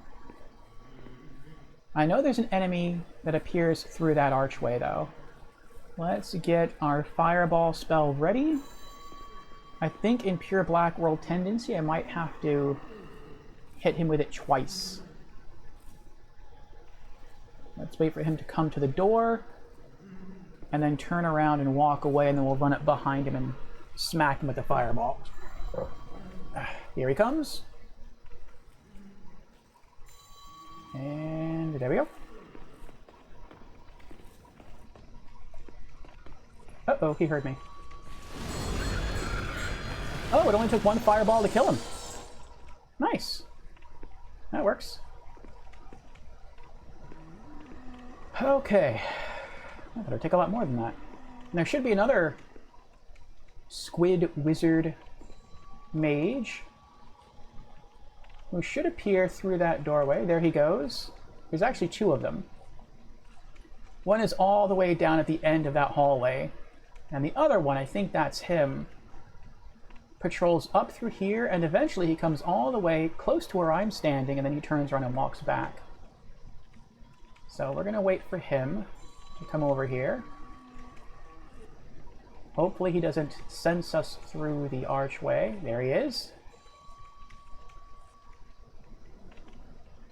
And here we go. Uh-oh.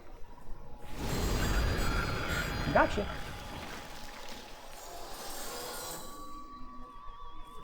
Okay. Now that we're here, where do I go? Trying to... I think over here is a singing woman. Oh no. That squid wizard down there can hit you with magic. Oh, it's you. Are you looking to purchase something today? Oh my gosh, I thought that was an enemy running in behind me. Oh. Probably not. Oh, she sells shards of moonlight stone. I forgot about that. And the Widow's Lotus.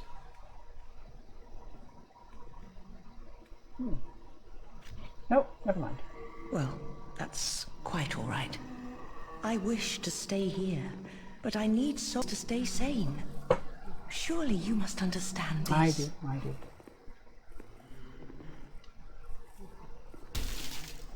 Oh, I should have used a different tool to kill him. Oh well. Let's run back this way. Okay.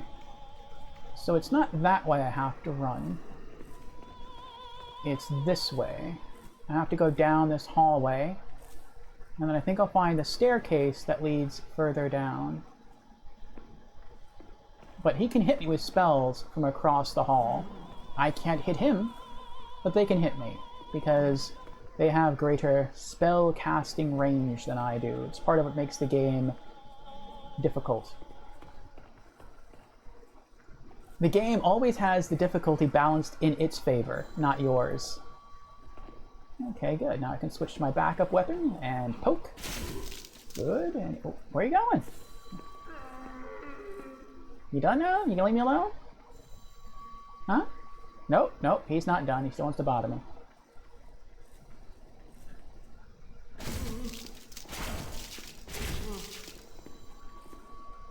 There we go. This is why I like this little backup dagger. Every time I poke an enemy, it deals almost no damage, but it's not supposed to do damage. What it's supposed to do is every time you poke something, you regain your mana, or some of your mana. That is its function. And it does it quite well. Okay, he can't see me. Good. And we made it. Yay! That's useful. It is useful, yes. And back down the stairs we go.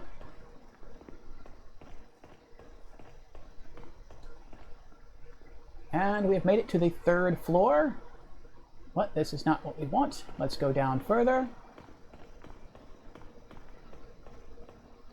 There we go.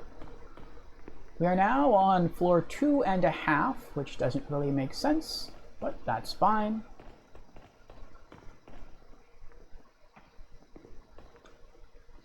And further down, to regain mana like that, yes.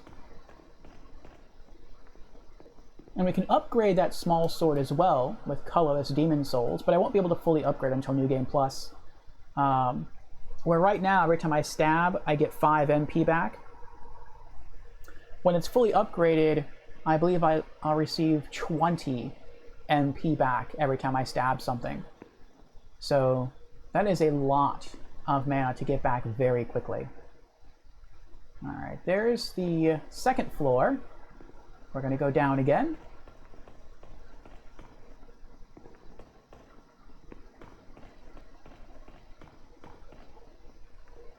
And here we are on the 1st floor. And there are only 2 enemies on the 1st floor. Well, in the area that I'm going to be at. There is a ball of corpses that casts very strong magic, and if I get too close, they do have shivs that they will try to stab me with. I'll try killing that first, and then let my magic regenerate, and then the Red Phantom is the other enemy. And I don't know what his range is as far as how close I have to get to aggro him. Now, you can't see him, but he's down at the end of this hallway. But we're not going to go fight him yet.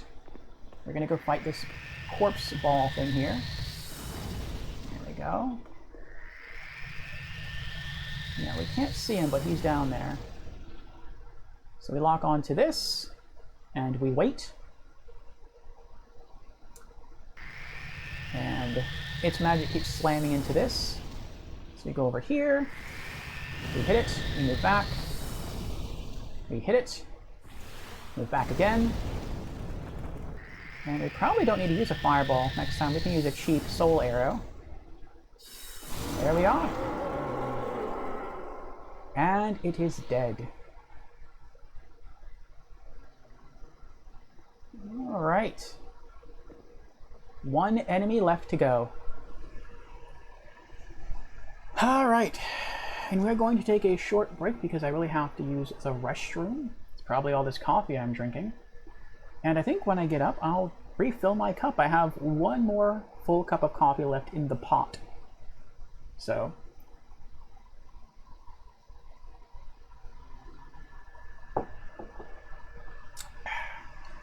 give me a few minutes,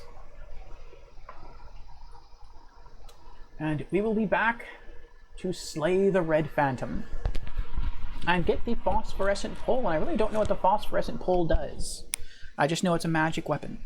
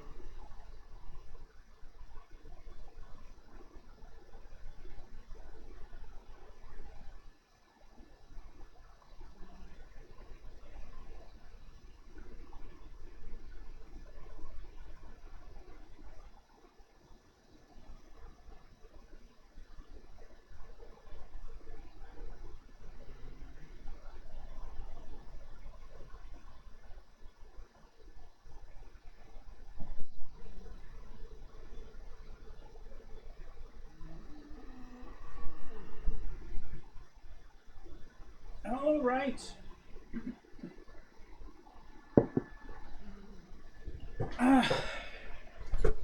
I am back. Ah, Wilhelm of Astora.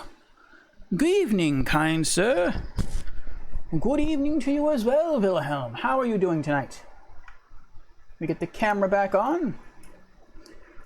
Sorry, I was away. I was refilling my coffee cup and emptying my bladder. But now we are here, and we are diving back into the souls of demons. And welcome to our magic menagerie, Wilhelm. Untangle the cord here. Thank you for the follow, Wilhelm. Wilhelm says, I'm great. Thanks for asking. How about you? I'm doing well, Wilhelm. Excuse me. Today has been a good day. And we have been accomplishing our goals in Demon Souls. We messed up a little bit earlier, but not too bad. We have managed to recover, and I hope we're going to be able to pull off the rest of the things that we wish to accomplish.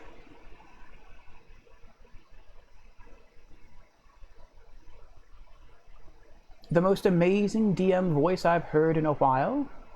Dungeon Master?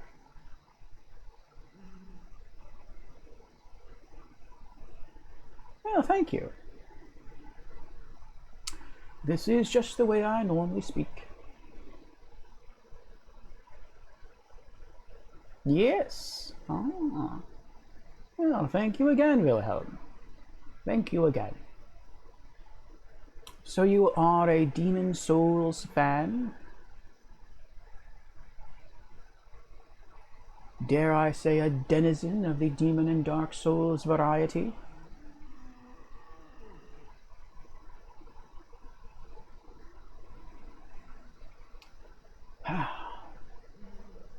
This is my first playthrough of Demon Souls, and it is also my first Souls game. And I have decided that I am enjoying this so much. This is the PlayStation 3 original version. I do not have a PS5. That I have decided to replay it multiple times to get the Platinum Trophy. And yes, right now we are working on something involving the shifting of world tendencies. Wilhelm says, yep. I've been playing FromSoft games since the original PlayStation days. King's Field, Shadow Tower. I didn't know they did Shadow Tower. And I've heard of King's Field. I have not played those. But I am the same way. I first got into From Software games on the original Sony PlayStation. My two games were Echo Knight, which is my favorite adventure game on Sony's PlayStation 1, and may very well be my favorite adventure game of all time, at least so far. No, I take that back. It is not, but I do really like it. My favorite adventure game would probably be either Journey or Contrast.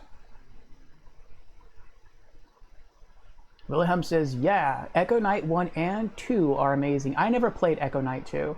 I think Echo Knight 2 was only released in Europe, and I could have imported it, but at the time I wasn't really big into importing things, and I really still am not that big into importing things. And it was released in Japan.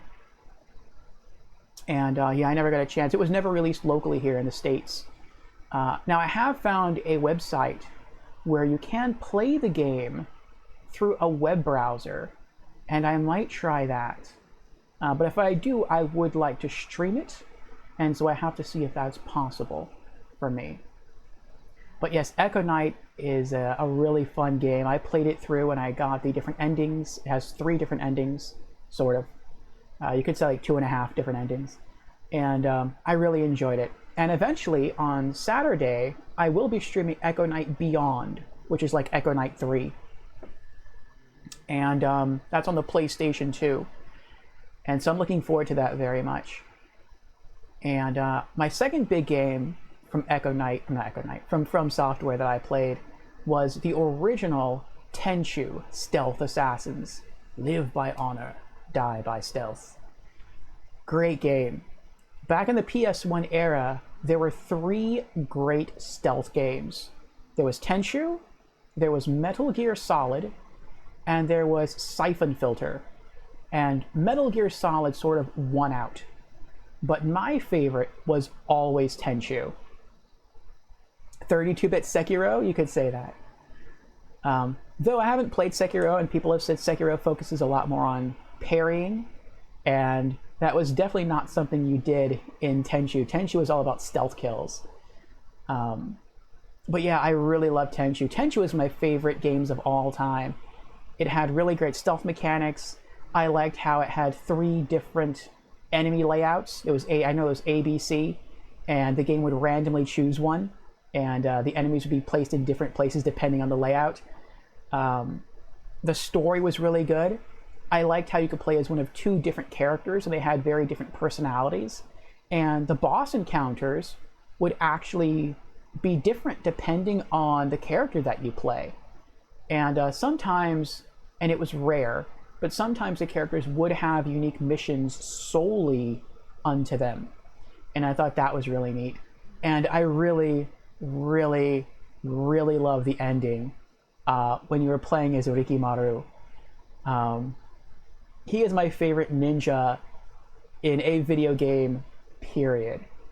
Just that honorable end he meets at the end of Tenchu 1.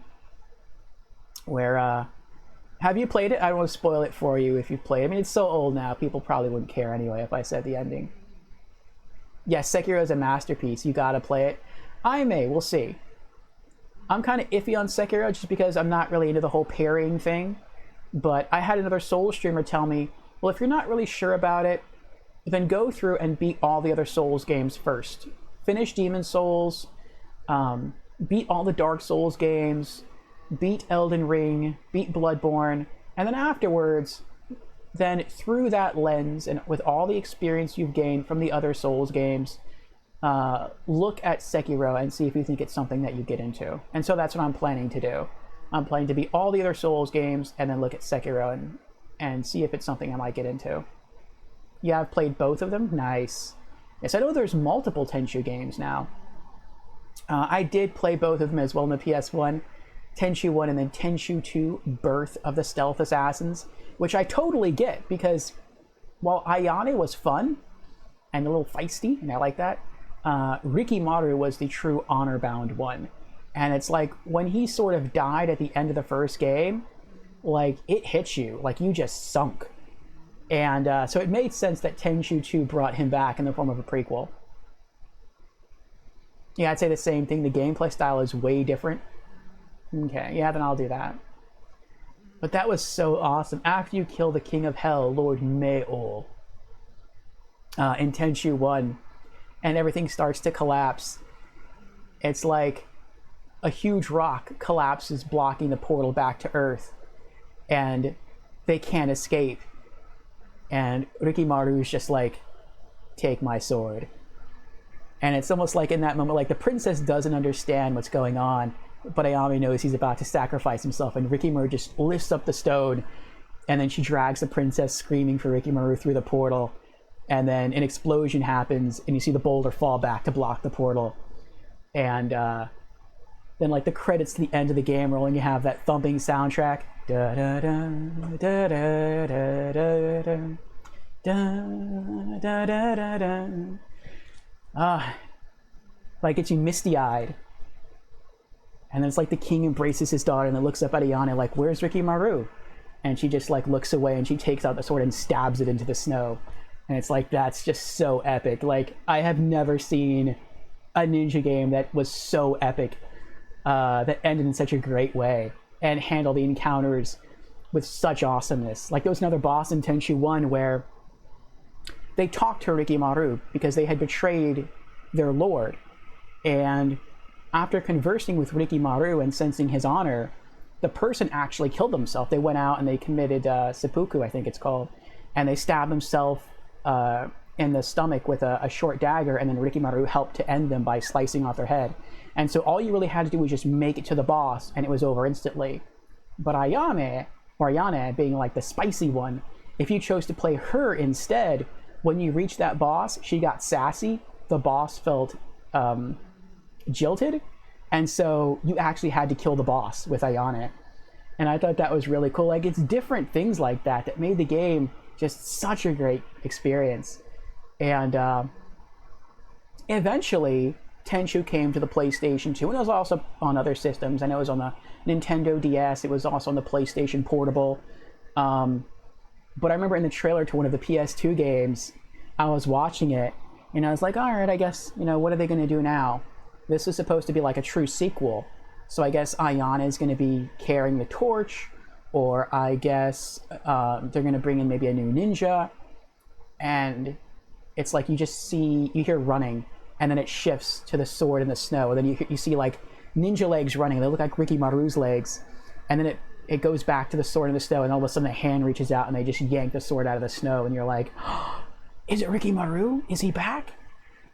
And yeah, I still haven't played those yet, but those are on my list. I do really want to get back into Tenchu. And at least play through the two PS2 games. And when I do, I will definitely stream those. Willem says, well, to me, it's the opposite to the more classic Souls-likes. I see. But yes, there's a lot of good games out there, and From Software makes some really good ones.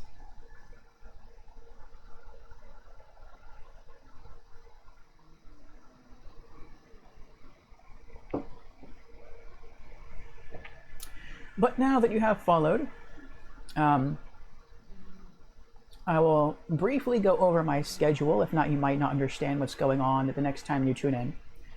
And then I'll sort of tell you what tonight's stream goal is within Demon's Souls, and then we'll get back to it. So, my schedule. I stream Monday through Saturday, 6 days a week, from 8 o'clock to at least 11 o'clock p.m. U.S. Eastern Time. And the end time to each of my streams may always be extended. I say it really just depends upon my personal energy level, the level of enthusiasm we have for whatever it is I happen to be streaming that night, and the amount of content left to be streamed, or until we complete our stream goals. Because every night has a different stream goal. And I stream something different every night of the week. I know that not every game appeals to every person. I'm sipping coffee too, yes. And I know that not every game genre appeals to every person. So I understand, not everything is for everybody. So to sort of broaden my appeal, I play a little something different every day of the week. I call it stream themes. And it also helps me to keep myself from getting burnt out on any one game or game genre as well. So I feel it's a benefit to others, and it's a benefit to myself. So Mondays, I typically stream indie games. Tuesdays, I do retro games or contemporary games done in a retro style. Wednesday in the Discord, we watch anime together. And later on Twitch, we have a Just Chatting stream going through gaming news, game releases for the week, and community updates. Thursdays are all about role-playing games, and that's where Demon's Souls comes in. Fridays are typically about AAA games, and then Saturdays are about horror games, or just spooky games in general. So, yes, once we finish tonight, I will not be streaming Demon's Souls again till next Thursday. But I have committed to only streaming story progression on stream days. So, yes, you will not. I will not make any more story progression beyond what we do tonight until next Thursday. Man, now I gotta brew some coffee as well. It's crazy cold here right now. I need something to warm me up. Oh, where are you? I live in Florida, where it's almost eternally hot. But it is nighttime, it is cool, so coffee is nice, and it gives me energy. Group watching of anime? Count me in, yes. Every Wednesday from 6 p.m. to 7 p.m. U.S. Eastern Time. You're in southernmost Brazil. Oh, I don't know what time it would be for you then. What time is it now? But yes, every Wednesday from 6 p.m. to 7 p.m. U.S. Eastern, in the Discord, we watch 2 episodes of anime together. And right now we're making our way through season 2 of a comedy anime called Konosuba. It's from Studio Dean. And it is quite fun. It is an adventure anime, and the characters have very wacky personalities, and I'm really loving it.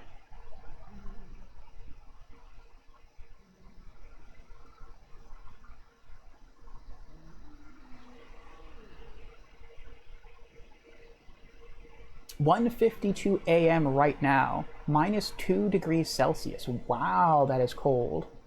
That is very cold. Well then, yes, you might want to brew yourself some hot coffee if you don't think it will impact your sleep schedule, and warm yourself up.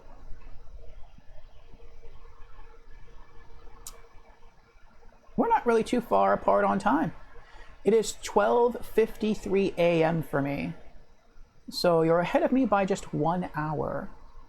Okay. So then if you want to join the anime nights, it would just be 1 hour later for you. So between 7 and 8 o'clock at night. And then all of my streams for you would start at 9 o'clock at night.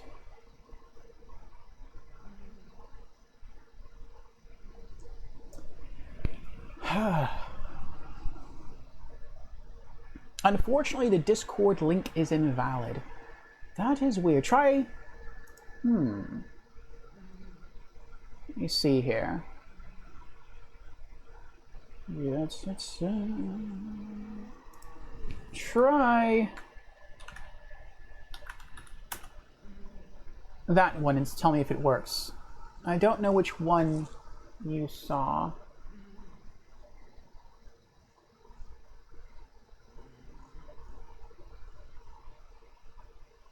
That one worked? Great. Well, welcome to the Discord.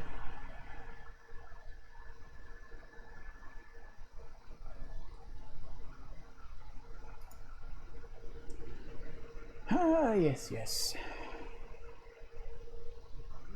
And then in within the Discord, if you go to stream updates and you scroll up, every week I post a what I call a week at a glance, and it tells you my schedule.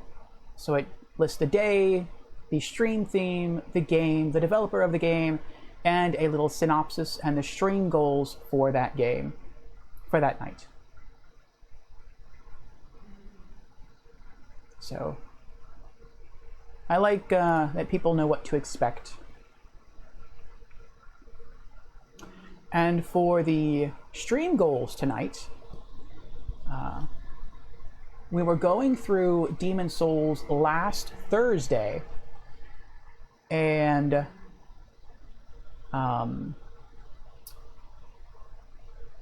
we had Pure White World Tendency for Stonefang Tunnel and for the Tower of Latria.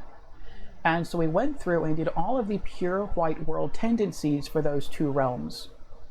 Then we went to the Shrine of Storms and completed the entire Archstone in one go.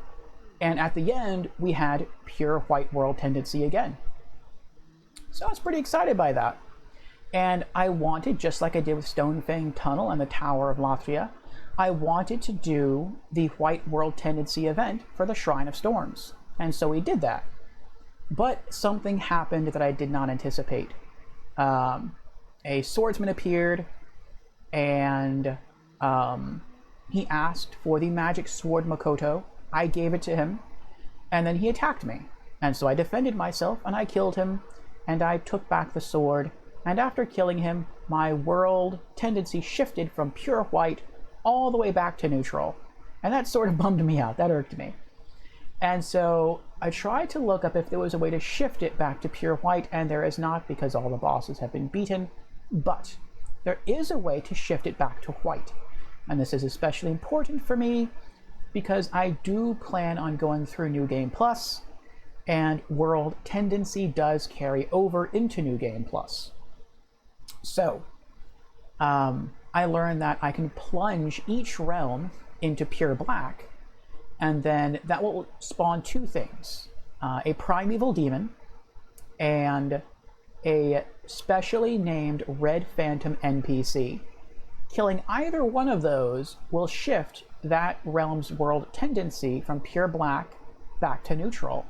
But if I kill both of them without leaving, then it will actually shift world tendency from pure black to white. Not pure white, but I will get white.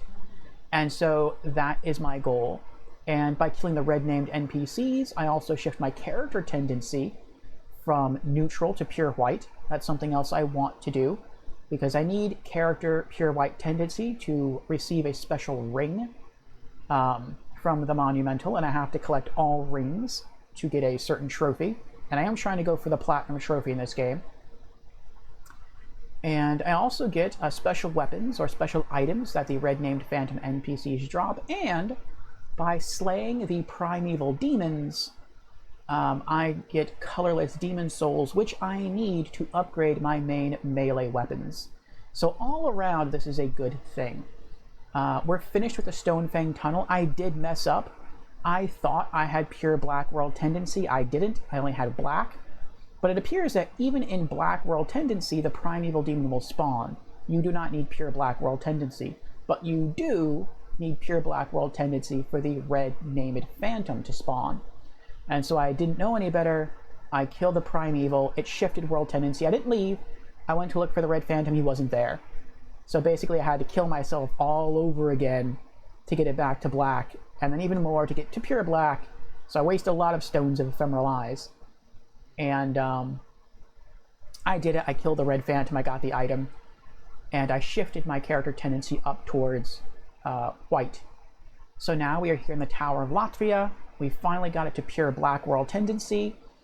And now we are trying to go for the named Red Phantom NPC, kill him, and then make our way to the Gargoyle area, head down and kill the primeval demon, and then we're getting out of here. Then we'll go upgrade our Chris Blade again, and then we'll head back to the Shrine of Storms and do it again. But our only goal for tonight is just to shift the Stonefang Tunnel, the Tower of Latvia, and the Shrine of Storms to pure black, and then to kill the red named Phantom NPCs, kill the primeval demons, shift everything back to white, and that's it. So no real story progression tonight, just world tendency manipulation. Next Thursday, we will be heading into the final Archstone, the final unexplored Archstone, the Valley of Defilement, the Archstone of the Chieftain. And I think we're also at the same time going to try world tendency manipulation as we're going through. We'll see how successful we're going to be with that, so we can continue to power up our weapons and shift our character tendency. So I hope we're going to have enough stones of ephemeral eyes for everything, but we'll see. We'll see what happens. So we've killed the ball of corpses, and I know at the end of the hall and to the left is the red named Phantom NPC that we have to kill. And so we are going to get ready. We're going to get closer. And then we're going to cast Warding in case he tries to physically attack us. And then we are going to switch off to our Insanity Catalyst and try to use our strongest spell, which is a Fireball spell, to kill him. And hopefully we'll be able to kill him before he kills us. I'm not very good at melee combat. It is not something I focus on.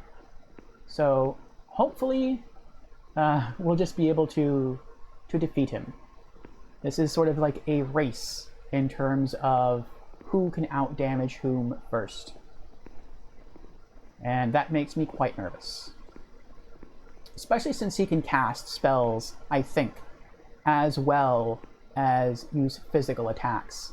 The only thing that kind of relieves me a bit is that this is a very narrow hallway, and he doesn't really have a lot of room to maneuver.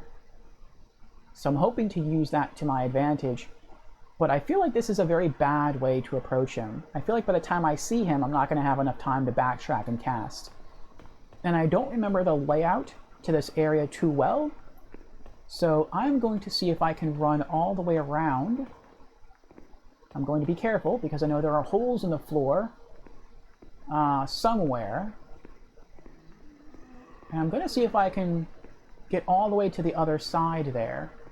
And if I can, that might make things easier on me. We will see.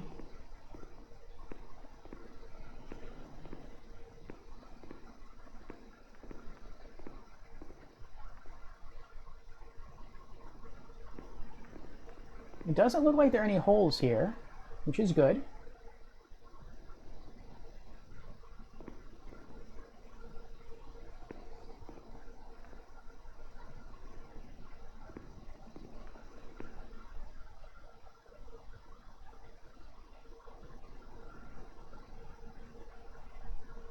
I'm at the right place, aren't I? I feel like I am. I feel like I just can't see it because it's behind this pillar.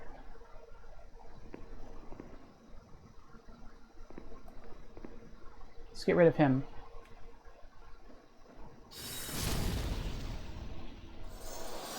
Alright.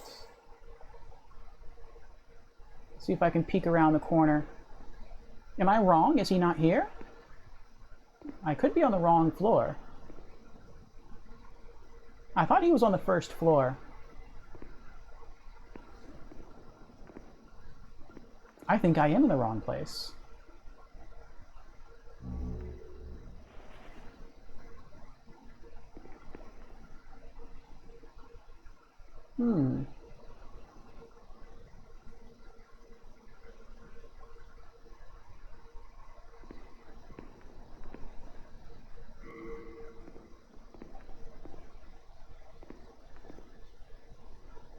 No, he wasn't in a small, cramped cell like this. He was in a normal-sized cell.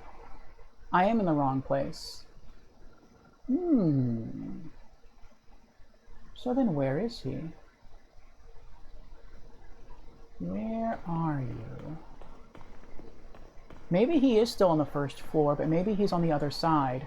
Let's see. Wilhelm says, I need to help some coworkers of mine deal with a DDoS. Oh no. On one of our servers. Nice meeting you, my lord. Well, I hope you're able to help your coworkers with that DDoS, Wilhelm. Thanks for stopping in, thanks for the follow, and thank you for joining the Discord. I will see you again, hopefully soon. Good luck with the DDoS.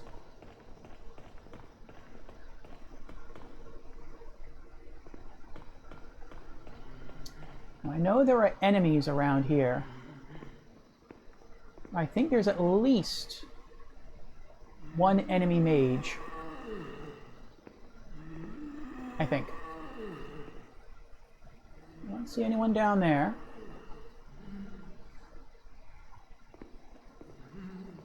Let's go this way first.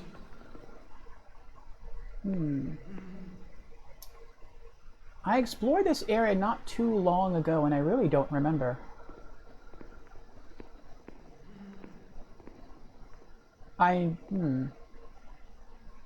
No, I don't remember. That's not good. I should remember where enemies are. I know there's no one in here. That at least I remember, because this is a stairwell. Through here? Oh, I know it's through here. Normally there are no enemies through here. But now since I'm in pure Black World Tendency, if I go out and look to the left, there should be a red Mind Flayer Phantom. But it just stays there, it doesn't patrol the area, so I'm not going to go out there. And I know if I continue down this hallway, there is a hole in the floor, but I can at least venture further down here and see if I can spot the Red Phantom. I won't be able to, I think, lock on and kill him from here, but I should at least be able to see whether or not he is on this side.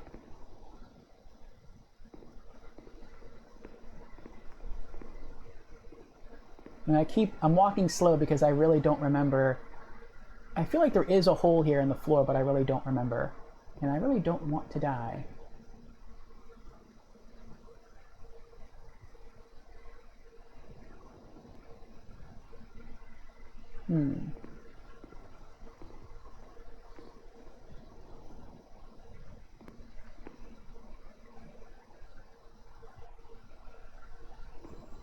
There's the hole. So dark in this place. Alright, let's go around the other way. We're gonna go all the way down and explore. Have a great gaming session. Thank you again, Wilhelm. Thank you again. We're gonna run down this way and see if he's there. Hopefully he won't be there. I'd really like to prep before fighting him.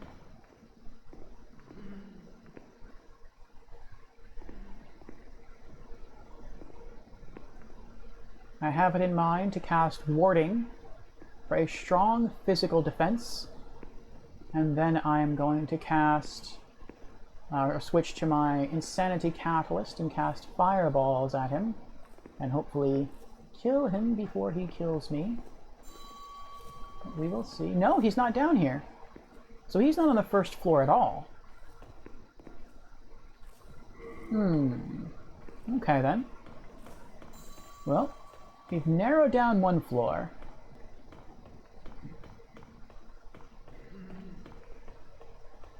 So I guess we'll explore one floor at a time until we locate him.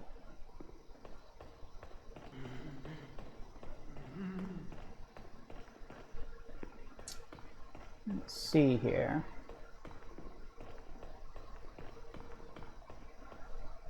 I think this is how we got down here. I think. Are there wooden coffins up here?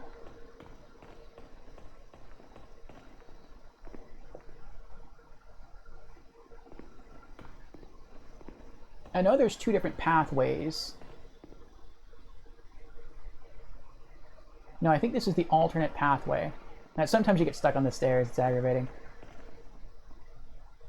Let's look through here. I think a squid wizard will be through here. There he is.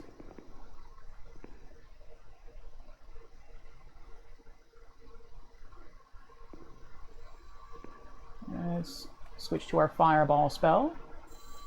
He doesn't come all the way. He stops, turns around. He heard me. And there we go. Even though we are in pure Black World tendency, it only takes one fireball. With my wooden catalyst, the Ring of Magical Sharpness, and my Crisp Blade +3 to kill him.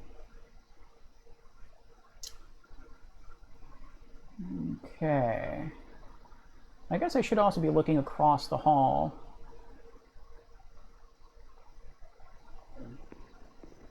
To see if I can see him at all. Oh, wait. There he is.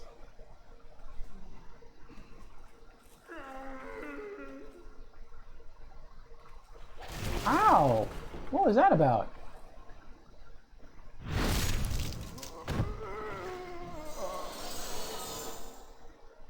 That hurt.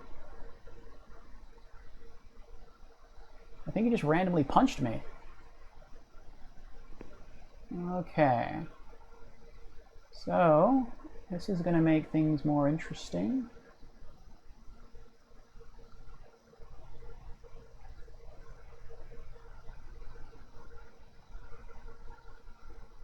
Let's heal up. I'm very cautious here. Let's bring out our sword for a bonus to our magic damage. Yeah, So if we can, I'll try to lure him into this hall where he won't really be able to dodge. Switch to warding. And I don't know how close I have to get to draw his aggro. And that worries me. Let's begin to approach.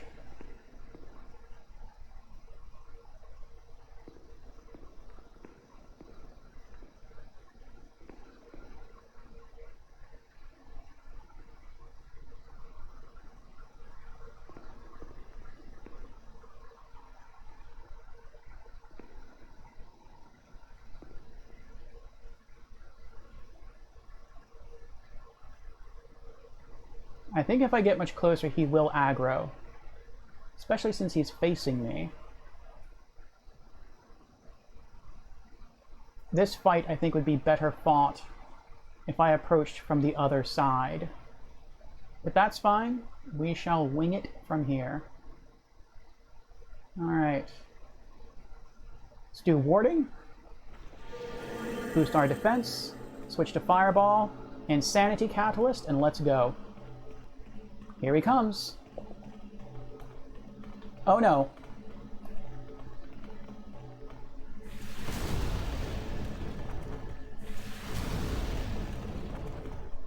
Oh, I hit the rock. That stinks.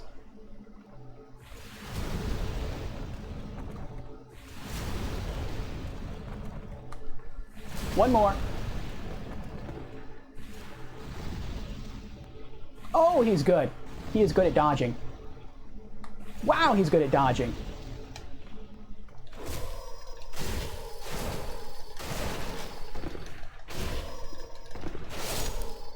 Whew, that was close. I was really getting short on stamina there. Oh, he had a phosphorescent pole and iron knuckles. Oh my gosh. We did it. Unique item, unique weapon, phosphorescent pole. Awesome. Alright, let's toggle back to our lowly soul arrow spell and our standard of wooden catalyst. That should have shifted our character tendency into or closer to white, and our world tendency should now be at neutral, but we're not going to leave yet. Now we have to make our way back to the gargoyle governed area, Upper Latria, to find the primeval demon. But before we do that, let's have a look at the weapon. Phosphorescent pole. We have not enough dexterity to wield it. And it does both physical and magical damage. Interesting. Okay. A long rod inlaid with blue gems that emit phosphorescent light. It's bladeless and lightweight, and due to a magical enhancement, I think that's a typo, it slowly regenerates the wielder's MP. Interesting. One of Lord Rydell's most storied exploits is his theft of this weapon from the witch in the sky.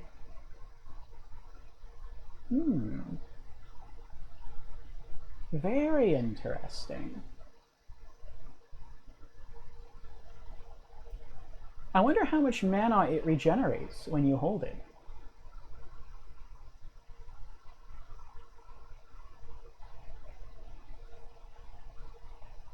I think I'm going to look into this. I mean, Gary Stiletto is very nice. I like the fact you can quickly regenerate mana by stabbing things. But when you're in a boss fight, you really can't do that. It's only when you're like out and about in the world and you come across very weak enemies like dregs that Gary Stiletto really comes in handy.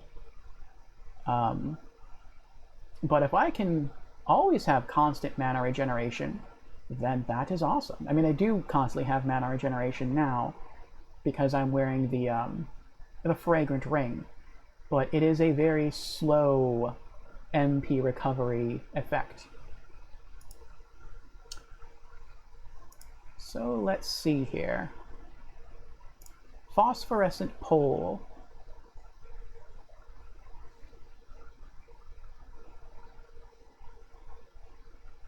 Regenerates MP slowly, yes, but how slowly is the question.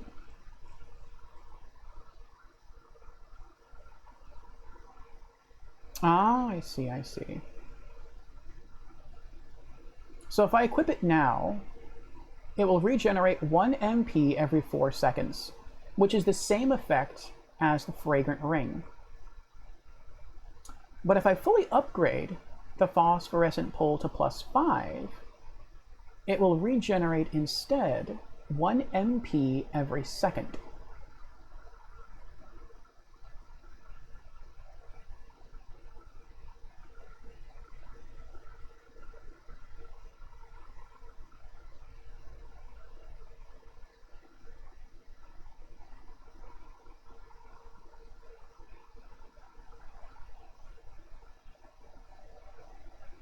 I don't know. What would ultimately be more useful? I mean, the Phosphorescent Pole, fully upgraded, regenerates far less MP than Gary's Stiletto. Fully upgraded, Gary's Stiletto restores 20 MP, but not per second, it's per hit. And if you find a weak enemy like a Dreg, you can poke them like 3 or 4 times before they die. So that's easily like plus 60 MP in a very short period of time. But like I said, you can't always use Gary's Stiletto. If you're in a boss fight, you don't want to run up and poke something as a mage, not a boss. And there are some enemies in the game that are almost like mini-bosses. You wouldn't really want to try poking them either. Phosphorescent Pole is always useful.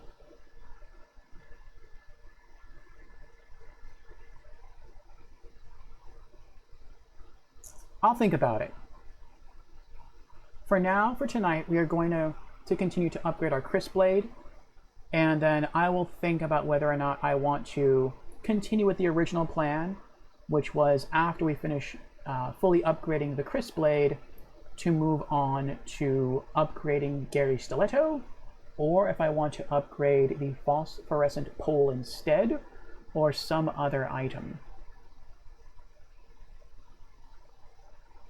The thing is, though, I'm never going to upgrade my Dexterity. And so I'll never be able to use the Phosphorescent Pole as a weapon. But I don't think that messes up its mana regeneration properties. It just won't deal as much damage.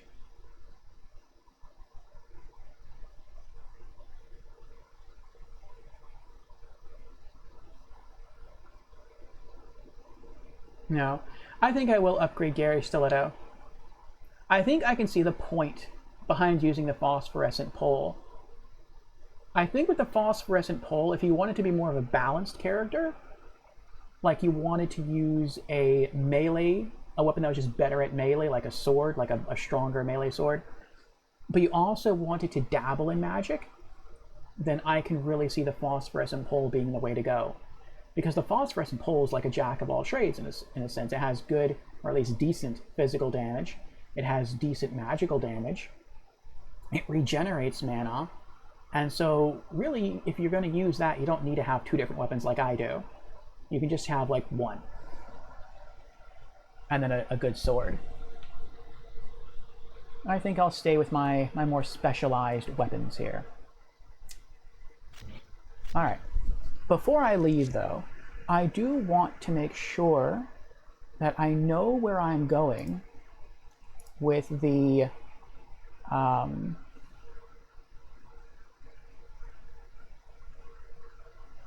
what is it called? With the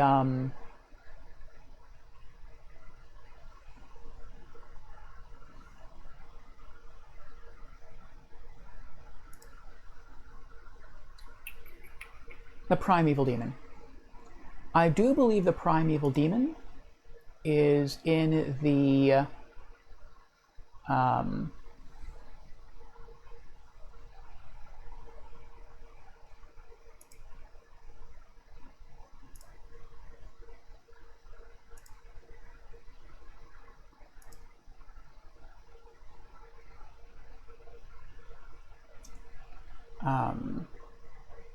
in the gargoyle governed area, but I do want to be sure.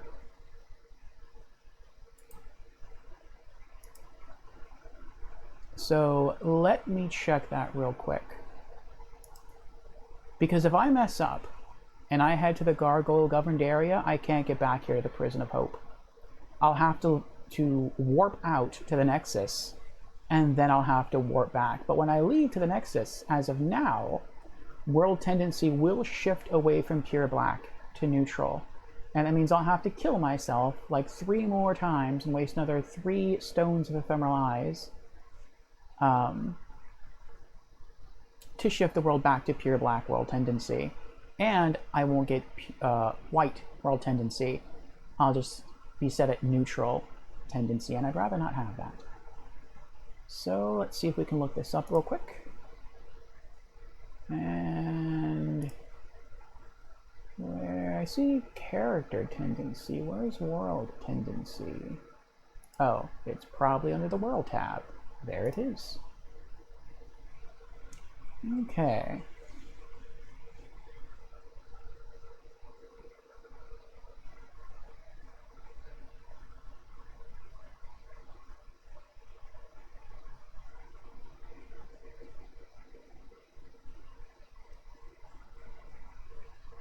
And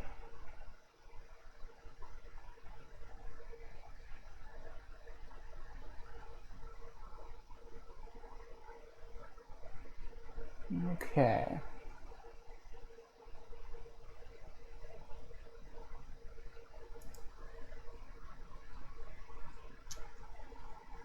Where are you? There you are. Tower of Latria. 3-2. He is in the gargoyle governed area. From the Archstone, proceed until you enter the next building. Then take the stairwell up. From this first landing, exit the side, continuing along a very linear path until you take a ramp downward, leading you to the cage lifts. Take one down to the swamp, mount the boardwalk via some stairs, and then climb one more stairway. One side is a dead end. Go the other way, and from here you will make the same turn 3 times, never leaving the boardwalk. Once you reach the end, a well-hidden stairway should now be in sight. Take it and find the primeval demon on a plateau next to some man centipedes. Okay, well, I will use or re-reference that once we make it to Upper Latria. Okay. So, how do we get to Upper Latria? We can go back down.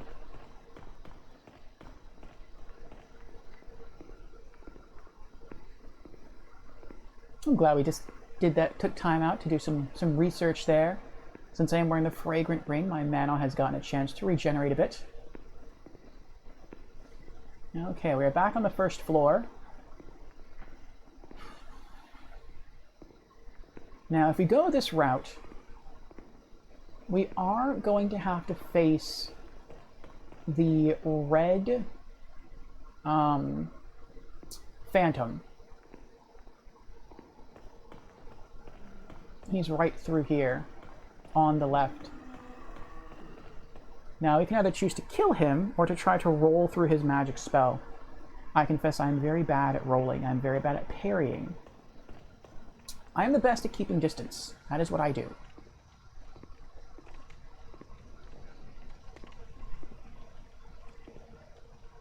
There he is, and he's looking right at me. And he has much greater range than I do. But I have seen another Souls streamer do this. They sprint, they roll through his spell, and they make it. They run down the hall and turn left. And once you get to where the arrow machine would normally be firing, the red phantom will not pursue you. I just don't think I'm that good. I don't think I'm good enough to make it. Should I try? If I try and mess up, I'm going to die. I know that for a fact. The alternative is I could go up and probably kill like another 4, maybe even 5 regular non-red phantom squid wizards, and then eventually make it. I don't know.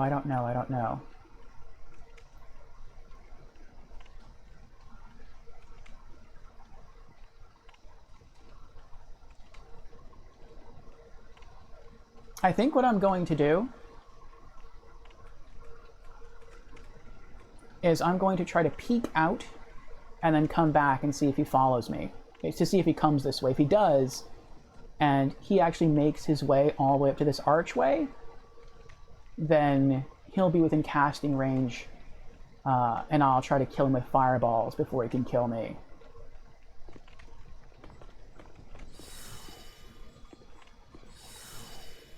Yep, here he comes.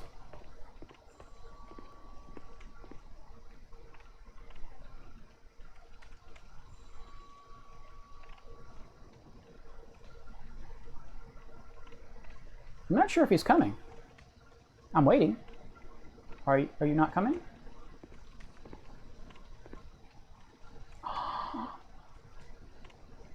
He doesn't come all the way down.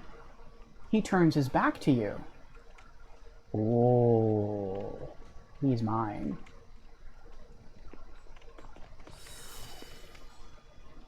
If he doesn't come all the way down here,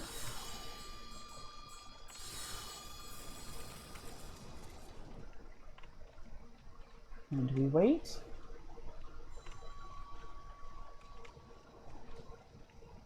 Maybe it's because he can still sense me. Maybe that's why he hasn't turned around yet.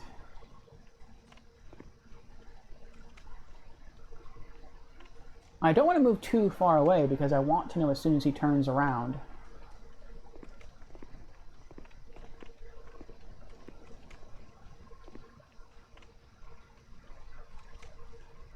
Try getting over here and running back. Nope.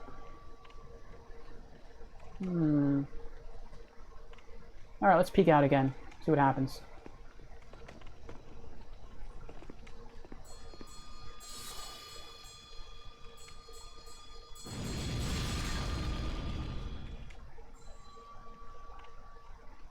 No, he's not coming any closer. That could have helped me, though, when he did the large burst of magic. Because I'm too far away for that to do anything. What I'm going to do, though, is just run off. I'll run down here. Stop. Run back. Maybe that will have reset him. Maybe now he'll turn around and walk away. Let's see. No. Alright then. A battle it will be. Poke. Hide. Oh, he's coming this way. Oh, he's turning. You shouldn't have done that. Oh no!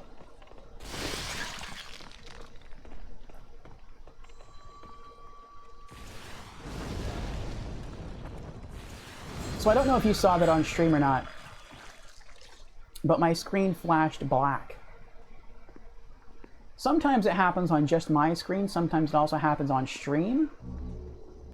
But what that basically is it is my monitor. And I think it's also the power in this room. I was told by I'm not sure what you'd call him, an electrician, that's what you'd call him, that the people who lived in this house before me, the house was much smaller, and they added rooms onto the house, but what they did not do was upgrade the wiring. And so the power box that runs this house is much smaller than it should be. And so sometimes there are slight power fluctuations, and when that happens, my monitor actually flickers off for less than a second. But it certainly makes things more interesting. Ah, there's another red phantom. So if I came from the other direction, where I had to descend those stone steps, I would have had to fight him anyway. Or rather, I would have had to fight a red mage phantom anyway. So it really doesn't matter that I went the way going the way I did is actually a smart route. Now all we have to do is run up the stairs. I don't think there should be any more red phantoms this way. There is one in normal game mode, but I killed it. And so I should be fine. And once we make our way back inside the church, there are followers there, which is good, because I can switch.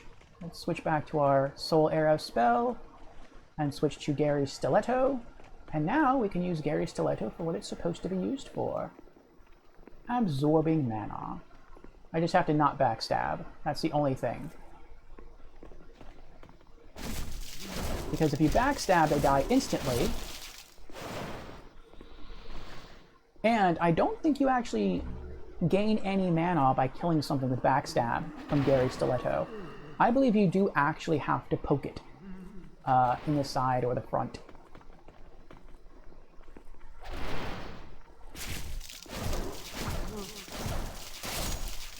Look at that beautiful mana regeneration.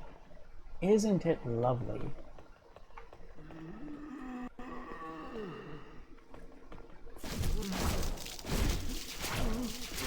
I like that it takes all of my stamina, which I've never upgraded, to completely kill one of these guys with Gary's Stiletto. And once I finish upgrading Gary's Stiletto, I do believe, again, that it does increase in damage. So I'll need less stabs, which will be fine because, again, I won't be able to fully upgrade this until New Game Plus anyway, when the enemies will be stronger. And so I'll probably still need just as many hits in order to kill them with this as I do in normal mode. I'm trying to get it so his back isn't facing me. Oh, oh well. Well, it looks like I have full mana now anyway. Let's see, do I? I do. Alright, so in that case, let's toggle back to the Crisp Blade, and we'll just run past everyone, if we can, to get the gargoyles to carry us up.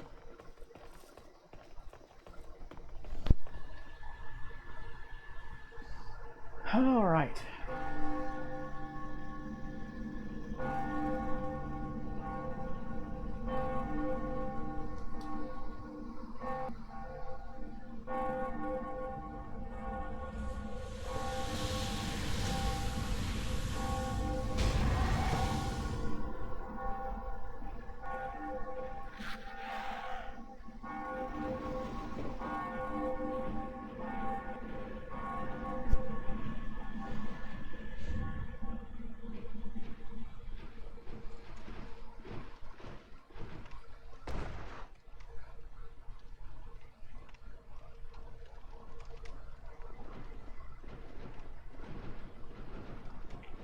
Oh, I like that.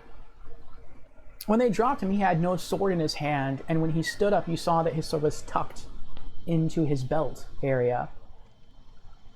That's really cool. You never really see that in the game, where he has his sword put away. So that was neat.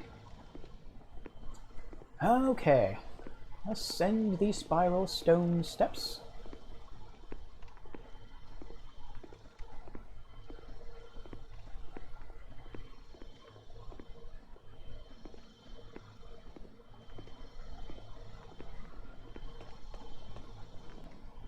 All right. Now we just have to make it down to the swamp area. Find the primeval demon, and then get the heck out of here. Okay. Now we can go back and refer to the walkthrough. From the Archstone, which is just behind us, proceed until you enter the next building. Then take the stairwell up. Okay. Let's do that.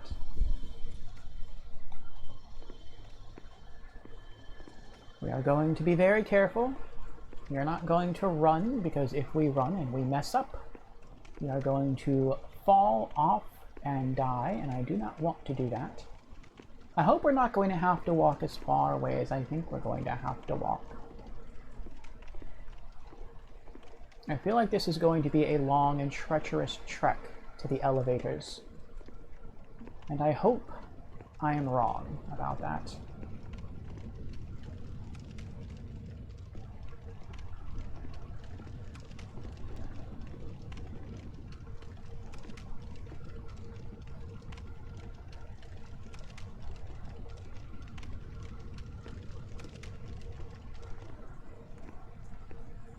There's a live gargoyle right there.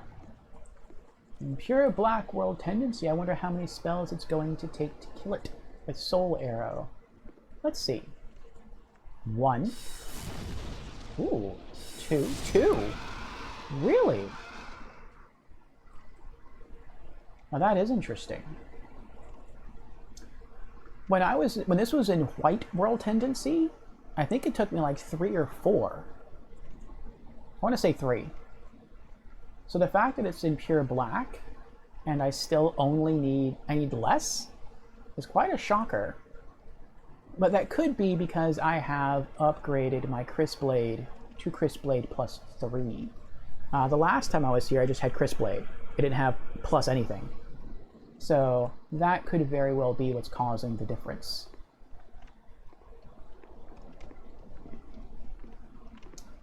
Okay, I think we have 2 more enemies till we can make it safely inside.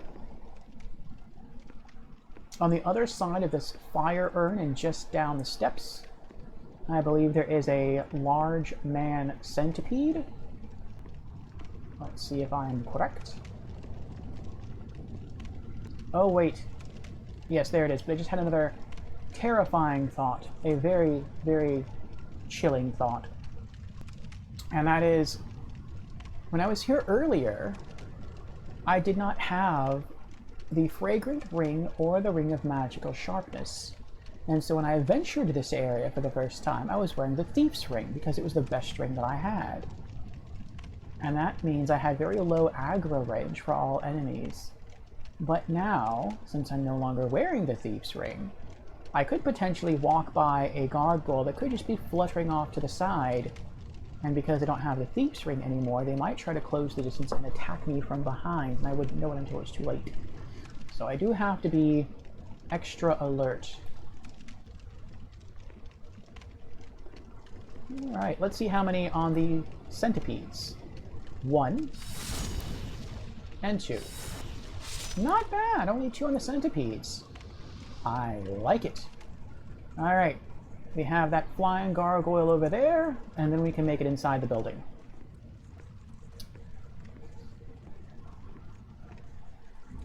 Two shards of Mercury Stone. Nice.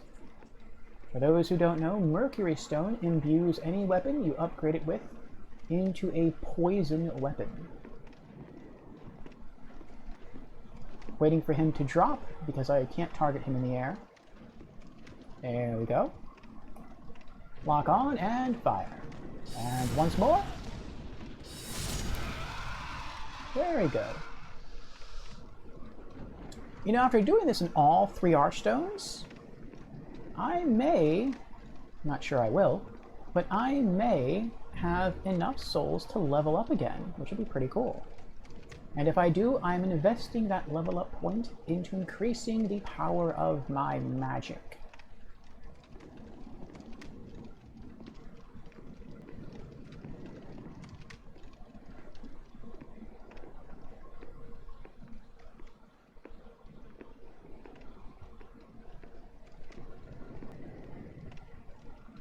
Okay. So we are here. Then it wants us to go up. And I think I know where it wants us to go. I'm really hoping it's wrong. I'm really hoping I'm wrong. Then take the stairwell up. From this first landing, exit via the side, continuing along a linear path until you take a ramp downward, leading you to the cage lifts.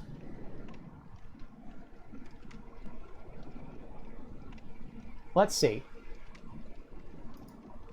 I know what it's telling me to do, I think. I still hope I'm wrong. So it wants me to go up the stairs. And once we get enough up the stairs, we should see another gargoyle fluttering in the air. We have to kill it. And then there should be another gargoyle that we have to kill. And then after that, an archer gargoyle. And then a tower that we have to enter. This tower is pretty dangerous because it has spiral staircases and it has gargoyles on those spiral staircases. Which means we have a very short distance between us and the enemies. We have no clear line of sight, and so using magic to kill those enemies is quite difficult. And in normal mode, that was a pain in the rear end, and I am hoping that that is not something we will have to do in Pure Black. Even though it seems the enemies are dying pretty quickly in Pure Black, which is good, they do have greater defense, greater resists, and so, well, not only that, I mean, that doesn't seem to be the problem, but they do hit harder, and that is the problem. So I have no doubt he could probably kill me with that sword of his in 3 hits, even with my massive HP. I mean, I'm also a mage, I'm not really wearing armor, I'm just wearing clothing. So there's also that.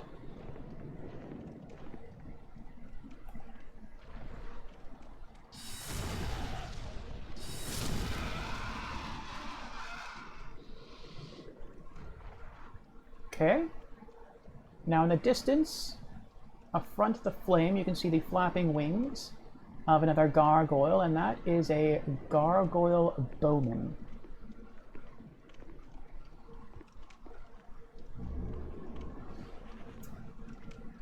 We can dodge the arrows,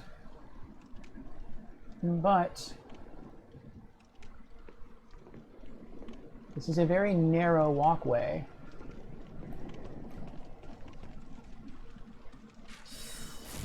We just dodged that arrow. Only just. Very nice. We got him. Okay.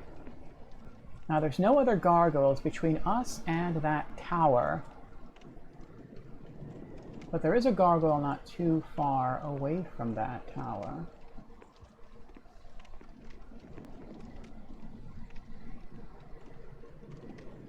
If I twist the camera, you can see his wings fluttering right there. I think there's only one gargoyle left. I think. No, either one or two that we have to be wary of as we continue our trek up the tower.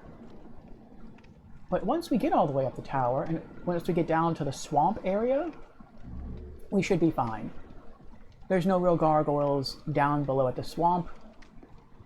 All we'll have to do is worry about those centipedes, and they are very, very easy to kill with magic. So once we're down in the swamp, I have absolutely no fear. I only fear Upper Latria, this place. We have 2 more gargoyles here, so we do have 3 gargoyles to fight. No, 4 gargoyles to fight. Look at that. You can see the sparkling golden eyes in the distance. There is one hovering just above the entrance to this tower. There is one perched that I can see that is blinking. And then we can see somewhat up the tower, there is one fluttering there. And then we pan up again, we can see another one fluttering there. So we have 1, 2, we have 4 gargoyles left to defeat. And none of them are archers, they are all swordsmen. Which in one sense makes it easier. It's kind of a pain in the rear end to deal with archer gargoyles.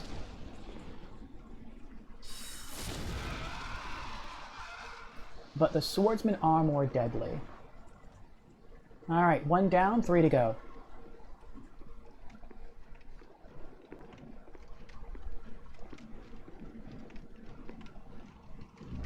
Another spiral rapier. And an unknown soldier's soul. This is my 4th spiral rapier. Come on. You never want to get closer than you absolutely have to.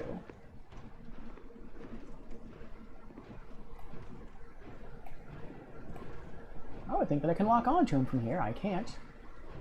Because I'm very close. There we go.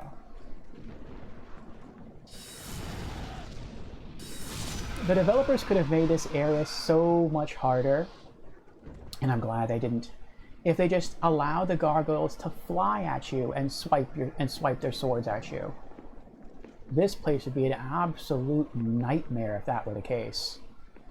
Thankfully, the developers chose to sort of balance out the difficulty a bit, to not let that happen. And so the gargoyles must land before they try to attack you. That is very nice.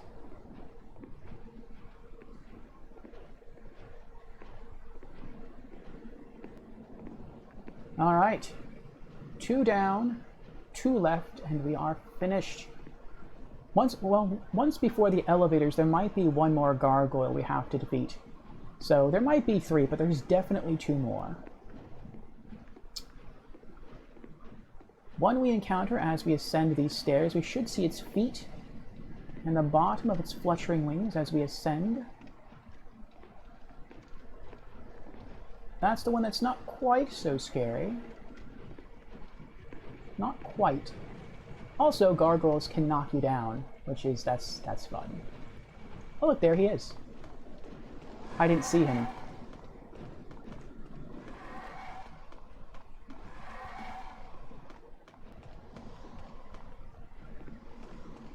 Let's see if he'll...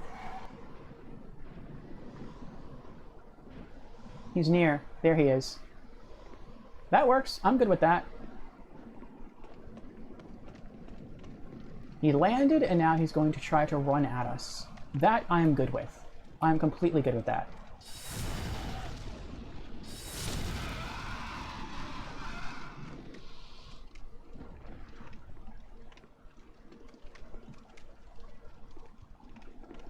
Trying to collect the item he has.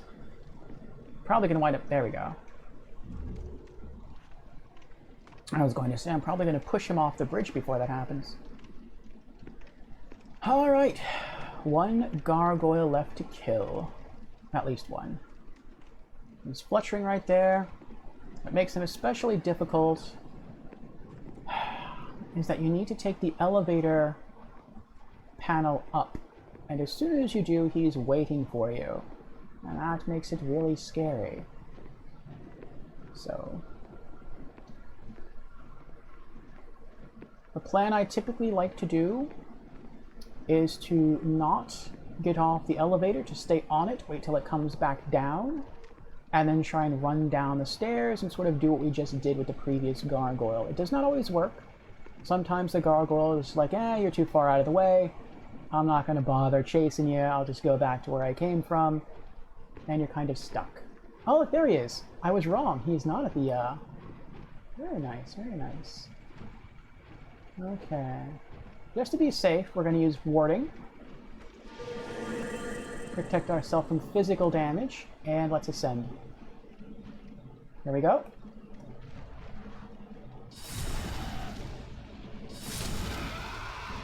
Nice! I wanted warding just in case he did attack us. We wouldn't take too much damage. And now I think we're good.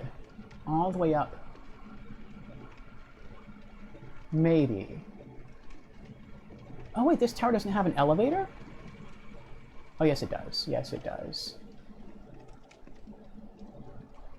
Yes, I believe at the top of this elevator shaft is 1 more gargoyle.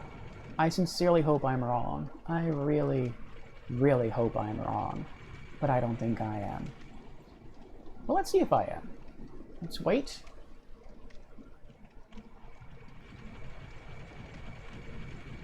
There are 2 towers, each with an elevator floor panel like this one.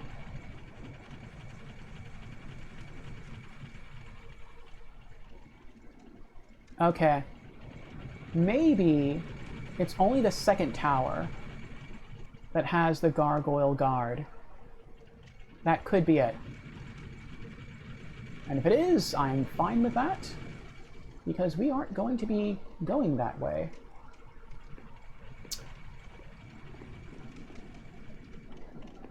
Not until New Game Plus.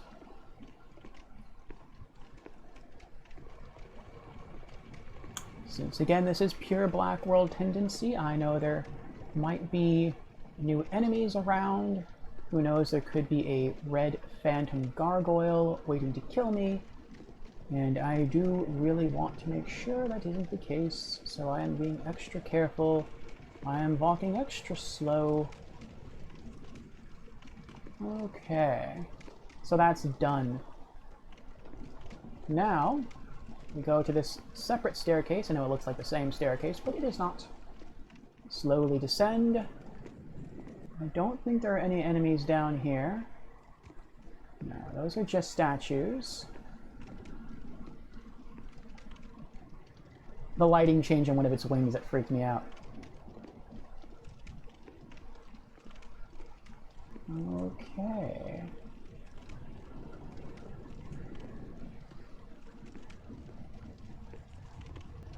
Now I could be wrong here, but I think if we go to the end and drop down, there is a gargoyle waiting for us, and we can kill it and then use the elevator there. I am not going to do that. I am instead going to go this way and take this elevator. We will have to go more through the swamp area, but I'd rather go travel more through the swamp and not have to deal with gargoyles or the possibility of falling off a walkway and plummeting to my death. I'd much rather just take the risk down here in the swamp below.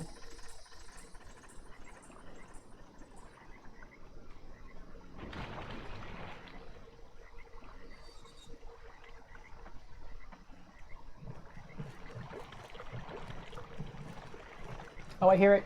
I hear it. I hear it. I hear you. Ooh, I didn't know it would die that quickly.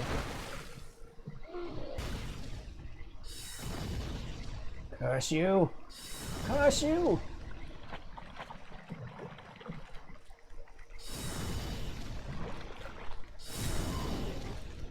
Oh, I got so lucky right there. I got so lucky. Oh, I think I hear another one, though. Chunk of mercury stone. Or I could just be hearing tentacles, I don't know. But I'm gonna run away. And hang out here for a bit. Nothing looks like it's approaching me, so that's good.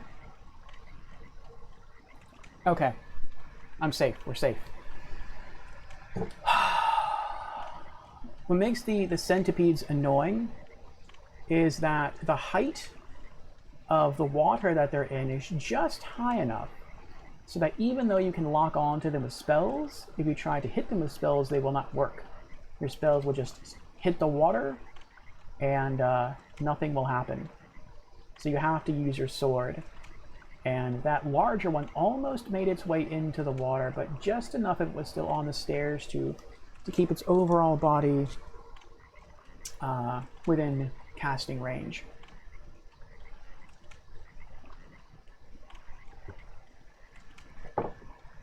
Or technically not casting range. It was within range of being hurt by a spell. Okay, we have made it. We are down here. Okay, take one down to the swamp. Mount the boardwalk via some stairs, and then climb one more stairway. One side is a dead end. Go the other way. From here, you will make the same turn 3 times. Never leave the boardwalk. Once you reach the end, a well-hidden stairway should now be in sight. Take it and find the primeval demon on a plateau next to some man centipedes. I'm probably just going to wind up just exploring the whole area, which is fine.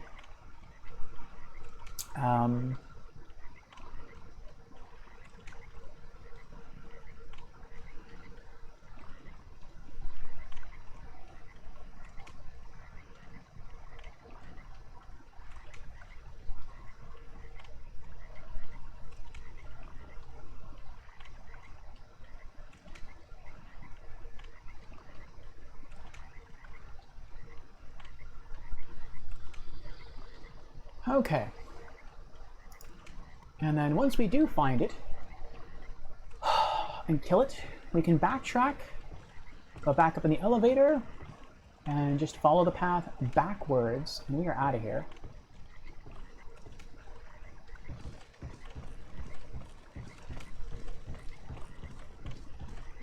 Actually, I want to follow this all the way around. I want to make sure there's no hidden man centipedes waiting to kill me.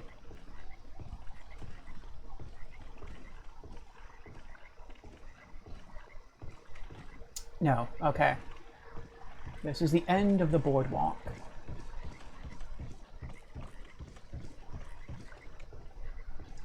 All right.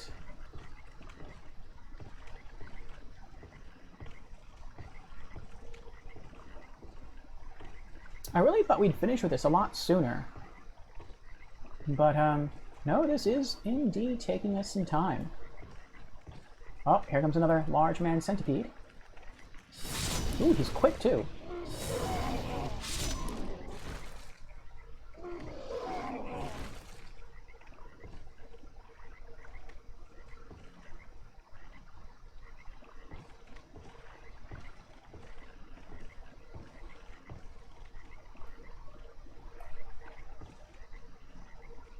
There's a tiny one.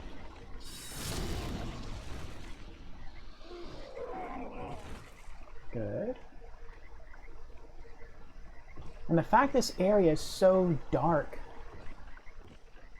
makes this so much harder. It really does. I'm not complaining, just making an observation. So if it looks dark to you on the stream, it is because it looks dark to me on the stream. The funny thing is, I keep looking back at the image on the computer, the stream image, and to me, it actually looks better on stream than it does through my gaming monitor. And I think that's because of the various video filters that I have running for the capture card.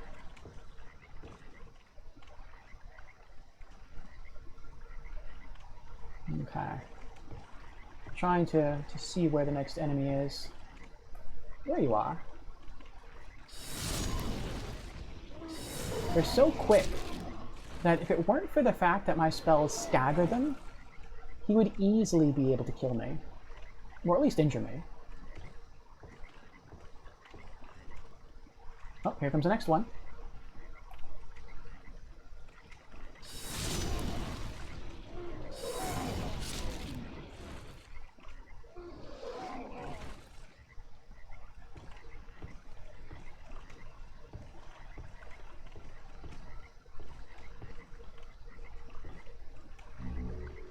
Now, had we gone the other route, and we went to the central platform, which is what this is, we would have been let out of the elevators right here.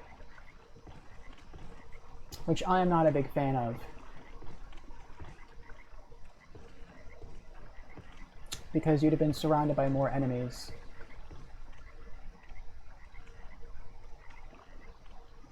Okay. It said keep turning left, and so I think it's over there. I think that's where the primeval demon is.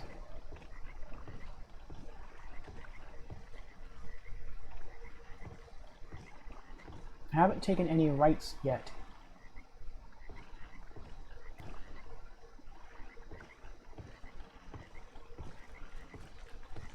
I hear moving.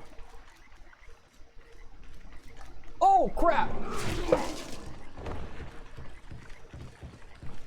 You naughty red phantom, you.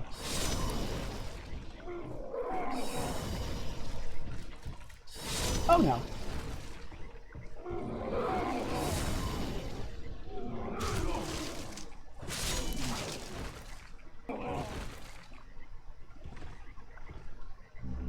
Where did he even come from?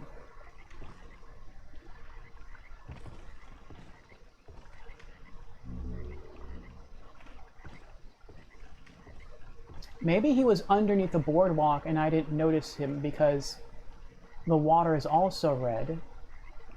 And then he crawled around up the stairs and around this way. That's probably what it is.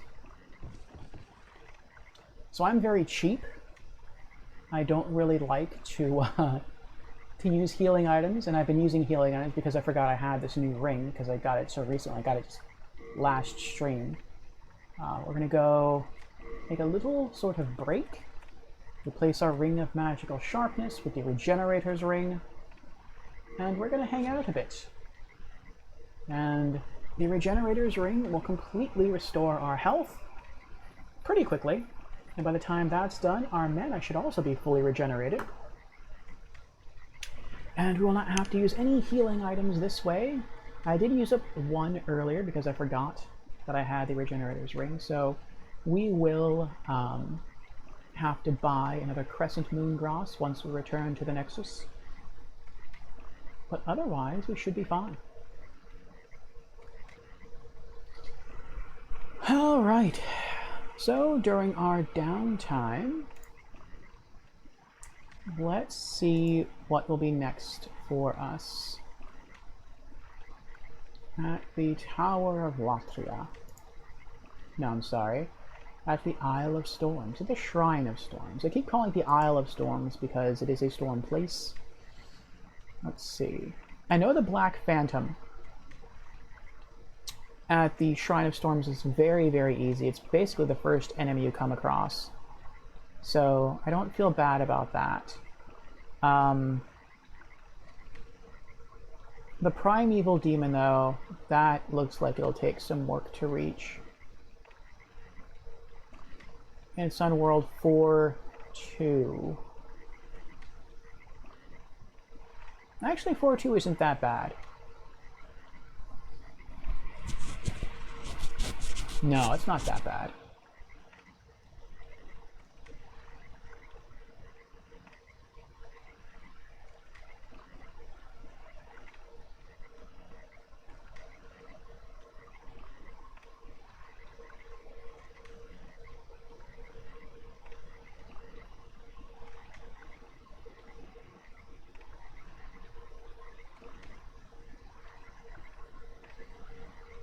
It doesn't sound too bad. I think we can do that. My big worry about the Shrine of Storms is the Black Phantom. I watched another Souls streamer friend of mine, Mr. Charles Q. Banks, do exactly or pretty close to what I am going to be doing. And he is royalty, so he is also a magic using class, and he died many, many times. And he finally had to use a combination of melee and magic, which is basically what I had to do to defeat the old monk boss. And the swordsman that you fight, the Red Phantom, is so strong that he actually killed Charles with a single hit. Not only that, but if you wander too far in the middle of the area, you will pull a silver skeleton, which is also a very offensively strong. And so you'll be battling two very hard enemies at the same time. And I really don't want to do that.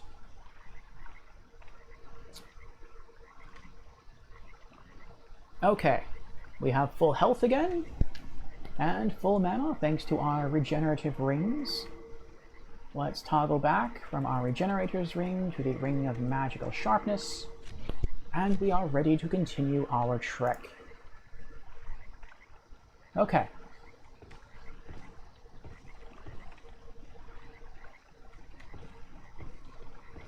Keep your eyes and ears peeled.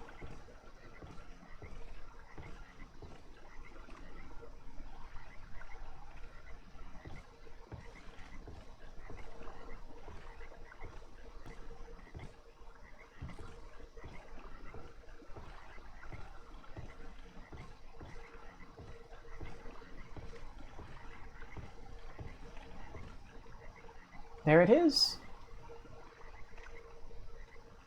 There's the Primeval Demon. And up the stairs, I believe there are also two man centipedes, large man centipedes.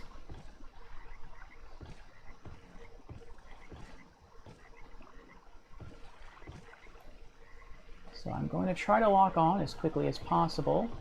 That tentacle, I think, is meant to impede your retreat if you get too close. When they start coming after you, you can't really back away. You just have to kind of deal with it. No, no, not yet, not yet. There's still one more. I'm trying not to lock onto it. Stop it. It's right there.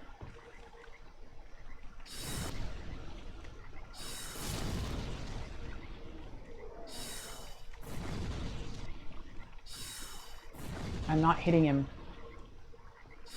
It's going right over his head. This is so aggravating. There we go, now I locked onto him. Okay, I think that's everything. Aggressive, anyway. The primeval demons are almost cute. They look sort of like a demonic Twinkie, don't they? They're big and poofy. They have a little mouth, and if you get close to the mouth, it will bite you. I've been told it deals very little damage. I'm not going to experiment with that. But they also don't really move. And one hit from anything will kill them. So, goodbye, Mr. Primeval Demon. I thank you for your soul.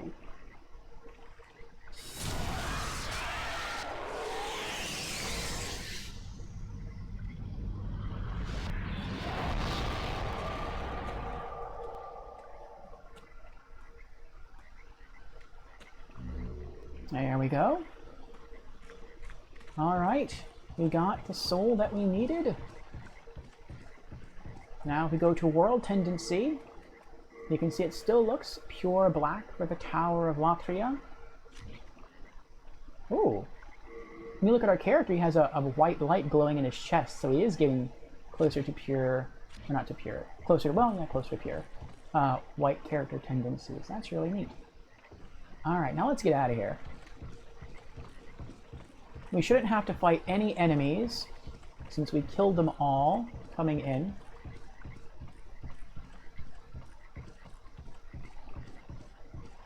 It is going to take a bit to get back to the Archstone to get out of here. And we could potentially still die. Once we get back to the balconies, if we make a mistake, we could still fall. But hopefully that will not happen.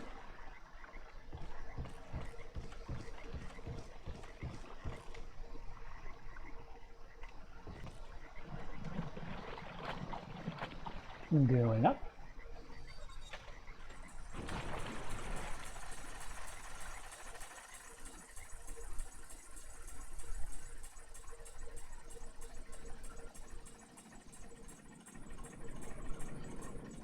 I am very glad that the collision detection of these cages is accurate, because it would be very aggravating if you tried to walk into one of them and you accidentally walked through the bars or you fell through the bottom of the floor. Stuff like that would drive me nuts. Because then you're not dying because you made a mistake. You are dying because of the game. And that is always very aggravating. Alright, we're back. Now we retrace our steps and get out of here. Okay. We make our way back down the stairs. Taking our time, there's no rush. You rush, you make mistakes, or at least I make mistakes. And we do not want that to happen. And here is probably the biggest area where we could die, and that is the elevator lift. There we go.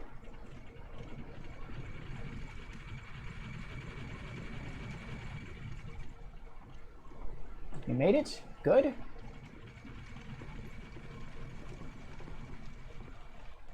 I know I ran down these stairs last time, but that was because we're being pursued by a gargoyle. If I don't have to run, I'm not going to run. I was criticized for that before by one of my favorite streamers. They were watching me, and I mentioned that they couldn't play like I play because I was walking very, very slowly through most of the maps. And I do, but that's for a couple of reasons. One, like I said, I tend to make mistakes when I hurry. Oh, I got nervous there. That's a dead body. But also, I do like to take in the game. I like to marvel at the graphics. I like to look at my surroundings, and especially in a game as dangerous as a Souls game, I like to be as mindful as I can every step of the way what is around me. And so just taking your time and sort of walking through the game at a slower pace I find to be helpful. Not that I am criticizing anyone who does run through the game. It is just not for me.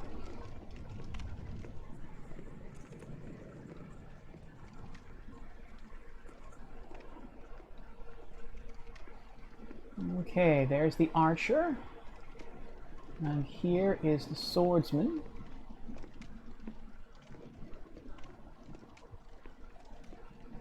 Now, there is another nearby archstone we could use to get out of here. We just have to go up the staircase to the top, and the archstone is there. But I'm not going to do that, because we would have to fight a red Mind Flayer Phantom somewhere up these stairs, and I really don't want to do that. Since we've already killed all the enemies coming in here, it's just easier if we just exit the way we came in.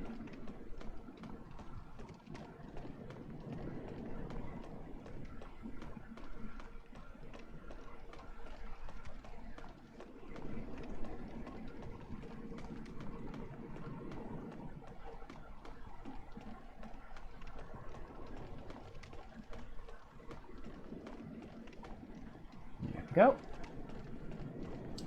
Now we're on the main walkway to the archstone. See that gargoyle flying over there? That's when I was worried I would pull by accident. When I stopped before and I said, oh, I might have made a mistake. I have to be more mindful of the creatures around me. Since I'm not wearing the Thieves' Ring, I could aggro them from afar. And that specifically is the gargoyle I was talking about.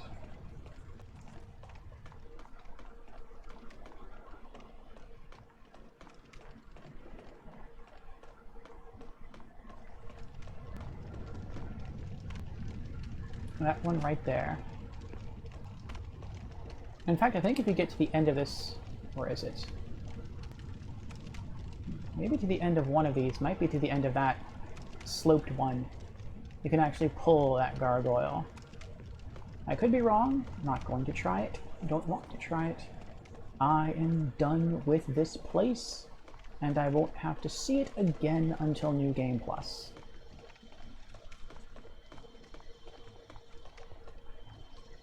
Return to the Nexus. Yes.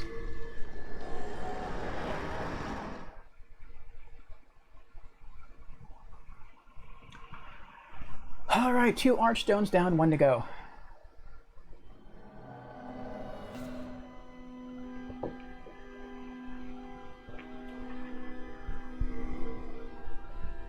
I wonder if we're going to finish this game, like the game in its entirety, with pure black character tendency, because I do have to shift my character the other way. I'm never going to do events to make it lighter again. So there is the very strong possibility we will finish this game with an evil Orfeo character, but we'll see. Let's go to World Tendency, and you can see Tower of Latria is now shining white. We have left it in white World Tendency rather than neutral, which is awesome. And our character is glowing a bit bright, which is very nice. Now, before we go further, we shall go back down here and drop off any excess materials we collected. I was what? Pause it. Let's see. I have 8 stones left. That's not good. 5 unknown soldier souls, 2 unknown hero souls. We're going to keep the colorless demon soul. We need that. 7 shards of mercury stone, 1 chunk of mercury stone, and 1 shard of moonlight stone. Another spiral rapier, the phosphorescent pole. Okay. And I always like to organize my inventory when I can. We have to find the rapier and the pole. The rapier is a katana, I think.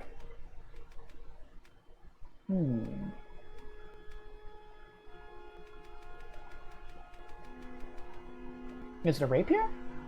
It is. Oh, spiral. Okay, yeah. Spiral rapier, big rapier. Alright, there's all 4 together. Nice. Okay, so that's organized. And it's not a catalyst. Would it be a spear? It is a spear. The phosphorescent pole. Reorganize. Highlight. And I want this above the Mirrodin hammer. I want to organize it as less lethal to more lethal. So poles, hammers, spears. So phosphorescent pole gets the top spot. Okay. We are in. We've lightened our load. I can Let's repair our gear. Actually, don't have to repair that. Repair Gary's stiletto. Once Crisp Blade plus 3 gets upgraded to Crisp Blade plus 4, it will sort of be reset to pure durability. That's one of the benefits of getting new things upgraded. And buy item, 1 Crescent Moongrass. We are back at a full stack. Do come back alive. Okay. And now make our way back here to the Archstone of the Burrow King and the Stone Fang Tunnel. I feel like this is crazy. Like, I can't believe I'm actually pulling this off.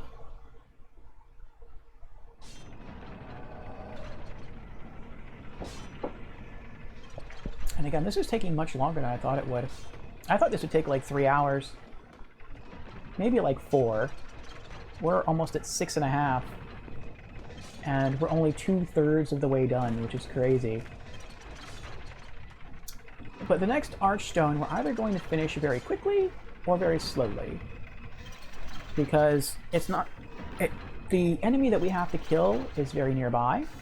We don't have to lower our tendency that much. We're already sitting at neutral tendency. So we only have to die 3 times. I do really worry about how hard the Phantom, the Red Phantom, is going to be. And if we kill him quickly, then this is going to be very quick. This whole thing is going to go by very quickly. Otherwise, this is going to be very difficult. Or take very long, it really depends on difficulty. What be your need? If it be a blacksmith, then show me some coin. If not, head straight for the door.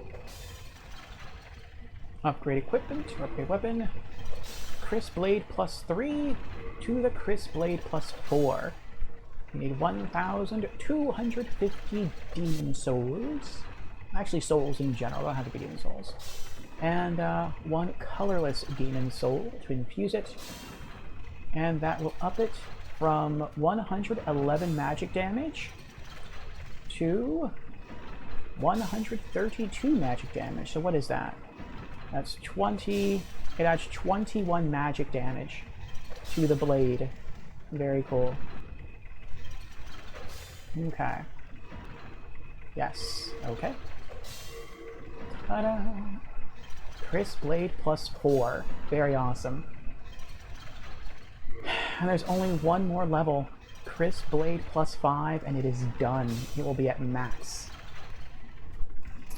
And that will be 32 to 59, so that's 20. Its magic attack would go up by 27 points. Very awesome. I'm looking forward to it. I really am. Woman? Let me gone. I'll work alone.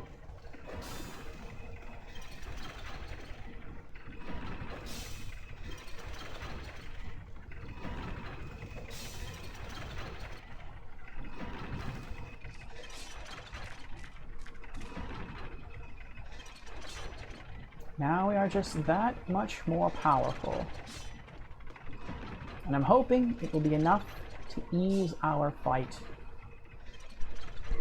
with the Red Phantom of the Shrine of Storms.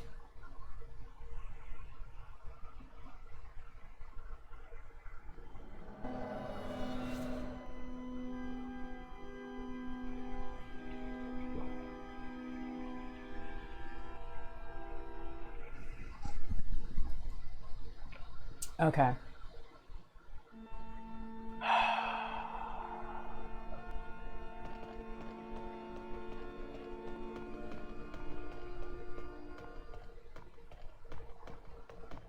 Once we kill the Phantom here, we have to kill the Phantom there, then the Phantom back at Boletaria, then we can go up to the...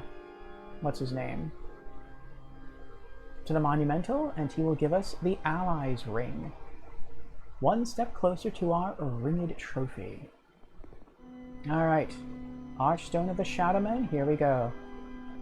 Shrine of Storms.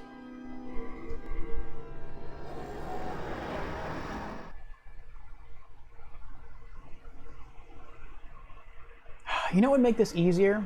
Like a lot easier? Would be if we saved this until we rescued Yuria the Witch, and then from her learned the Firestorm spell, because that is a spell meant to deal with melee enemies. Unfortunately, we cannot do that, because I have already traded the Dragon God's Soul to Sage Frake in order to learn the Fireball spell. So, Firestorm is the last spell that I want my character to learn, and we will not get the opportunity to learn it until New Game Plus. Ah well. Okay. I think to die, what we're going to do is just let the Silver Skeleton kill us. And let's go to World Tendency. You can see Shrine of Storms is pure and neutral, so we should just have to die 3 times. And how many stones do we have of Ephemeral Eyes? We have 8. So die, use 1. Die, use 2. Die. So we're going to have to use 3 more stones. But I'm going to fight the Red Phantom in spirit form, just in case we die.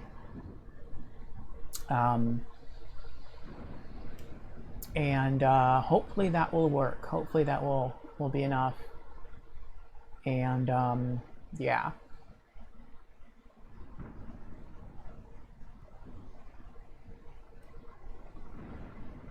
We'll see what happens.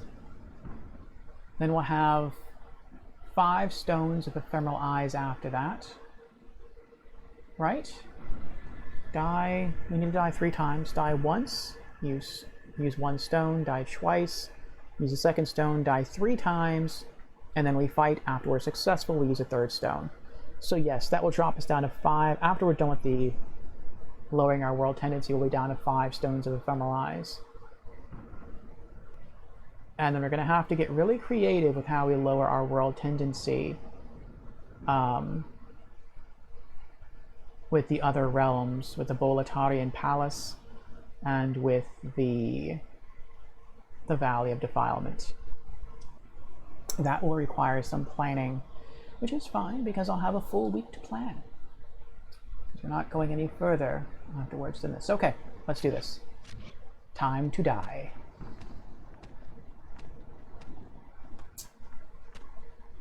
Here he comes. Here he comes to wreck the day. let's go back to our Archstone, so when I die, I won't have to run out too far to retrieve our souls. He does take a long time, doesn't he?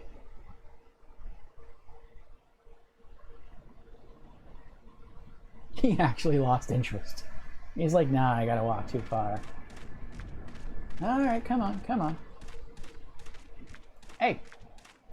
Hey! No way. I only needed one spell to kill him? I didn't think that was going to kill him. I just wanted to be antagonistic.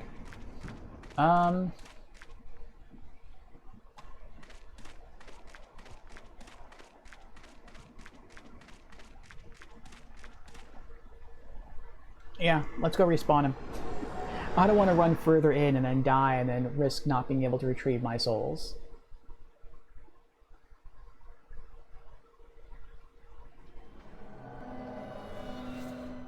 We are getting strong.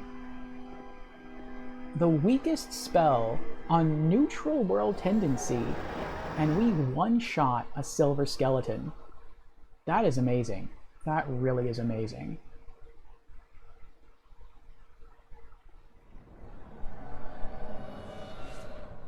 Okay, alright, here we go.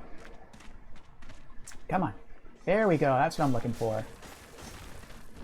Oh, you missed. Alright, kill me. Oh, this is gonna take a while.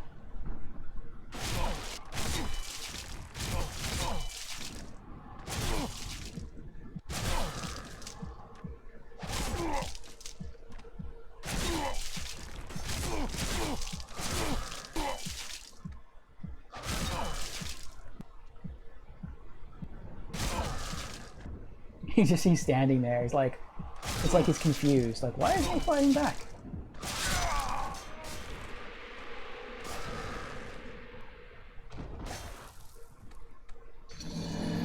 You died. Now, when I respawn, is he going to be right there and try to kill me again? I hope not. No, okay, he does reset. That's good.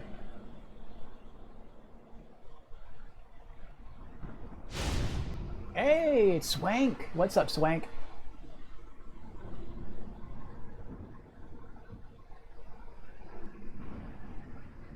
Oh, Orfeo. Yes, Swank?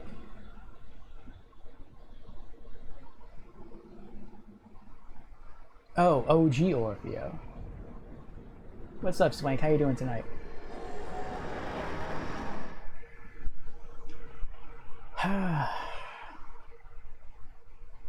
You can see I'm over here on Demon Souls. Been at it for a little while now, about 6.5 hours.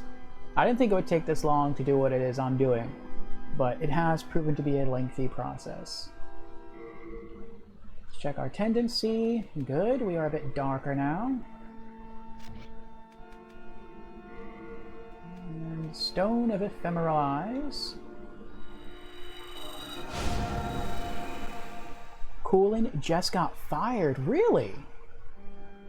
Wow, what happened, Swank?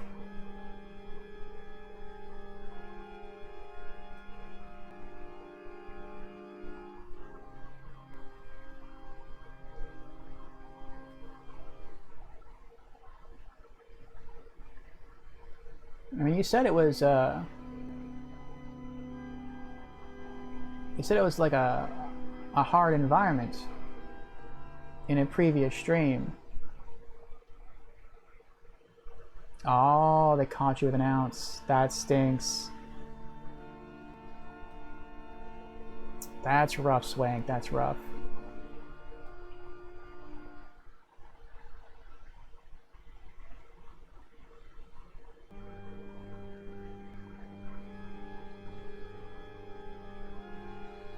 Well, that was a non-violent offense, so it's not like you got into a physical fight with anyone.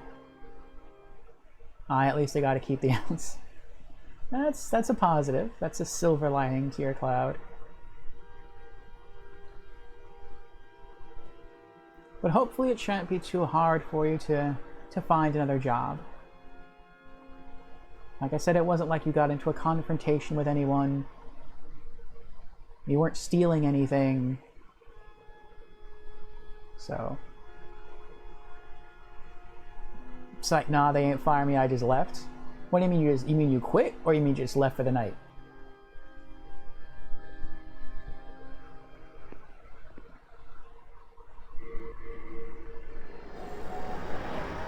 You just left for the night? Oh, Swank. Trying to get me worried. They were trying to see what you had, but you said F them, I'm out of here. Well, there you go, you didn't get caught. So I'm glad you're okay, Swank.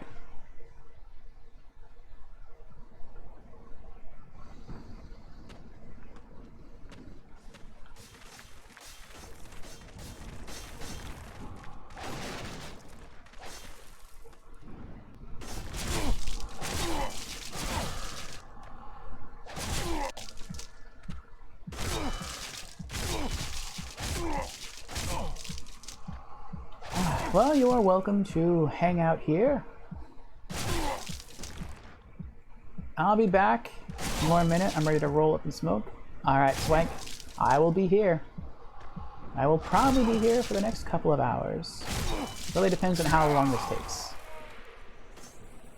It's like I teleported there at the end.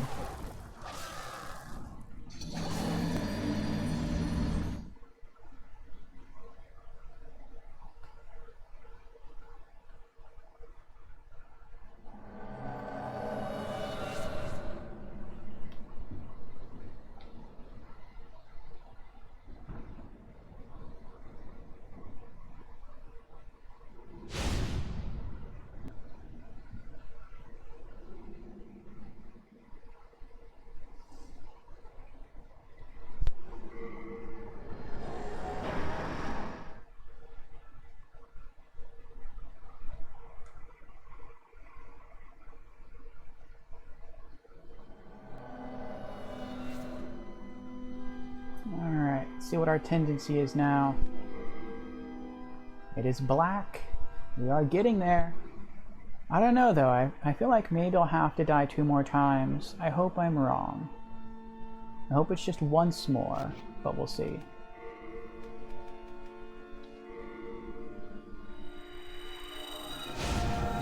Actually no, now I have 6 souls, 6 stones. Yeah, I thought I'd have to die just once more. But we'll see. Actually, that's true. The Primeval Demon will spawn in black. But you need pure black to spawn the Red Phantom. And the Red Phantom spawns right next to the Silver Skeleton. So long as I don't see the Red Phantom, I'm okay. Or, I mean, I have to keep going. That's what I meant to say.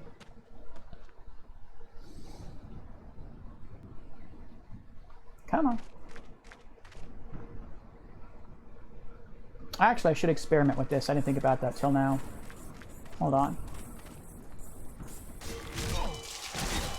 Oh, he can stop you. He can stop you from teleporting back.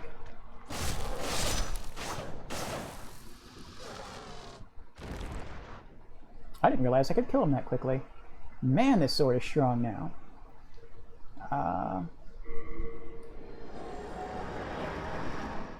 I literally killed him in 2 swipes. I am getting so strong.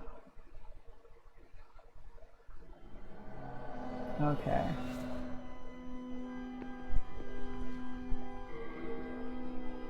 What I forgot is that I think almost as soon as you spawn in, the Red Phantom will attack you. But I want to see how close, or I guess how far out I can get before the Silver Skeleton aggroes. So we are a decent ways from the Archstone. We're next to this pile of rubble here. Let's see. 1 step. 2 steps. 3 steps. 4 steps. We need to move 4 steps. So if we're about parallel with that rock right there, that's when we aggro the Silver Skeleton. Actually, he stood up. He acknowledges our presence, but he's not coming after us right now. Okay, so that's about as far out as we can go when battling the Red Phantom, is in this tiny area. Let's go another step forward. He's still not coming, so we can go up to 5 steps. Okay. Good to know. 6 steps. He still doesn't aggro. Okay, so we do have some good room to work with. Up until about that, where that pole is, that juts out. Let's take another step. Okay, once we cross the invisible line that pole draws, that's when he aggroes. So that's not too bad. We have a good little field here to work with. Alright. Hopefully this should be the last time we need to die in body form to have pure Black World tendency here. Hopefully.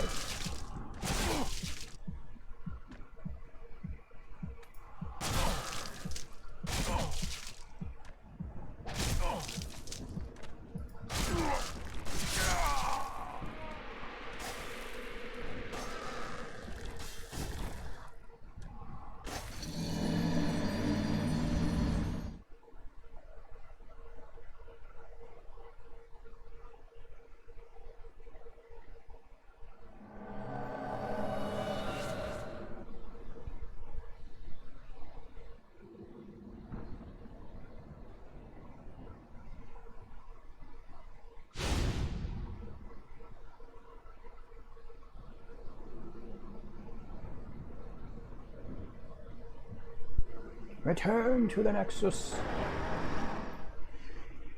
Alright, we'll see if I was right.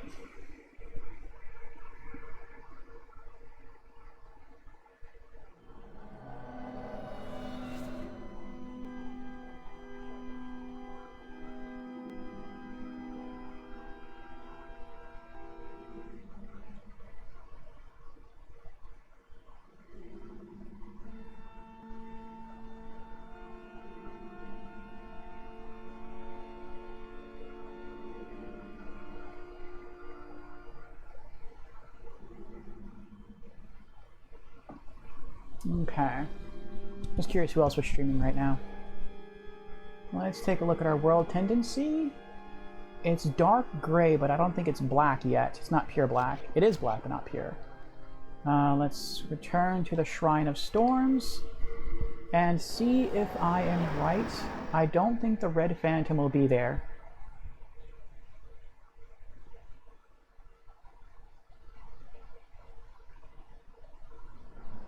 He is not there.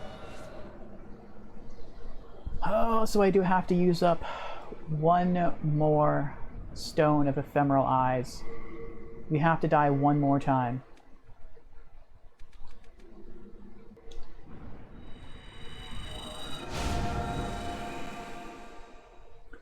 I really hope we find a lot more of these before this game ends. But we'll see. We'll see.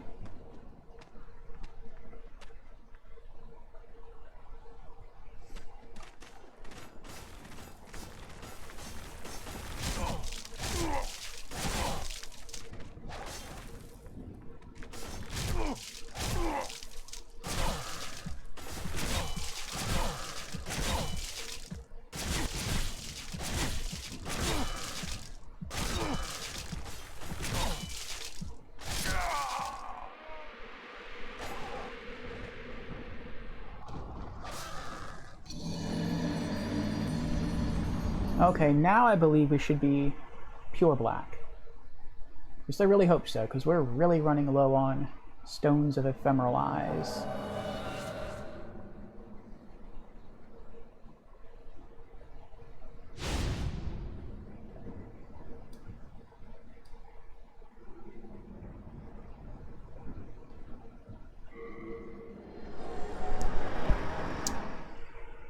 All right.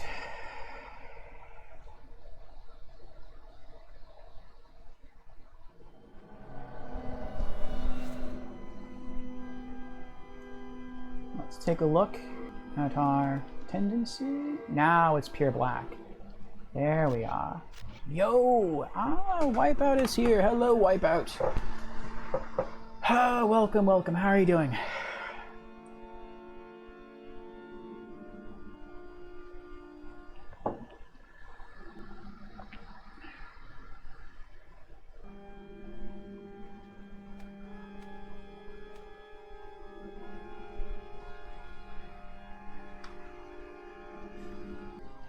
I'll actually be right back. I have to use the restroom, probably because I'm drinking so much coffee and because I have a very tough enemy encounter ahead.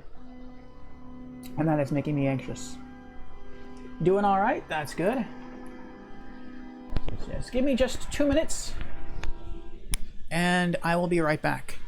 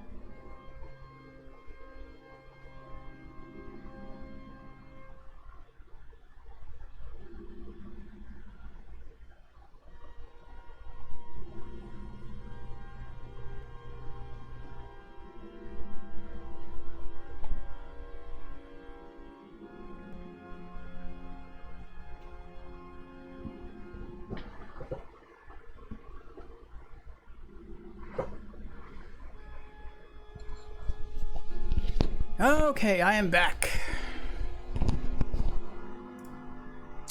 Found a huge performance bug in Skyraid yesterday, and you're fixing it now. Oh, that's good. I mean, it's not good that there's a big bug, but it's good that you found it.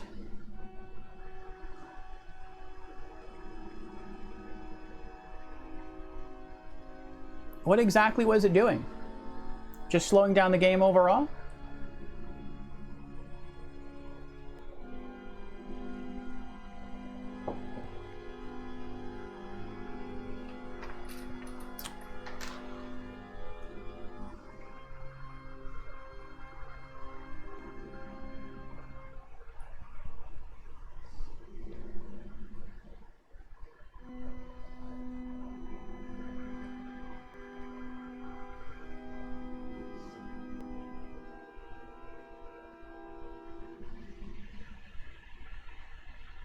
Cumulative performance loss.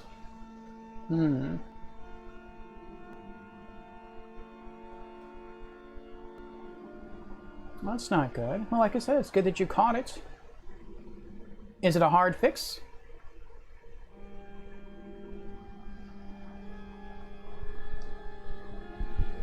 All right. All right. See how we do.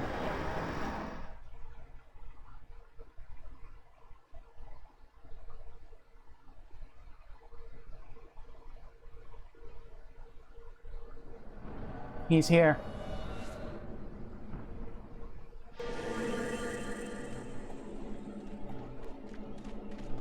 What is that? What is going... Oh, crap. I forgot to shift my spells. I'm an idiot. I feel like I deserve to die now.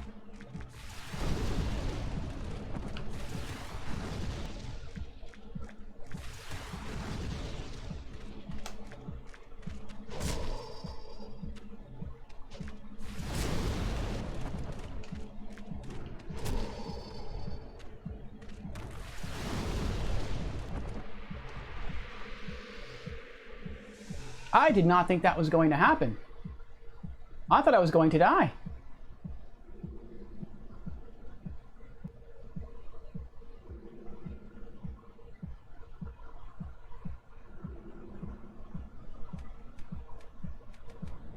Soldier's Lotus. Bleeding has been cured.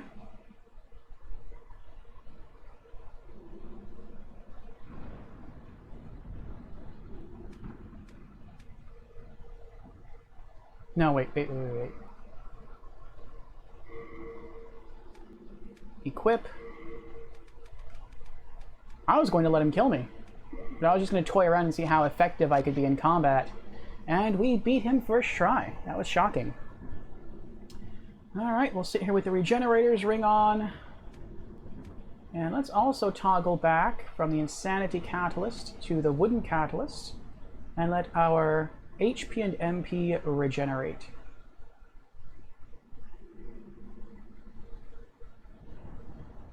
Then afterwards we'll try collecting what he dropped, and we shall fight the silver skeleton there, looking at us.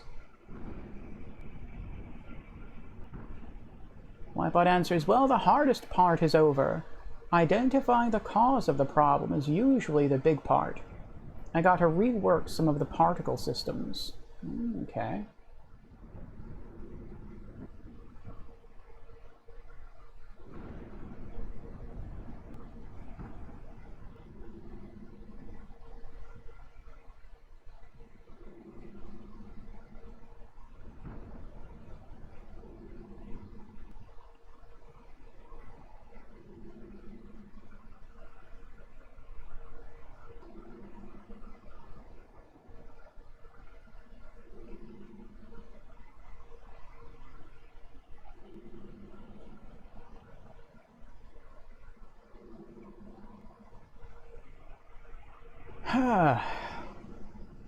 Well, I'm glad you found the issue. How long do you think it'll take you to rework the particle systems?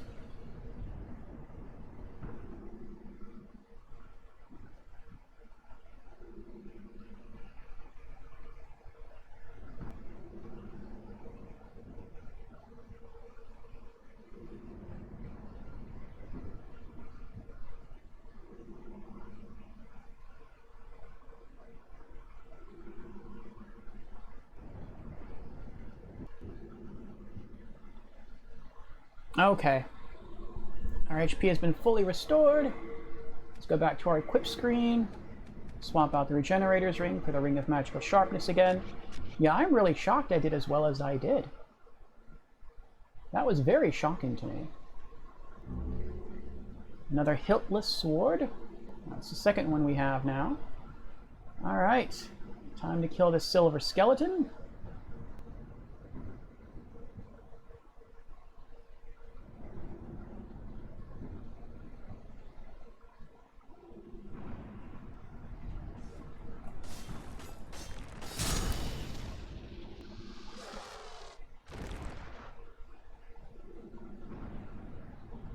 Shard of Blade Stone. All right. So now that will shift our world tendency from pure black back to neutral. Now we just have to make our way to the next, what is it called? The next Archstone, the Archstone, or the Adjudicator Archstone.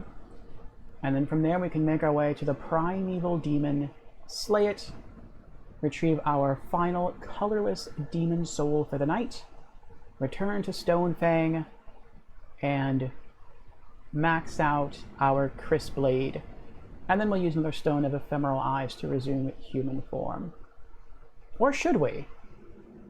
Maybe not. Maybe we'll stay this way. because I'm really running low on Stones of Ephemeral Eyes, and every time we kill a boss, we regain our humanity anyway. I think we will do that. We'll hold off. Yeah, it doesn't look like the demon that we need to kill is it's in world. It's the second part of this of the last Archstone. And where's the Phantom at?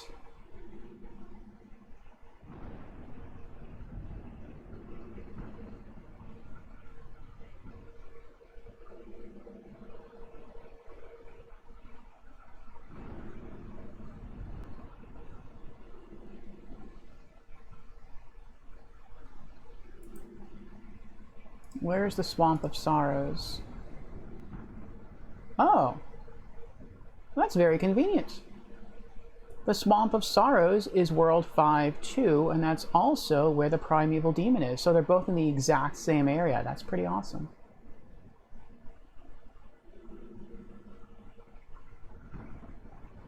So that means we can go next Thursday into that Archstone, kill the first boss. We'll shift a bit to White World tendency. We'll get our human form back. Then we'll die in human form. And that will drop us back down to neutral world tendency.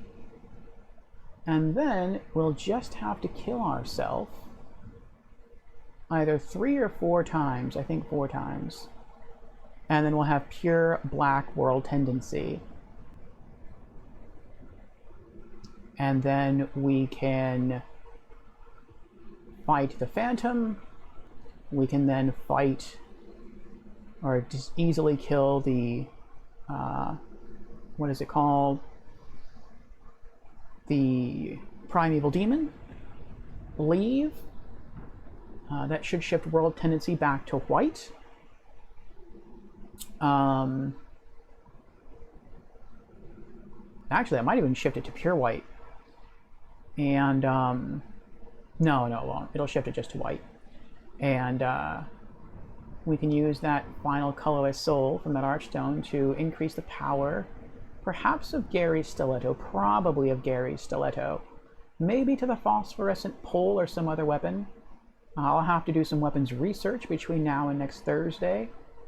But, yes, I don't think this is going to be too bad. Not too bad at all.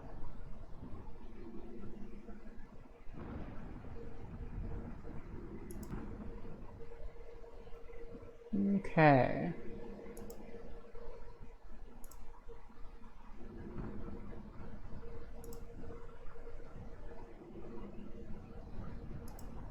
So, it says the Primeval Demon in this place is at the next Archstone. We have to reach the next Archstone first. So, let's do that. Let's make that our next objective. Reach the next Archstone. Now, it shouldn't be too difficult. Once you've unlocked the shortcuts in this area, it's not too bad. I do have to be mindful, though, that there will be red phantom skeletons. And there's one right there. That does worry me a lot. Okay.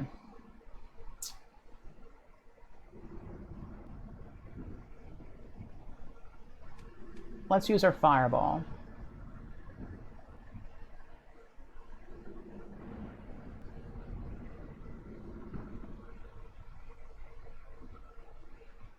Oh, very nice. I ran away enough to the point where the silver skeleton will not pursue, but the red phantom will. That works for me. That works. To be safe, let's cast warding. That acts as defense. No. Don't turn away. Come here. Where are you going? Don't turn around. Oh no.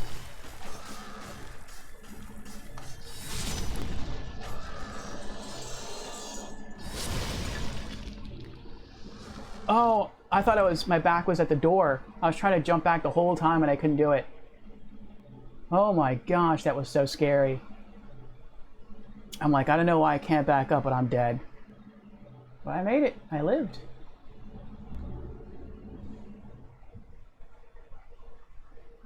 I really just have to get up these stairs. Once I do that, I'm pretty golden. Again, unless I run into what is it called? Unless I run into a red phantom. Which, I mean, who knows? I might. I very well might.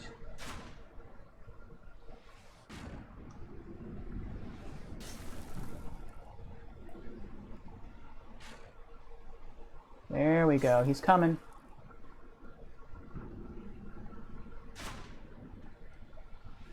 That archer will continue to fire at me so long as I'm here, which is very annoying. And they're magic arrows, so they will curve a little bit as they're fired.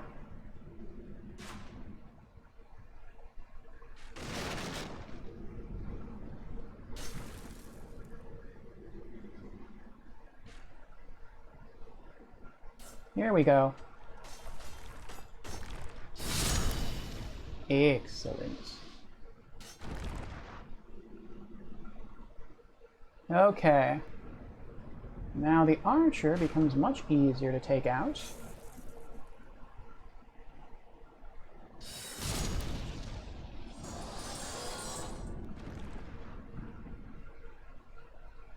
Now we have 2 more silver skeletons down here to take out. They are our last big obstacle. And then we have 2 silver archers. They are super easy to kill. So we just gotta take out these skeletons one at a time. Don't rush anything. There we go. There's one. Charles is right. These aren't just skeleton enemies. These are almost like mummies. And they're wearing a skeleton set, like armor. It is cool. I never noticed that before in the PS3 original.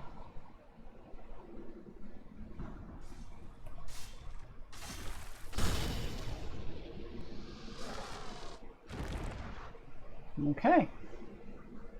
Now, if there are no red phantom skeletons around this corner, we should just need to kill... Okay, the 2 archers, and that isn't too difficult. Just have to run up, lock on. There's one. Dodge. Kill 2. Good. All right. Wipeout asks, is this the remaster? This is not the remaster. The remake is on PS5, and I do not have a PS5. This is the PS3 original. Okay, okay.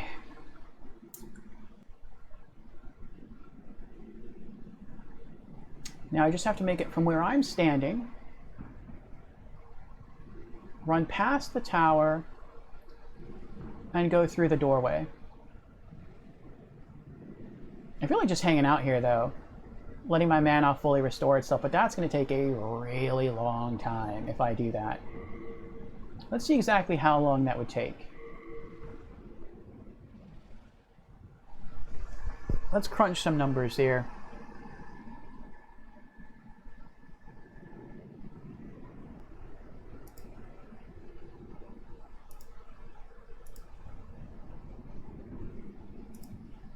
There we go. So, 399 mana, minus, we'll say 170.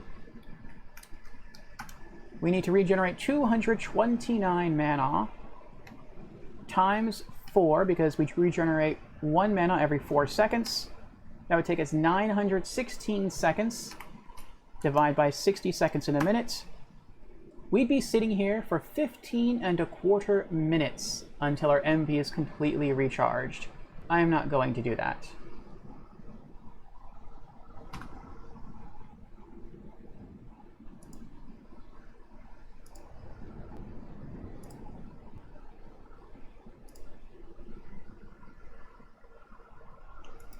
Bro, you have a calculator on stream? I do.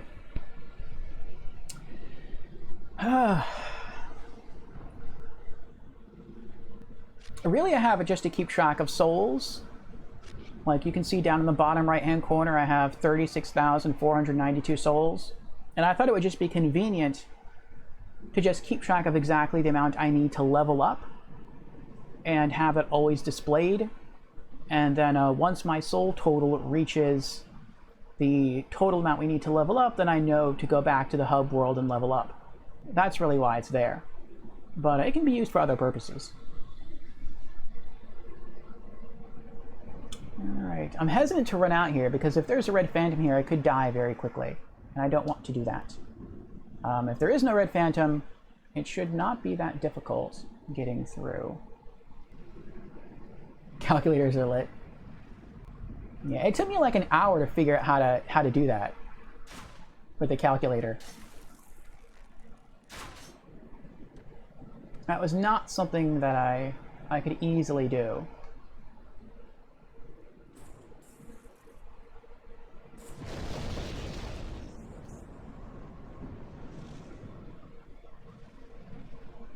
Oh no, I forgot about the flyers here. I hate these things. Ooh. The graphic can go through the wall, but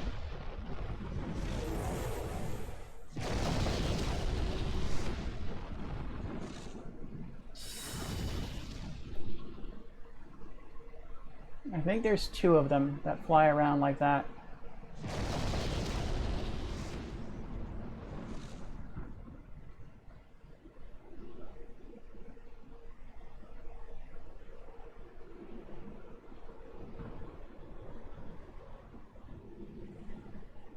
They're firing at me, I just don't know where from.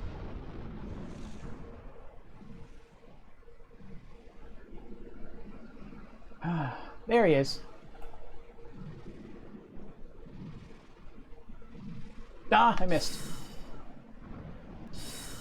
They fly fast enough to the point where... Oh.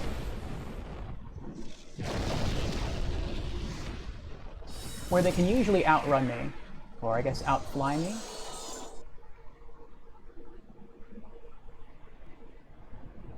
Did you drop anything? I don't think so. Okay.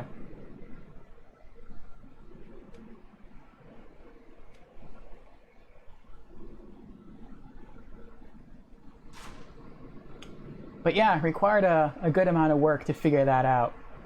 And, you know, it's kind of a lot of work for only a little bit of trade-off, but I figured, who knows, I might wind up using it for other things besides just keeping track of my souls. And so I am happy I made the investment in the time and effort to do it.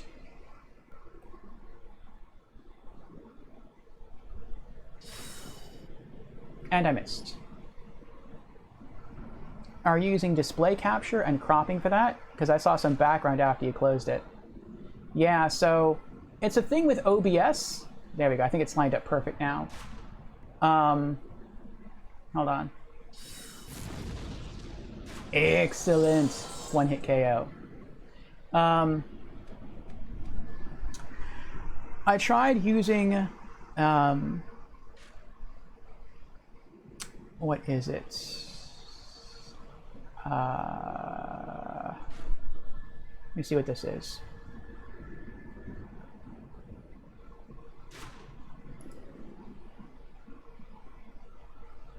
It's not display capture. Oh, it's window capture. That's what it is. I was going to use this window capture with my calculator app, but I couldn't do it.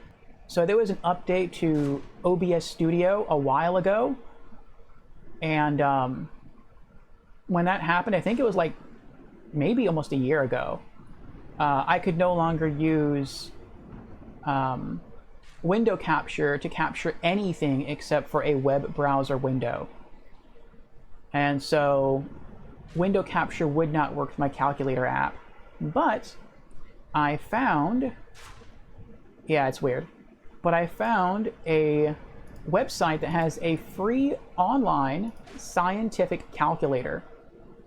And so I basically made another window capture for my web browser, and I bookmarked this website, which is the link to the scientific calculator, and then I just cropped the web page and I created it as a separate source. So now whenever I bring up that unique source, all it shows is the display of the digital output for that website.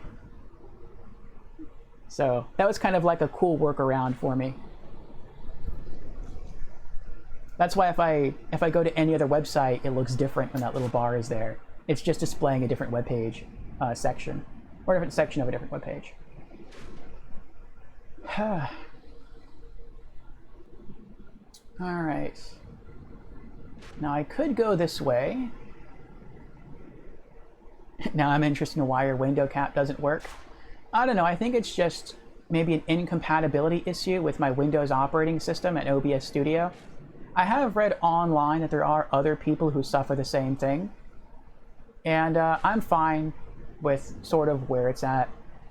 I've also learned that I will not be able to update OBS Studio anymore, because as of January of next year, OBS Studio is dropping support for Windows 8.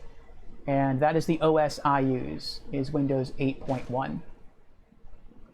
So, oh no! So I sort of just have to stay with what I have, which I'm okay with. I think we can bypass that area entirely. Climb up here. Okay.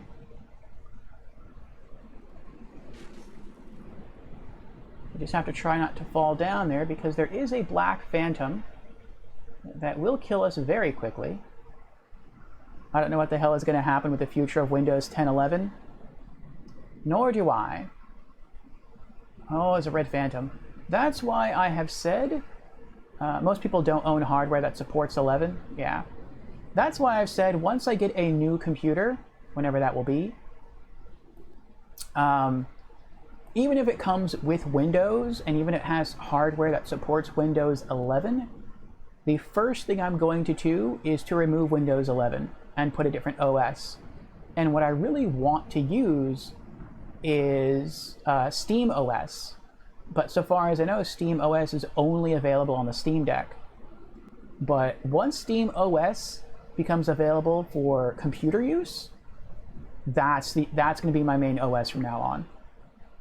And I think... Oh, geez, he's strong.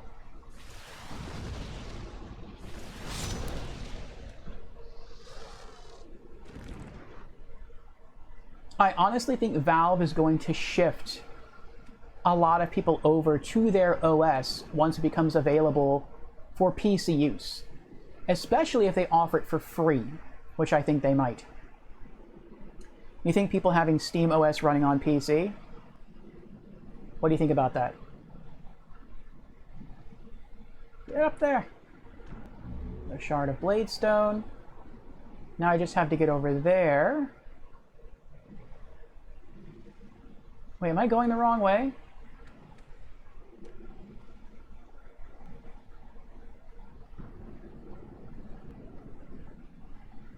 I don't know if I'm going the right way or not.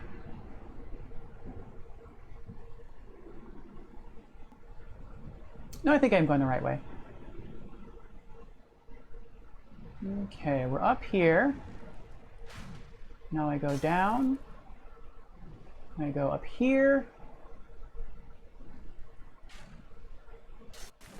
How did I do this last time? Am I going the wrong way? Maybe I am going the wrong way. I know I have to come to some point like over here and flip over the railing.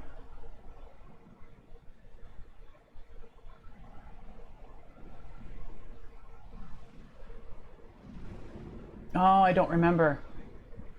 And I was here not too long ago, which is kind of sad that I don't remember, because I should.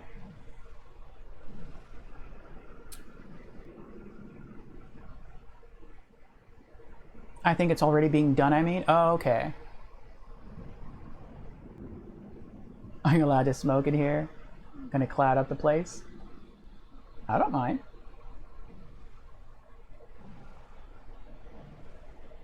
It is your body, it is your items.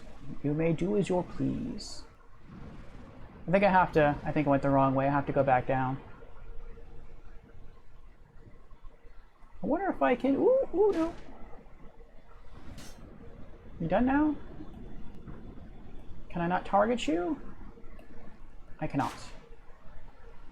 All right, we'll go climb back down.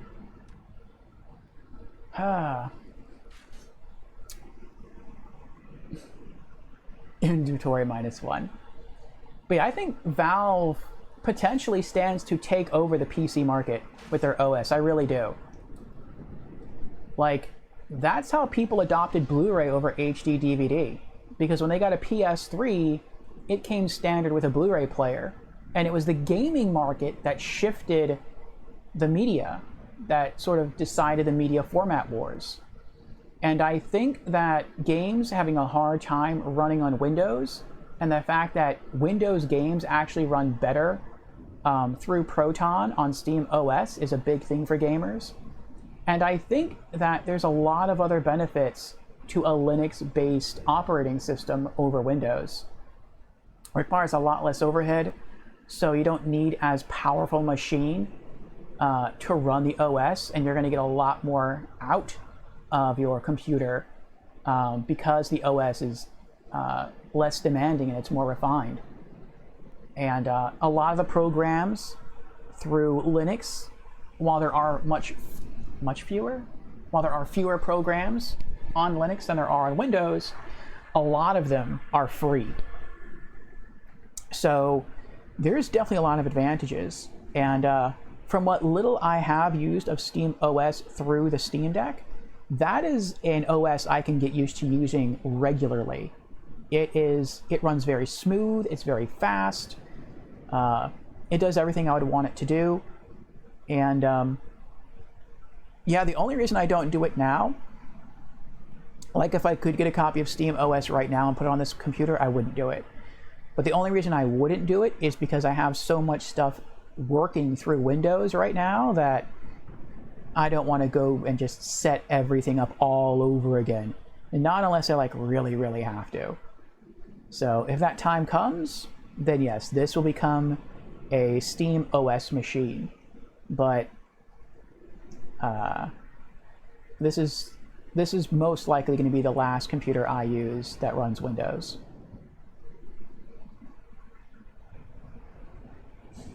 Wayput has used Big Weed Mana is now 100 over 100. Oh, very good, very good. I have to sneak up on this guy without him killing me. There we go. And now I have to switch to Fireball and kill that Black Phantom. Look at that, he wields 2 katanas. He'd probably one-shot me in my current state. I can't hit him from here. I have to go to the opening area. Hopefully this will be enough to kill him. Is it? Yes? No? Yes? Good. Oh! Look at that. I moved just in time. I did not even see that. I just did it because I wanted to collect the item. Alright. Avoid going that way. Now, how do I get... I did this last time. Do you climb? No, I know what it is. I think I know what it is. Because last time I got down here and I did it very quickly.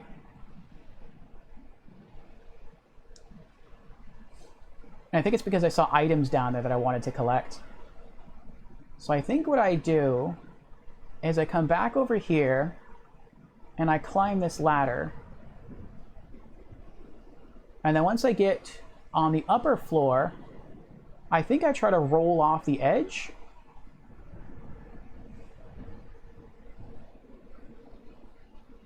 Let me see. Yeah, I think that's what I did. I came over here. Oops. Come on, get up there. There we go. And then oh, there we go. Come on. Get up there. Okay. And then, oh, nope, I almost had it. But then once you land here, you can just drop down the side and you're at the archstone that I need to be at, instead of having to go all the way around this place and fight a ton more battles.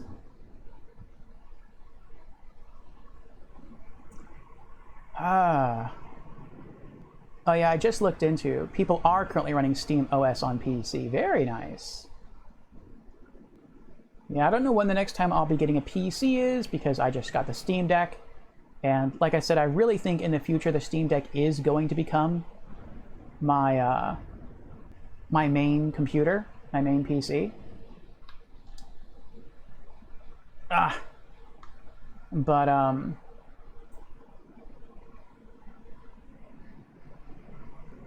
how did I get up there before?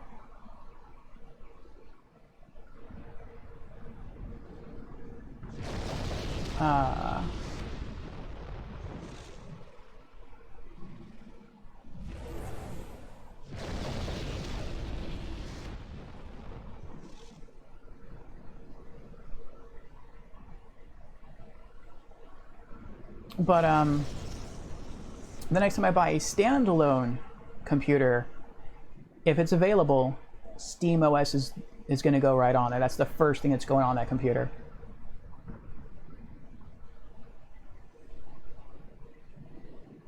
And I don't think I'm the only person that's going to do that. A lot of people seem disinterested and dissatisfied with Windows 11.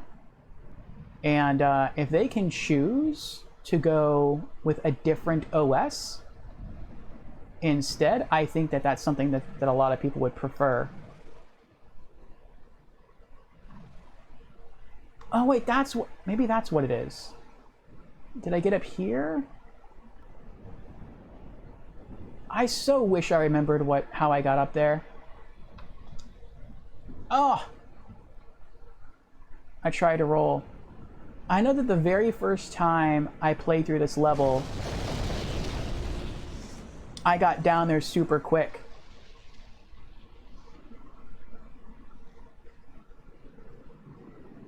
And I've never seen anyone mention this shortcut before.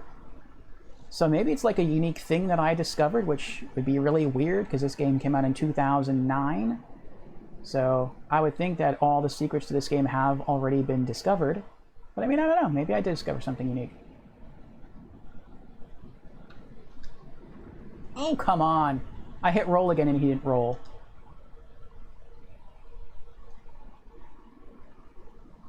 But now I'm trying to remember how I did it. And I did it twice. I did it once, and then I left, and I came back, and I did it again. And it seemed like super easy, and now I don't remember how I did it.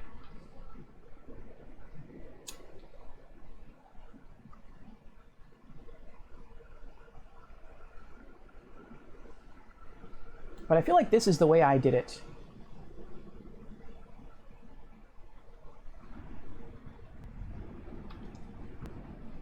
There we go. Excellent. And now from here, there's a little crumbled staircase. We can drop there. And there's a person. Oh dear. There's a dead person right there. And that's really why I did what I did. Was to loot his body. And then I discovered there's another way to do it that I didn't know about. You're actually supposed to go all the way around and then run on top of this roof and then jump and roll onto these different beams that are broken here and then get there to that dead body that way. And I was like, oh, I never thought about doing that before. That's interesting. Okay.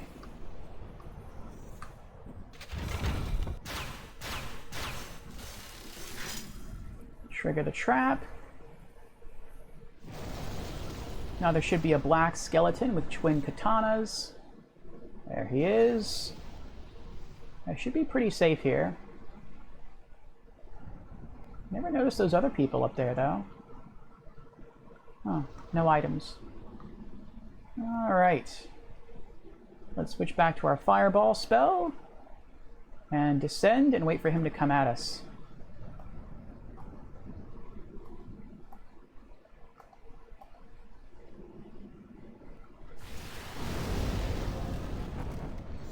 There we go. I'm glad he runs slow.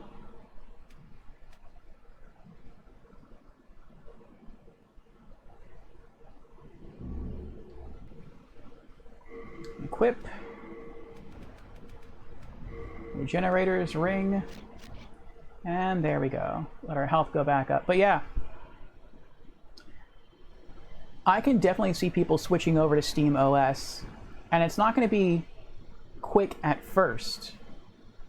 But I think over time, gamers are going to switch over from Windows to Steam OS.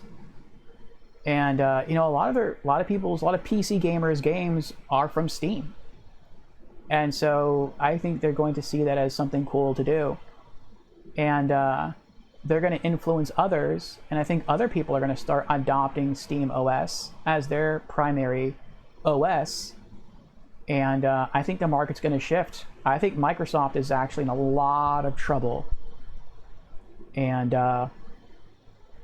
yeah, like. Massive trouble. Like, I could see Microsoft going bankrupt kind of trouble due to Steam OS and to Linux. Now, that won't happen for a very, very long time. Probably not in my lifetime if things do steer that way, because they have so much money. But yeah, I can definitely see that occurring. Because once people stop using Windows OS, all they really have left is their business software.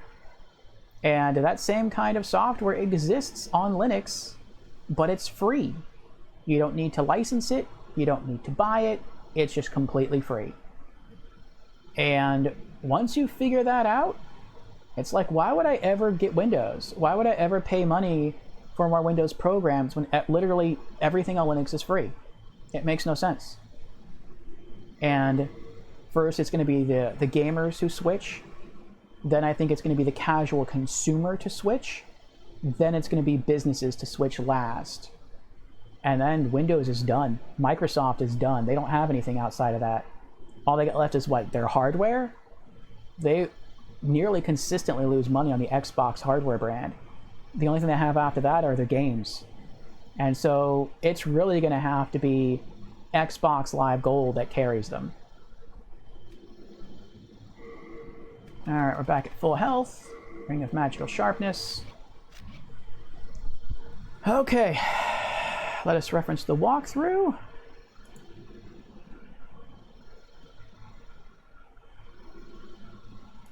And the Primeval Demon is where?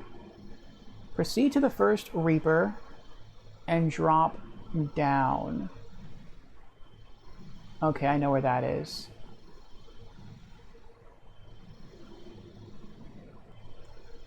I'm not going to do that, though. I'm going to kill the Reaper first, and then I'm going to drop down.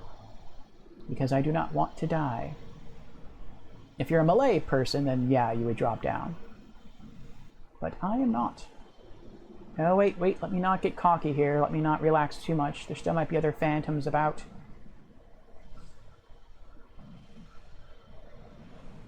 Okay.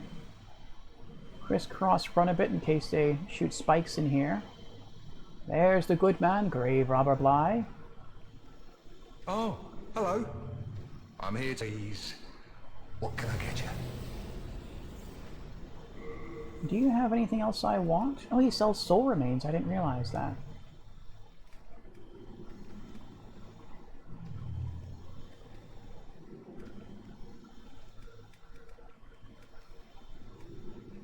He sells fire arrows as well. The full leather armor set. Might be back for some of this stuff some other day. Probably not, though. Suit yourself. But a bit of indulgence goes a long way. Okay.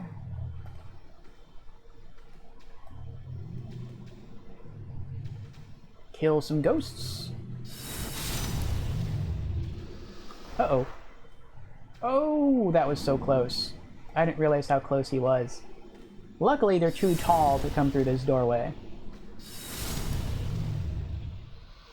So, if you really wanted to, this is a decent farming spot because you can't get hurt. But it is really slow if that's how you try to use this place. Switch to Fireball spell. Actually, we should probably shift to Soul Ray.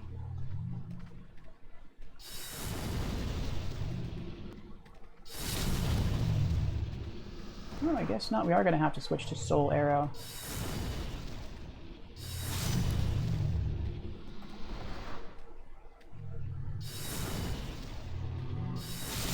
There we go. All right, back to Fireball. And there's the Reaper.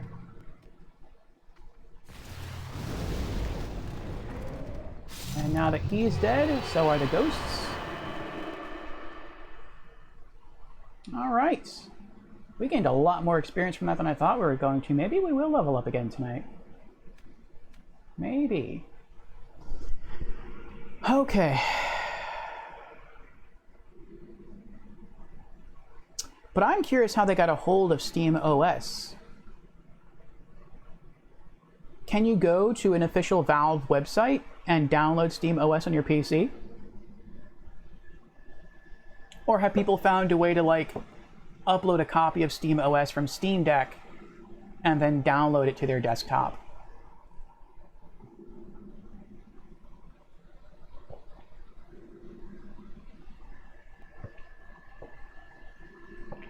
You're not sure? Yep, it's beginning. It is beginning. It's an exciting time.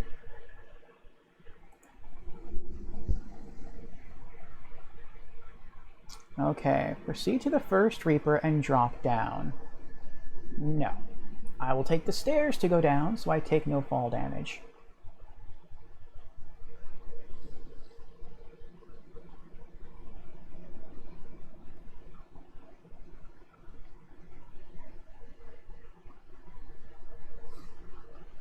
There we are. All right. Now we're safe, I hope. What's through here?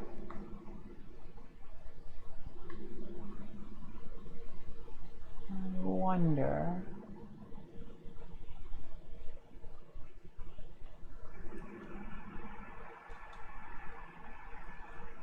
No, I think he is still on a pile of mountain there. I think you do have to have pure white World Tendency to loot his body. Pure black will not work. I could be wrong. I kind of want to explore. But if, I mean, there's a red phantom down below, and you could probably kill me pretty quickly. I don't really want to experiment. And I already have what he has, so it looks like he's on a mountain. Never mind. Never mind. Okay. Let's get back to the guide. Proceed to the first Reaper and drop down. Okay, facing the Reaper. So, looking this way. Oh, wait, he dropped something. Shard of Dark Moonstone. Nice. Okay, facing the Reaper, take the left path staircase. Okay. That's this here. And up the stairs. And it says, and climb to the second landing. As you turn toward the next set of stairs, you should see a rather obvious illusory wall. Go through it. Okay?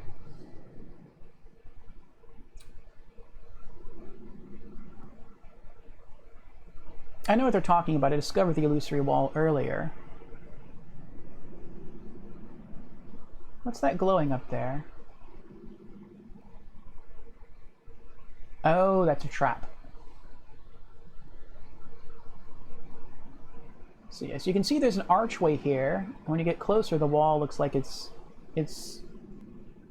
what would you call it? It looks like water.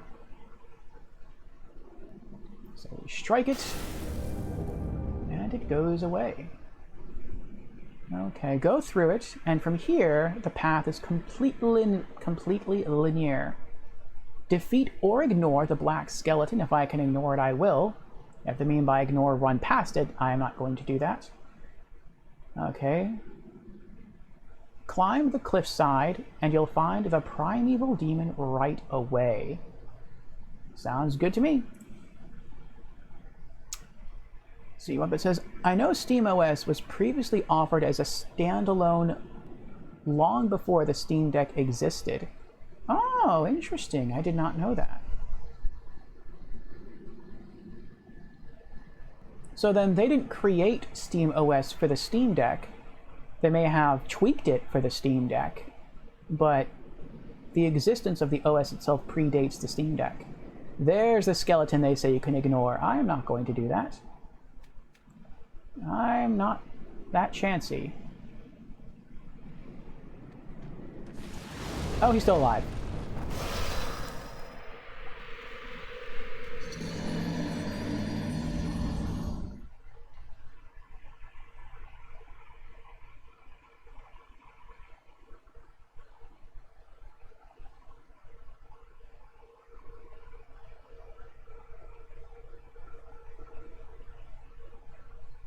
So I just quit.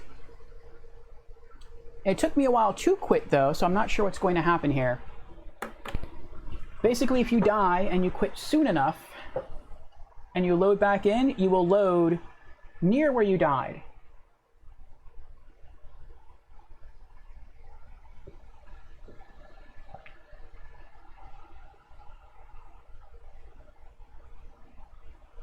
Otherwise,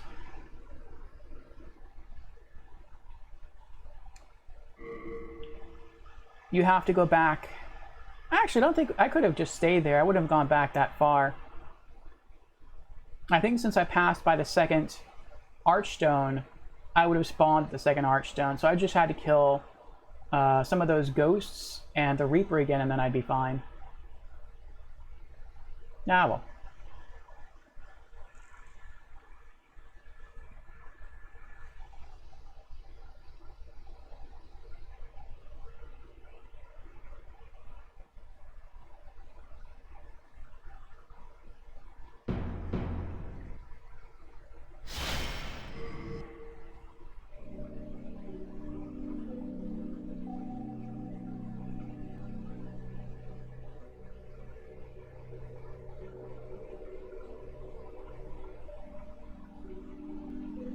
I said before that I really wanted PlayStation to create an OS,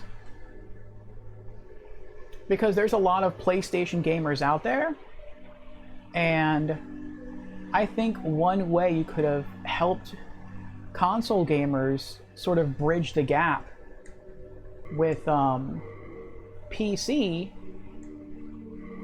is to create a PlayStation OS. I think people would have jumped on that. But Sony never did it. And Microsoft can't do it because they already have Windows. Nintendo's not going to do it. So Valve is sort of working the other way around. They developed their own OS. They are bridging the gap. Only instead of bridging the gap from console to PC, they are bridging the gap from PC to console. And I think it's going to work out for them. So here we are. We are still alive. So far as it's concerned, we just killed this guy. He's dead. Our world tendency is still pure black. Good. Now we have to go up the stairs and through the illusory wall. And then try not to die at the skeleton. I was right. He one-shot me. In my current state, he is strong enough to one-shot me. Skip the black skeleton. Yeah, okay. Something I will do, though. I will cast Warding on myself to buff my physical defense. And then I think I'm going to cast Fireball and run away. because I don't want to die. Oh! No, no, look downstairs. Look downstairs. There you go. Lock on. Lock on. Please lock on. Please. Thank you. Okay, that time he died from one hit. I don't know what's different between now and then. Between now and last time. Maybe last time the fireball didn't actually hit him. Maybe it hit the hill, and since the fireball spell has an AoE, maybe he just took damage from the spell, but he didn't actually get hit directly with it. That would make sense, because the other black skeletons did die in a single fireball hit. Okay. So now they say it should be a very linear path. We're not going that way. We're going this way, we're going this way. Oh, and there it is. There's a primeval demon. Very nice indeed.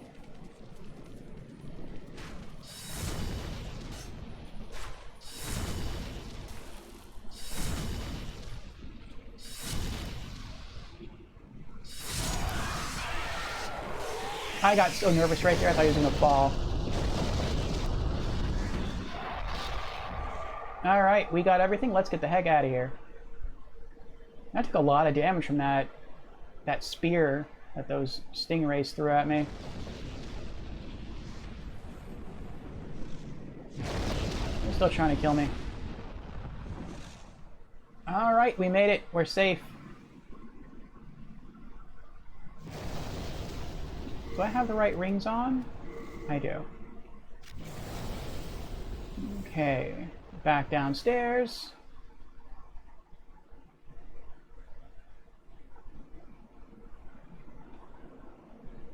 Cross over to the other side. And now back upstairs.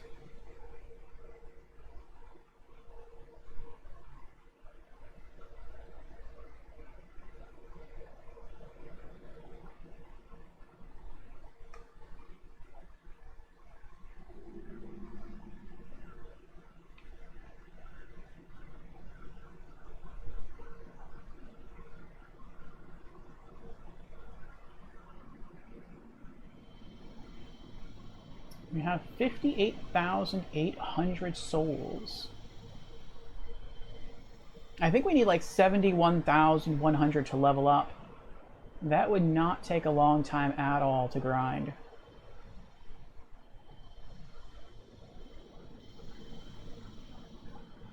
I could do that in less than 10 minutes.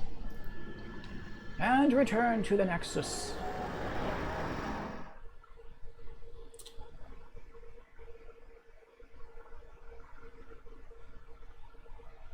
There's a path up right there. Yeah, the path in front of me leads to a much harder area. So it's faster and it's safer to backtrack than to push forward. The point, or the path that I was traveling, for me so far has been the hardest part of the entire game. Well, it's been the hardest part of a level in the entire game, if you don't include the boss. Alright, we're back. And let's check our tendencies. We have even a brighter character tendency, and the Shrine of Storms tendency is again white. That is awesome. It's not pure white, but it is white. Okay. Now, we are going to drop off our stuff. I was what? Deposit. What did we pick up? Anything? Soul Remains. And actually, let's also... Where is it? Deposit our 5 stones of ephemeral eyes. 4 shards of Bladestone. 1 shard of Dark Moonstone. 1 chunk of Dark Moonstone. 1 pure Dark Moonstone. I don't think I had that yet. Our second Hiltless. And that is it. And let's see if, where is Hiltless? Let's go to Katana.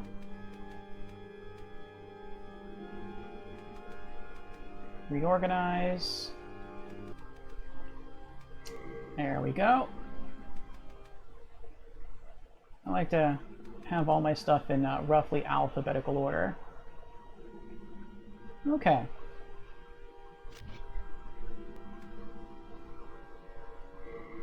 We are indebted to you for... Yes, yes, I know, I'm aware.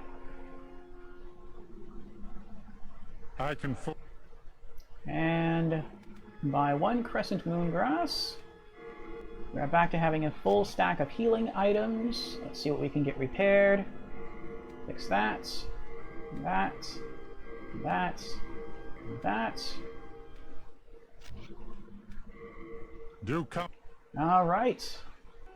Now we can finish upgrading our main sword. Back to the Stonefang Tunnel. There was a path upwards right where you killed the primeval demon. Yes, that was the path I was referring to. That is the harder path. That eventually leads to the next boss, which I killed, so there is no boss there. But the path itself is incredibly dangerous.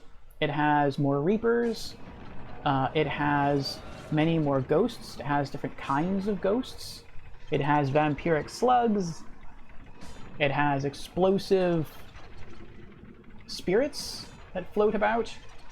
It is a very difficult place. And so if I can avoid going there, I will.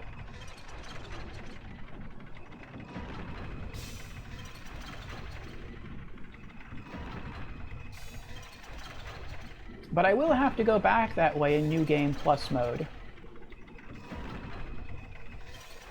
And I am really not looking forward to it because it is going to be a challenge. Hopefully not too much of a challenge due to the stronger weapons that I'm going to be crafting in this playthrough.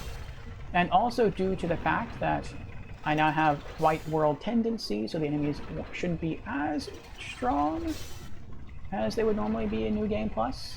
So... What be your need? If it be a blacksmith, then show me some coin.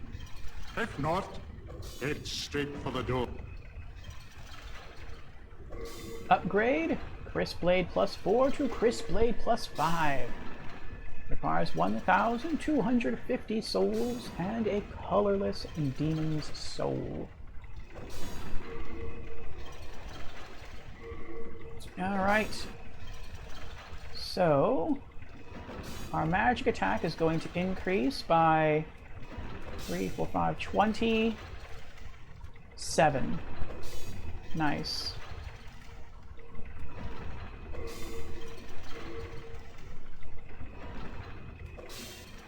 And we can no longer increase the power of the Crisp Blade because +5 is its highest level. That is awesome. All done? Me gone.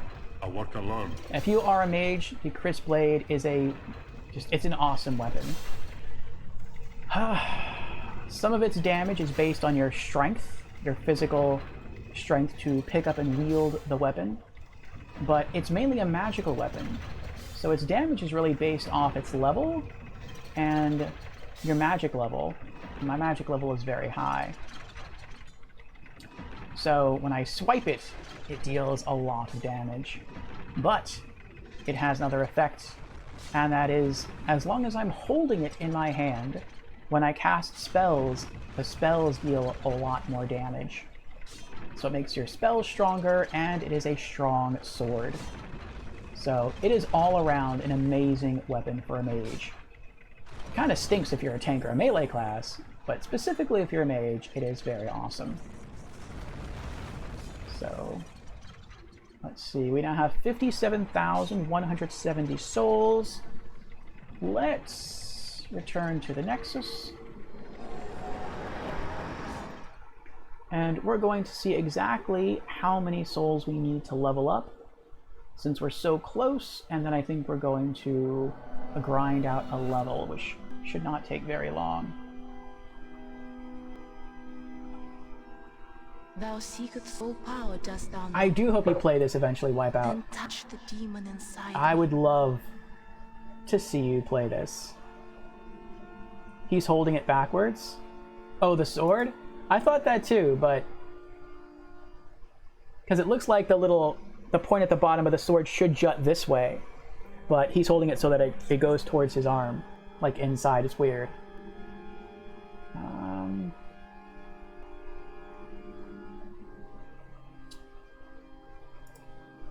Okay. And there we are. Yup, LOL. Seek soul power. We need, oh, it's 72. We need 72,800. Soul of the lost Oh. withdrawn from its vessel.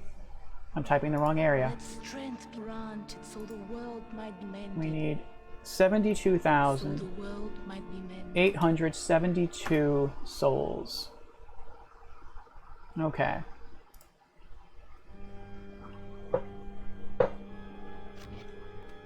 I shall await thine return, slayer of demons. I am here for thee, and thee only. Thank you, lady. And back to the Tower of Latria. Other people prefer a different level up area, which is a lot more dangerous and potentially takes a lot longer to harvest souls. It is down there at the boss area. This is much faster, and it is much, much safer.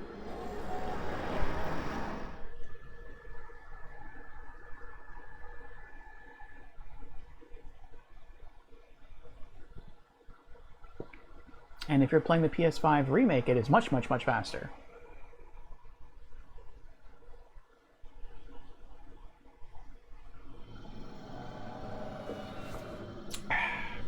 We kill 4 enemies here, and then we rinse and repeat.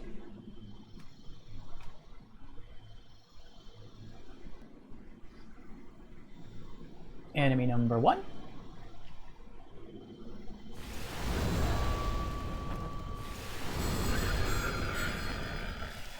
And he gives you almost 3,000 souls.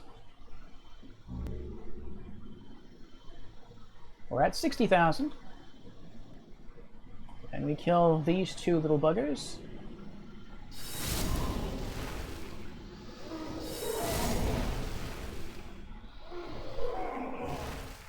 And we head down some more. There's the other enemy.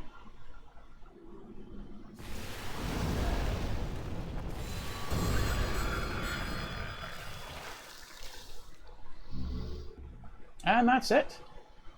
Then we head back.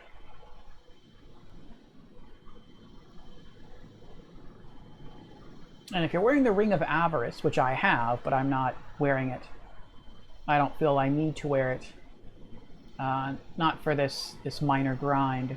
You can get just over 7,000 souls per trip. What makes it long is I have to travel back to the Nexus, and then from there, I have to travel back to this part of the level.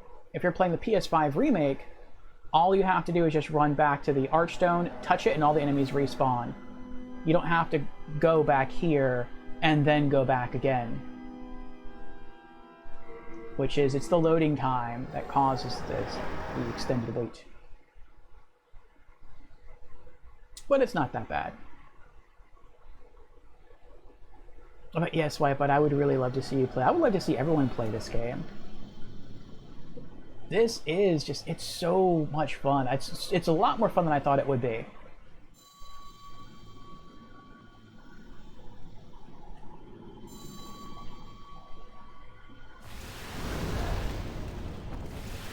I really thought I would play this. I was actually nervous about playing this.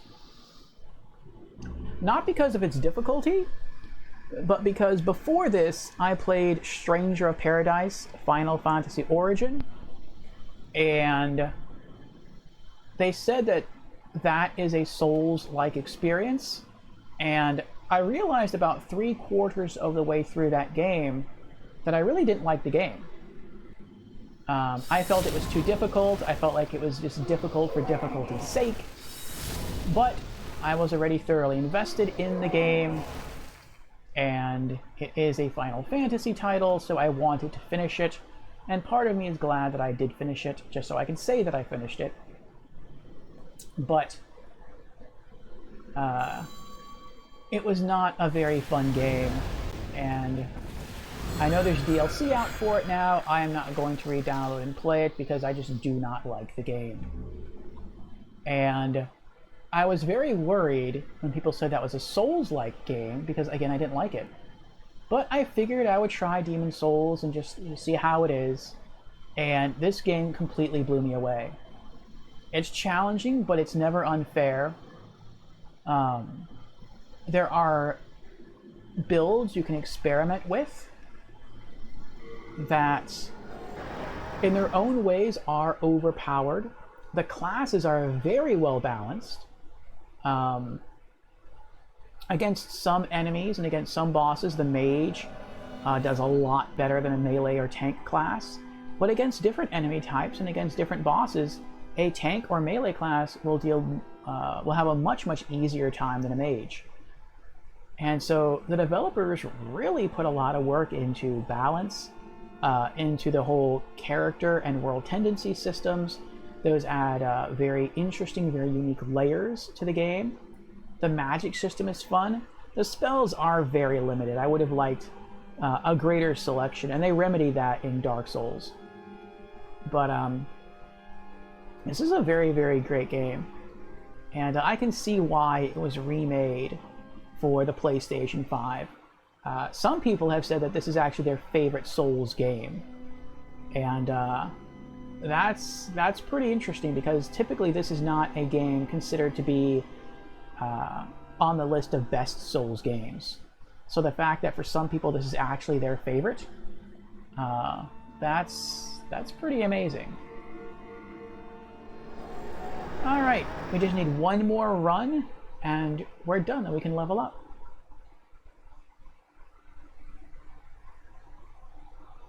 If you go to everyone's favorite grind spot, you will gain 10,000 more souls than you would here on this run. But you can see how quickly I can do this. There's no danger because the enemies have their backs towards me.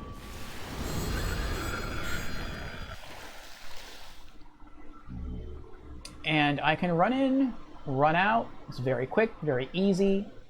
The area that other people like to go can literally take you 10 minutes to kill everything if you're unlucky, because they're flying enemies and they go back and forth in the sky. And if you're lucky, you'll have multiple enemies line up, and then when you unleash your sky attack, you'll hit multiple enemies and kill them. And, you know, you can potentially kill them very quickly.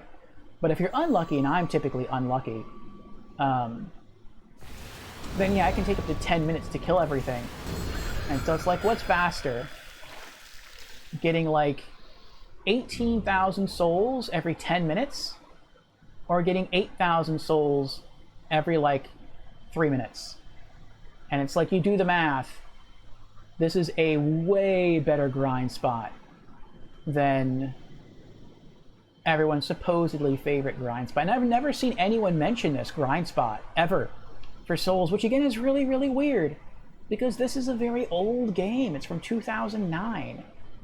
And it's like, how I can't be figuring things out in this game that no one else knows, or that are even not well known. I mean, everyone should know everything about this game right now. But again, I've been on YouTube videos. I've seen recommendations for grind spots.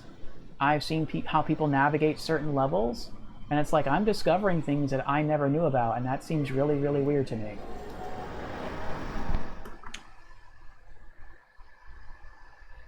Alright, we have over the amount that we need.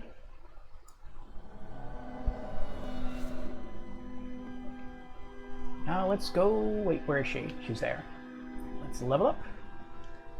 Not seen you of late. Oops.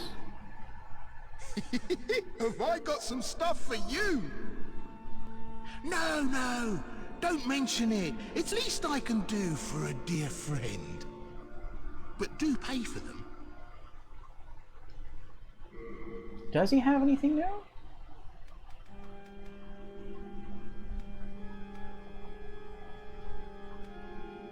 Not really.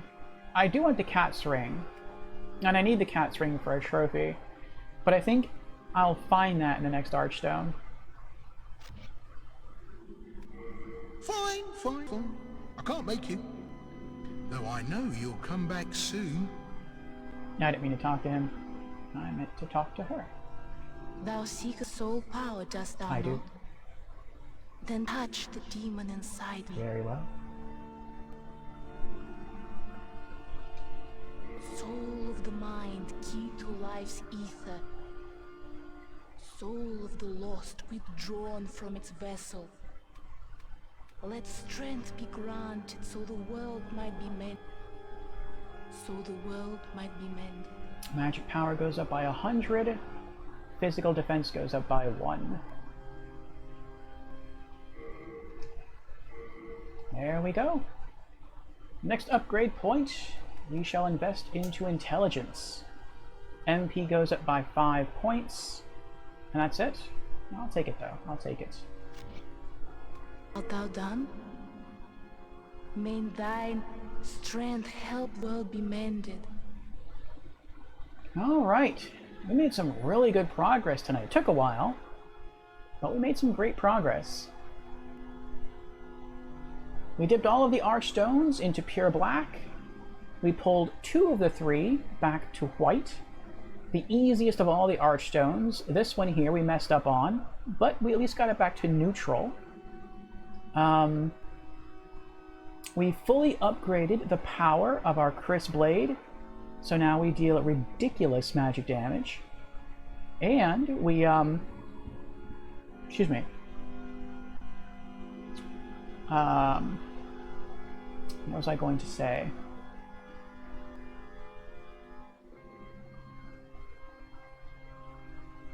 Oh, and we got to level up again, thus further increasing the power of our magic. And we're now soul level 109. That is very high. I'm kind of curious.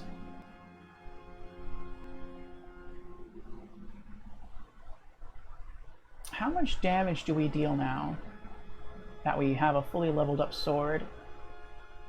Let's try go to see that silver skeleton again. And since we've upgraded our magic.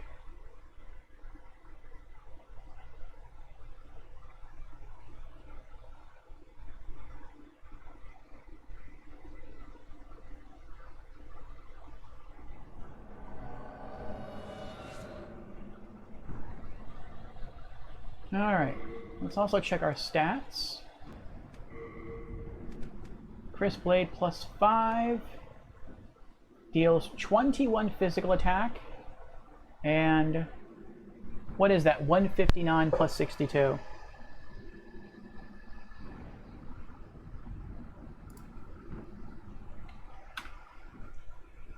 +62 plus 159, and it deals 221 magic attack, and then 21 physical attack. Very nice.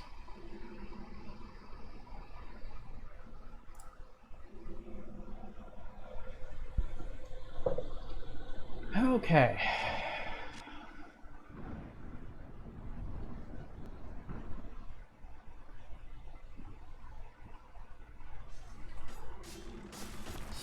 $294. Not bad.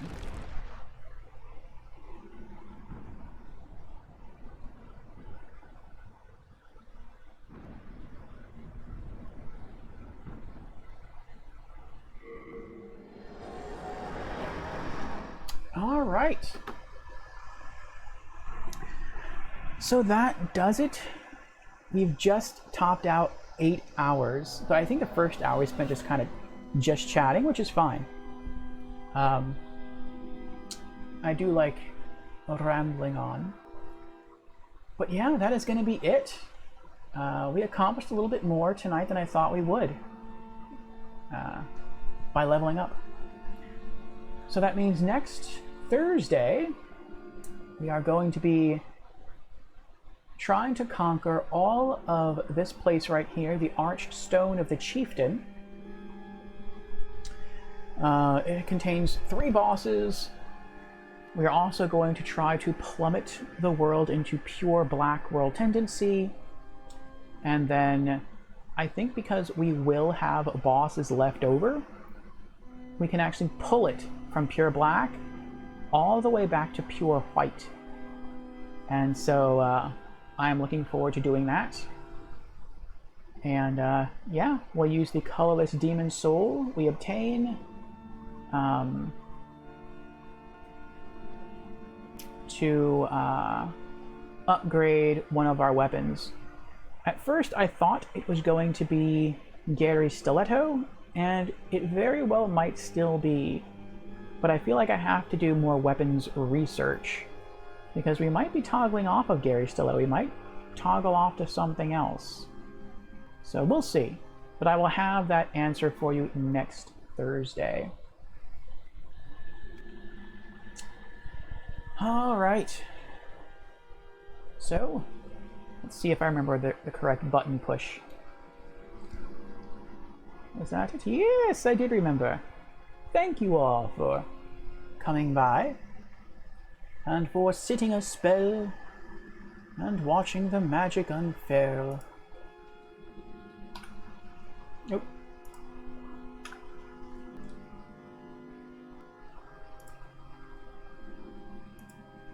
There we go.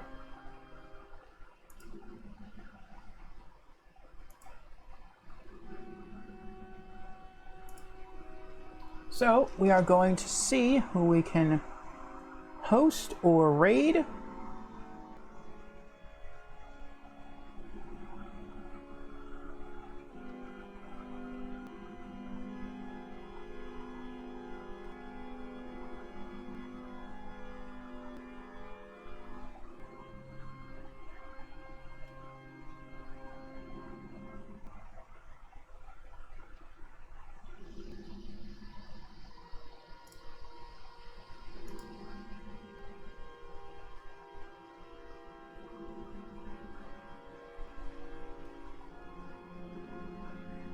Okay. I think what I'm going to do is I'll throw a host but not a raid. Because she is a larger streamer, and sometimes people have a thing with that. Like, they think if you're raiding their channel, you're doing it to try to advertise that you stream on larger streams, and I don't like do it. I don't do that, and I don't like people to think that. Not saying this person would think that, but I like to avoid even the appearance of that. So we are going to head on over to the channel of Pico Watts. I have been watching her play through Demon Souls, and she is a very interesting Souls streamer. She has beaten every Souls game, and this is her last one. So she's like at the completely opposite end of the spectrum. This is my first Souls game. And this is her last. She is playing the PS5 remake, so it's going to look way more gorgeous than this one. And it's very interesting to me that she has beaten every other Souls game and this is her last, because she has been struggling with this one a lot, and I don't say that to slant her in any way. I say that because she has a lot of Souls experience behind her, and so I would think that this shouldn't be that difficult. And I've heard many people who have played Demon Souls say that out of all the Souls games, this is the easiest one. It's perhaps the most annoying one, because there's no bonfires. You have to kill a boss in order to generate a checkpoint, and that means you really have to more so master the level. And that's also why the bosses tend to be easier in this game than they are in other games.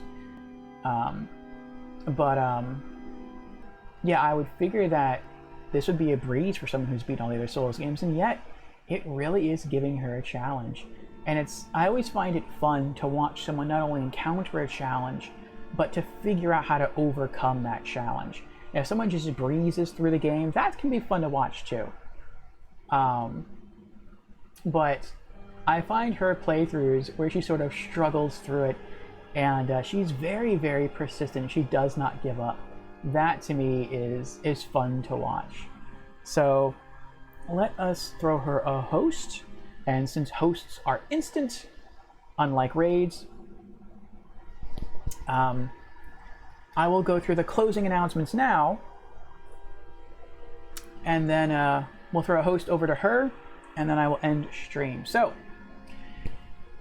thank you everyone for being here. I do appreciate it. Thank you to everyone who kept me company in chat tonight. Thanks goes out to Wipeout and to Swank. Swank never did come back. He said, I'll be right back. I'm gonna roll one, and then he never came back. Or if he did, he never made his presence renown in chat. Thanks to Wilhelm for being here, and also thank you for the follow. Thank you to Six Axis for being here, and thank you to Tommy. Thank you to Brandon and to Vegeta. Let's see, and to Fusion. Yes, thank you to everyone tonight for coming, and also thank you to the lurkers.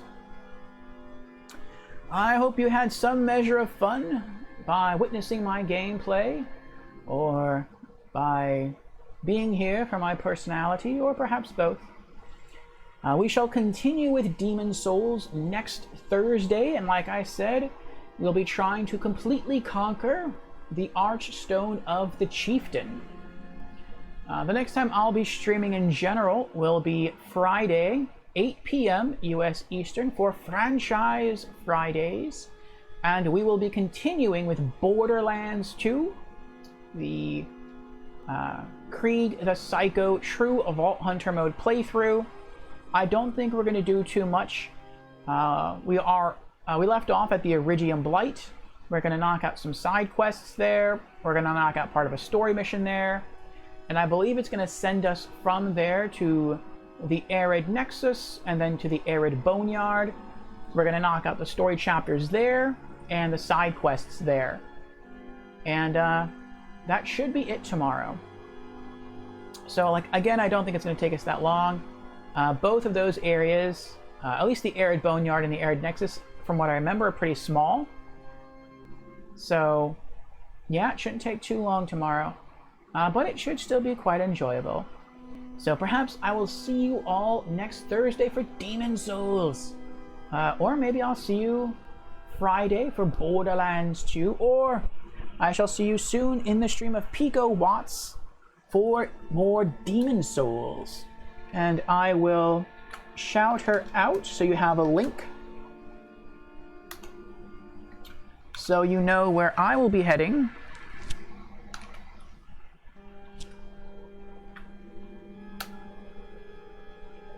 There we go. So yes, that is where I will be for the rest of the night. She has not defeated that many bosses. I think she's only beaten 2. Yes, 2. So maybe she's beaten a 3rd boss by now. I don't know. Once I pop into stream chat, I will check. But thank you again, everyone, and I look forward to seeing you all again very soon. So have a good night. Take care. And, yeah, see you again soon.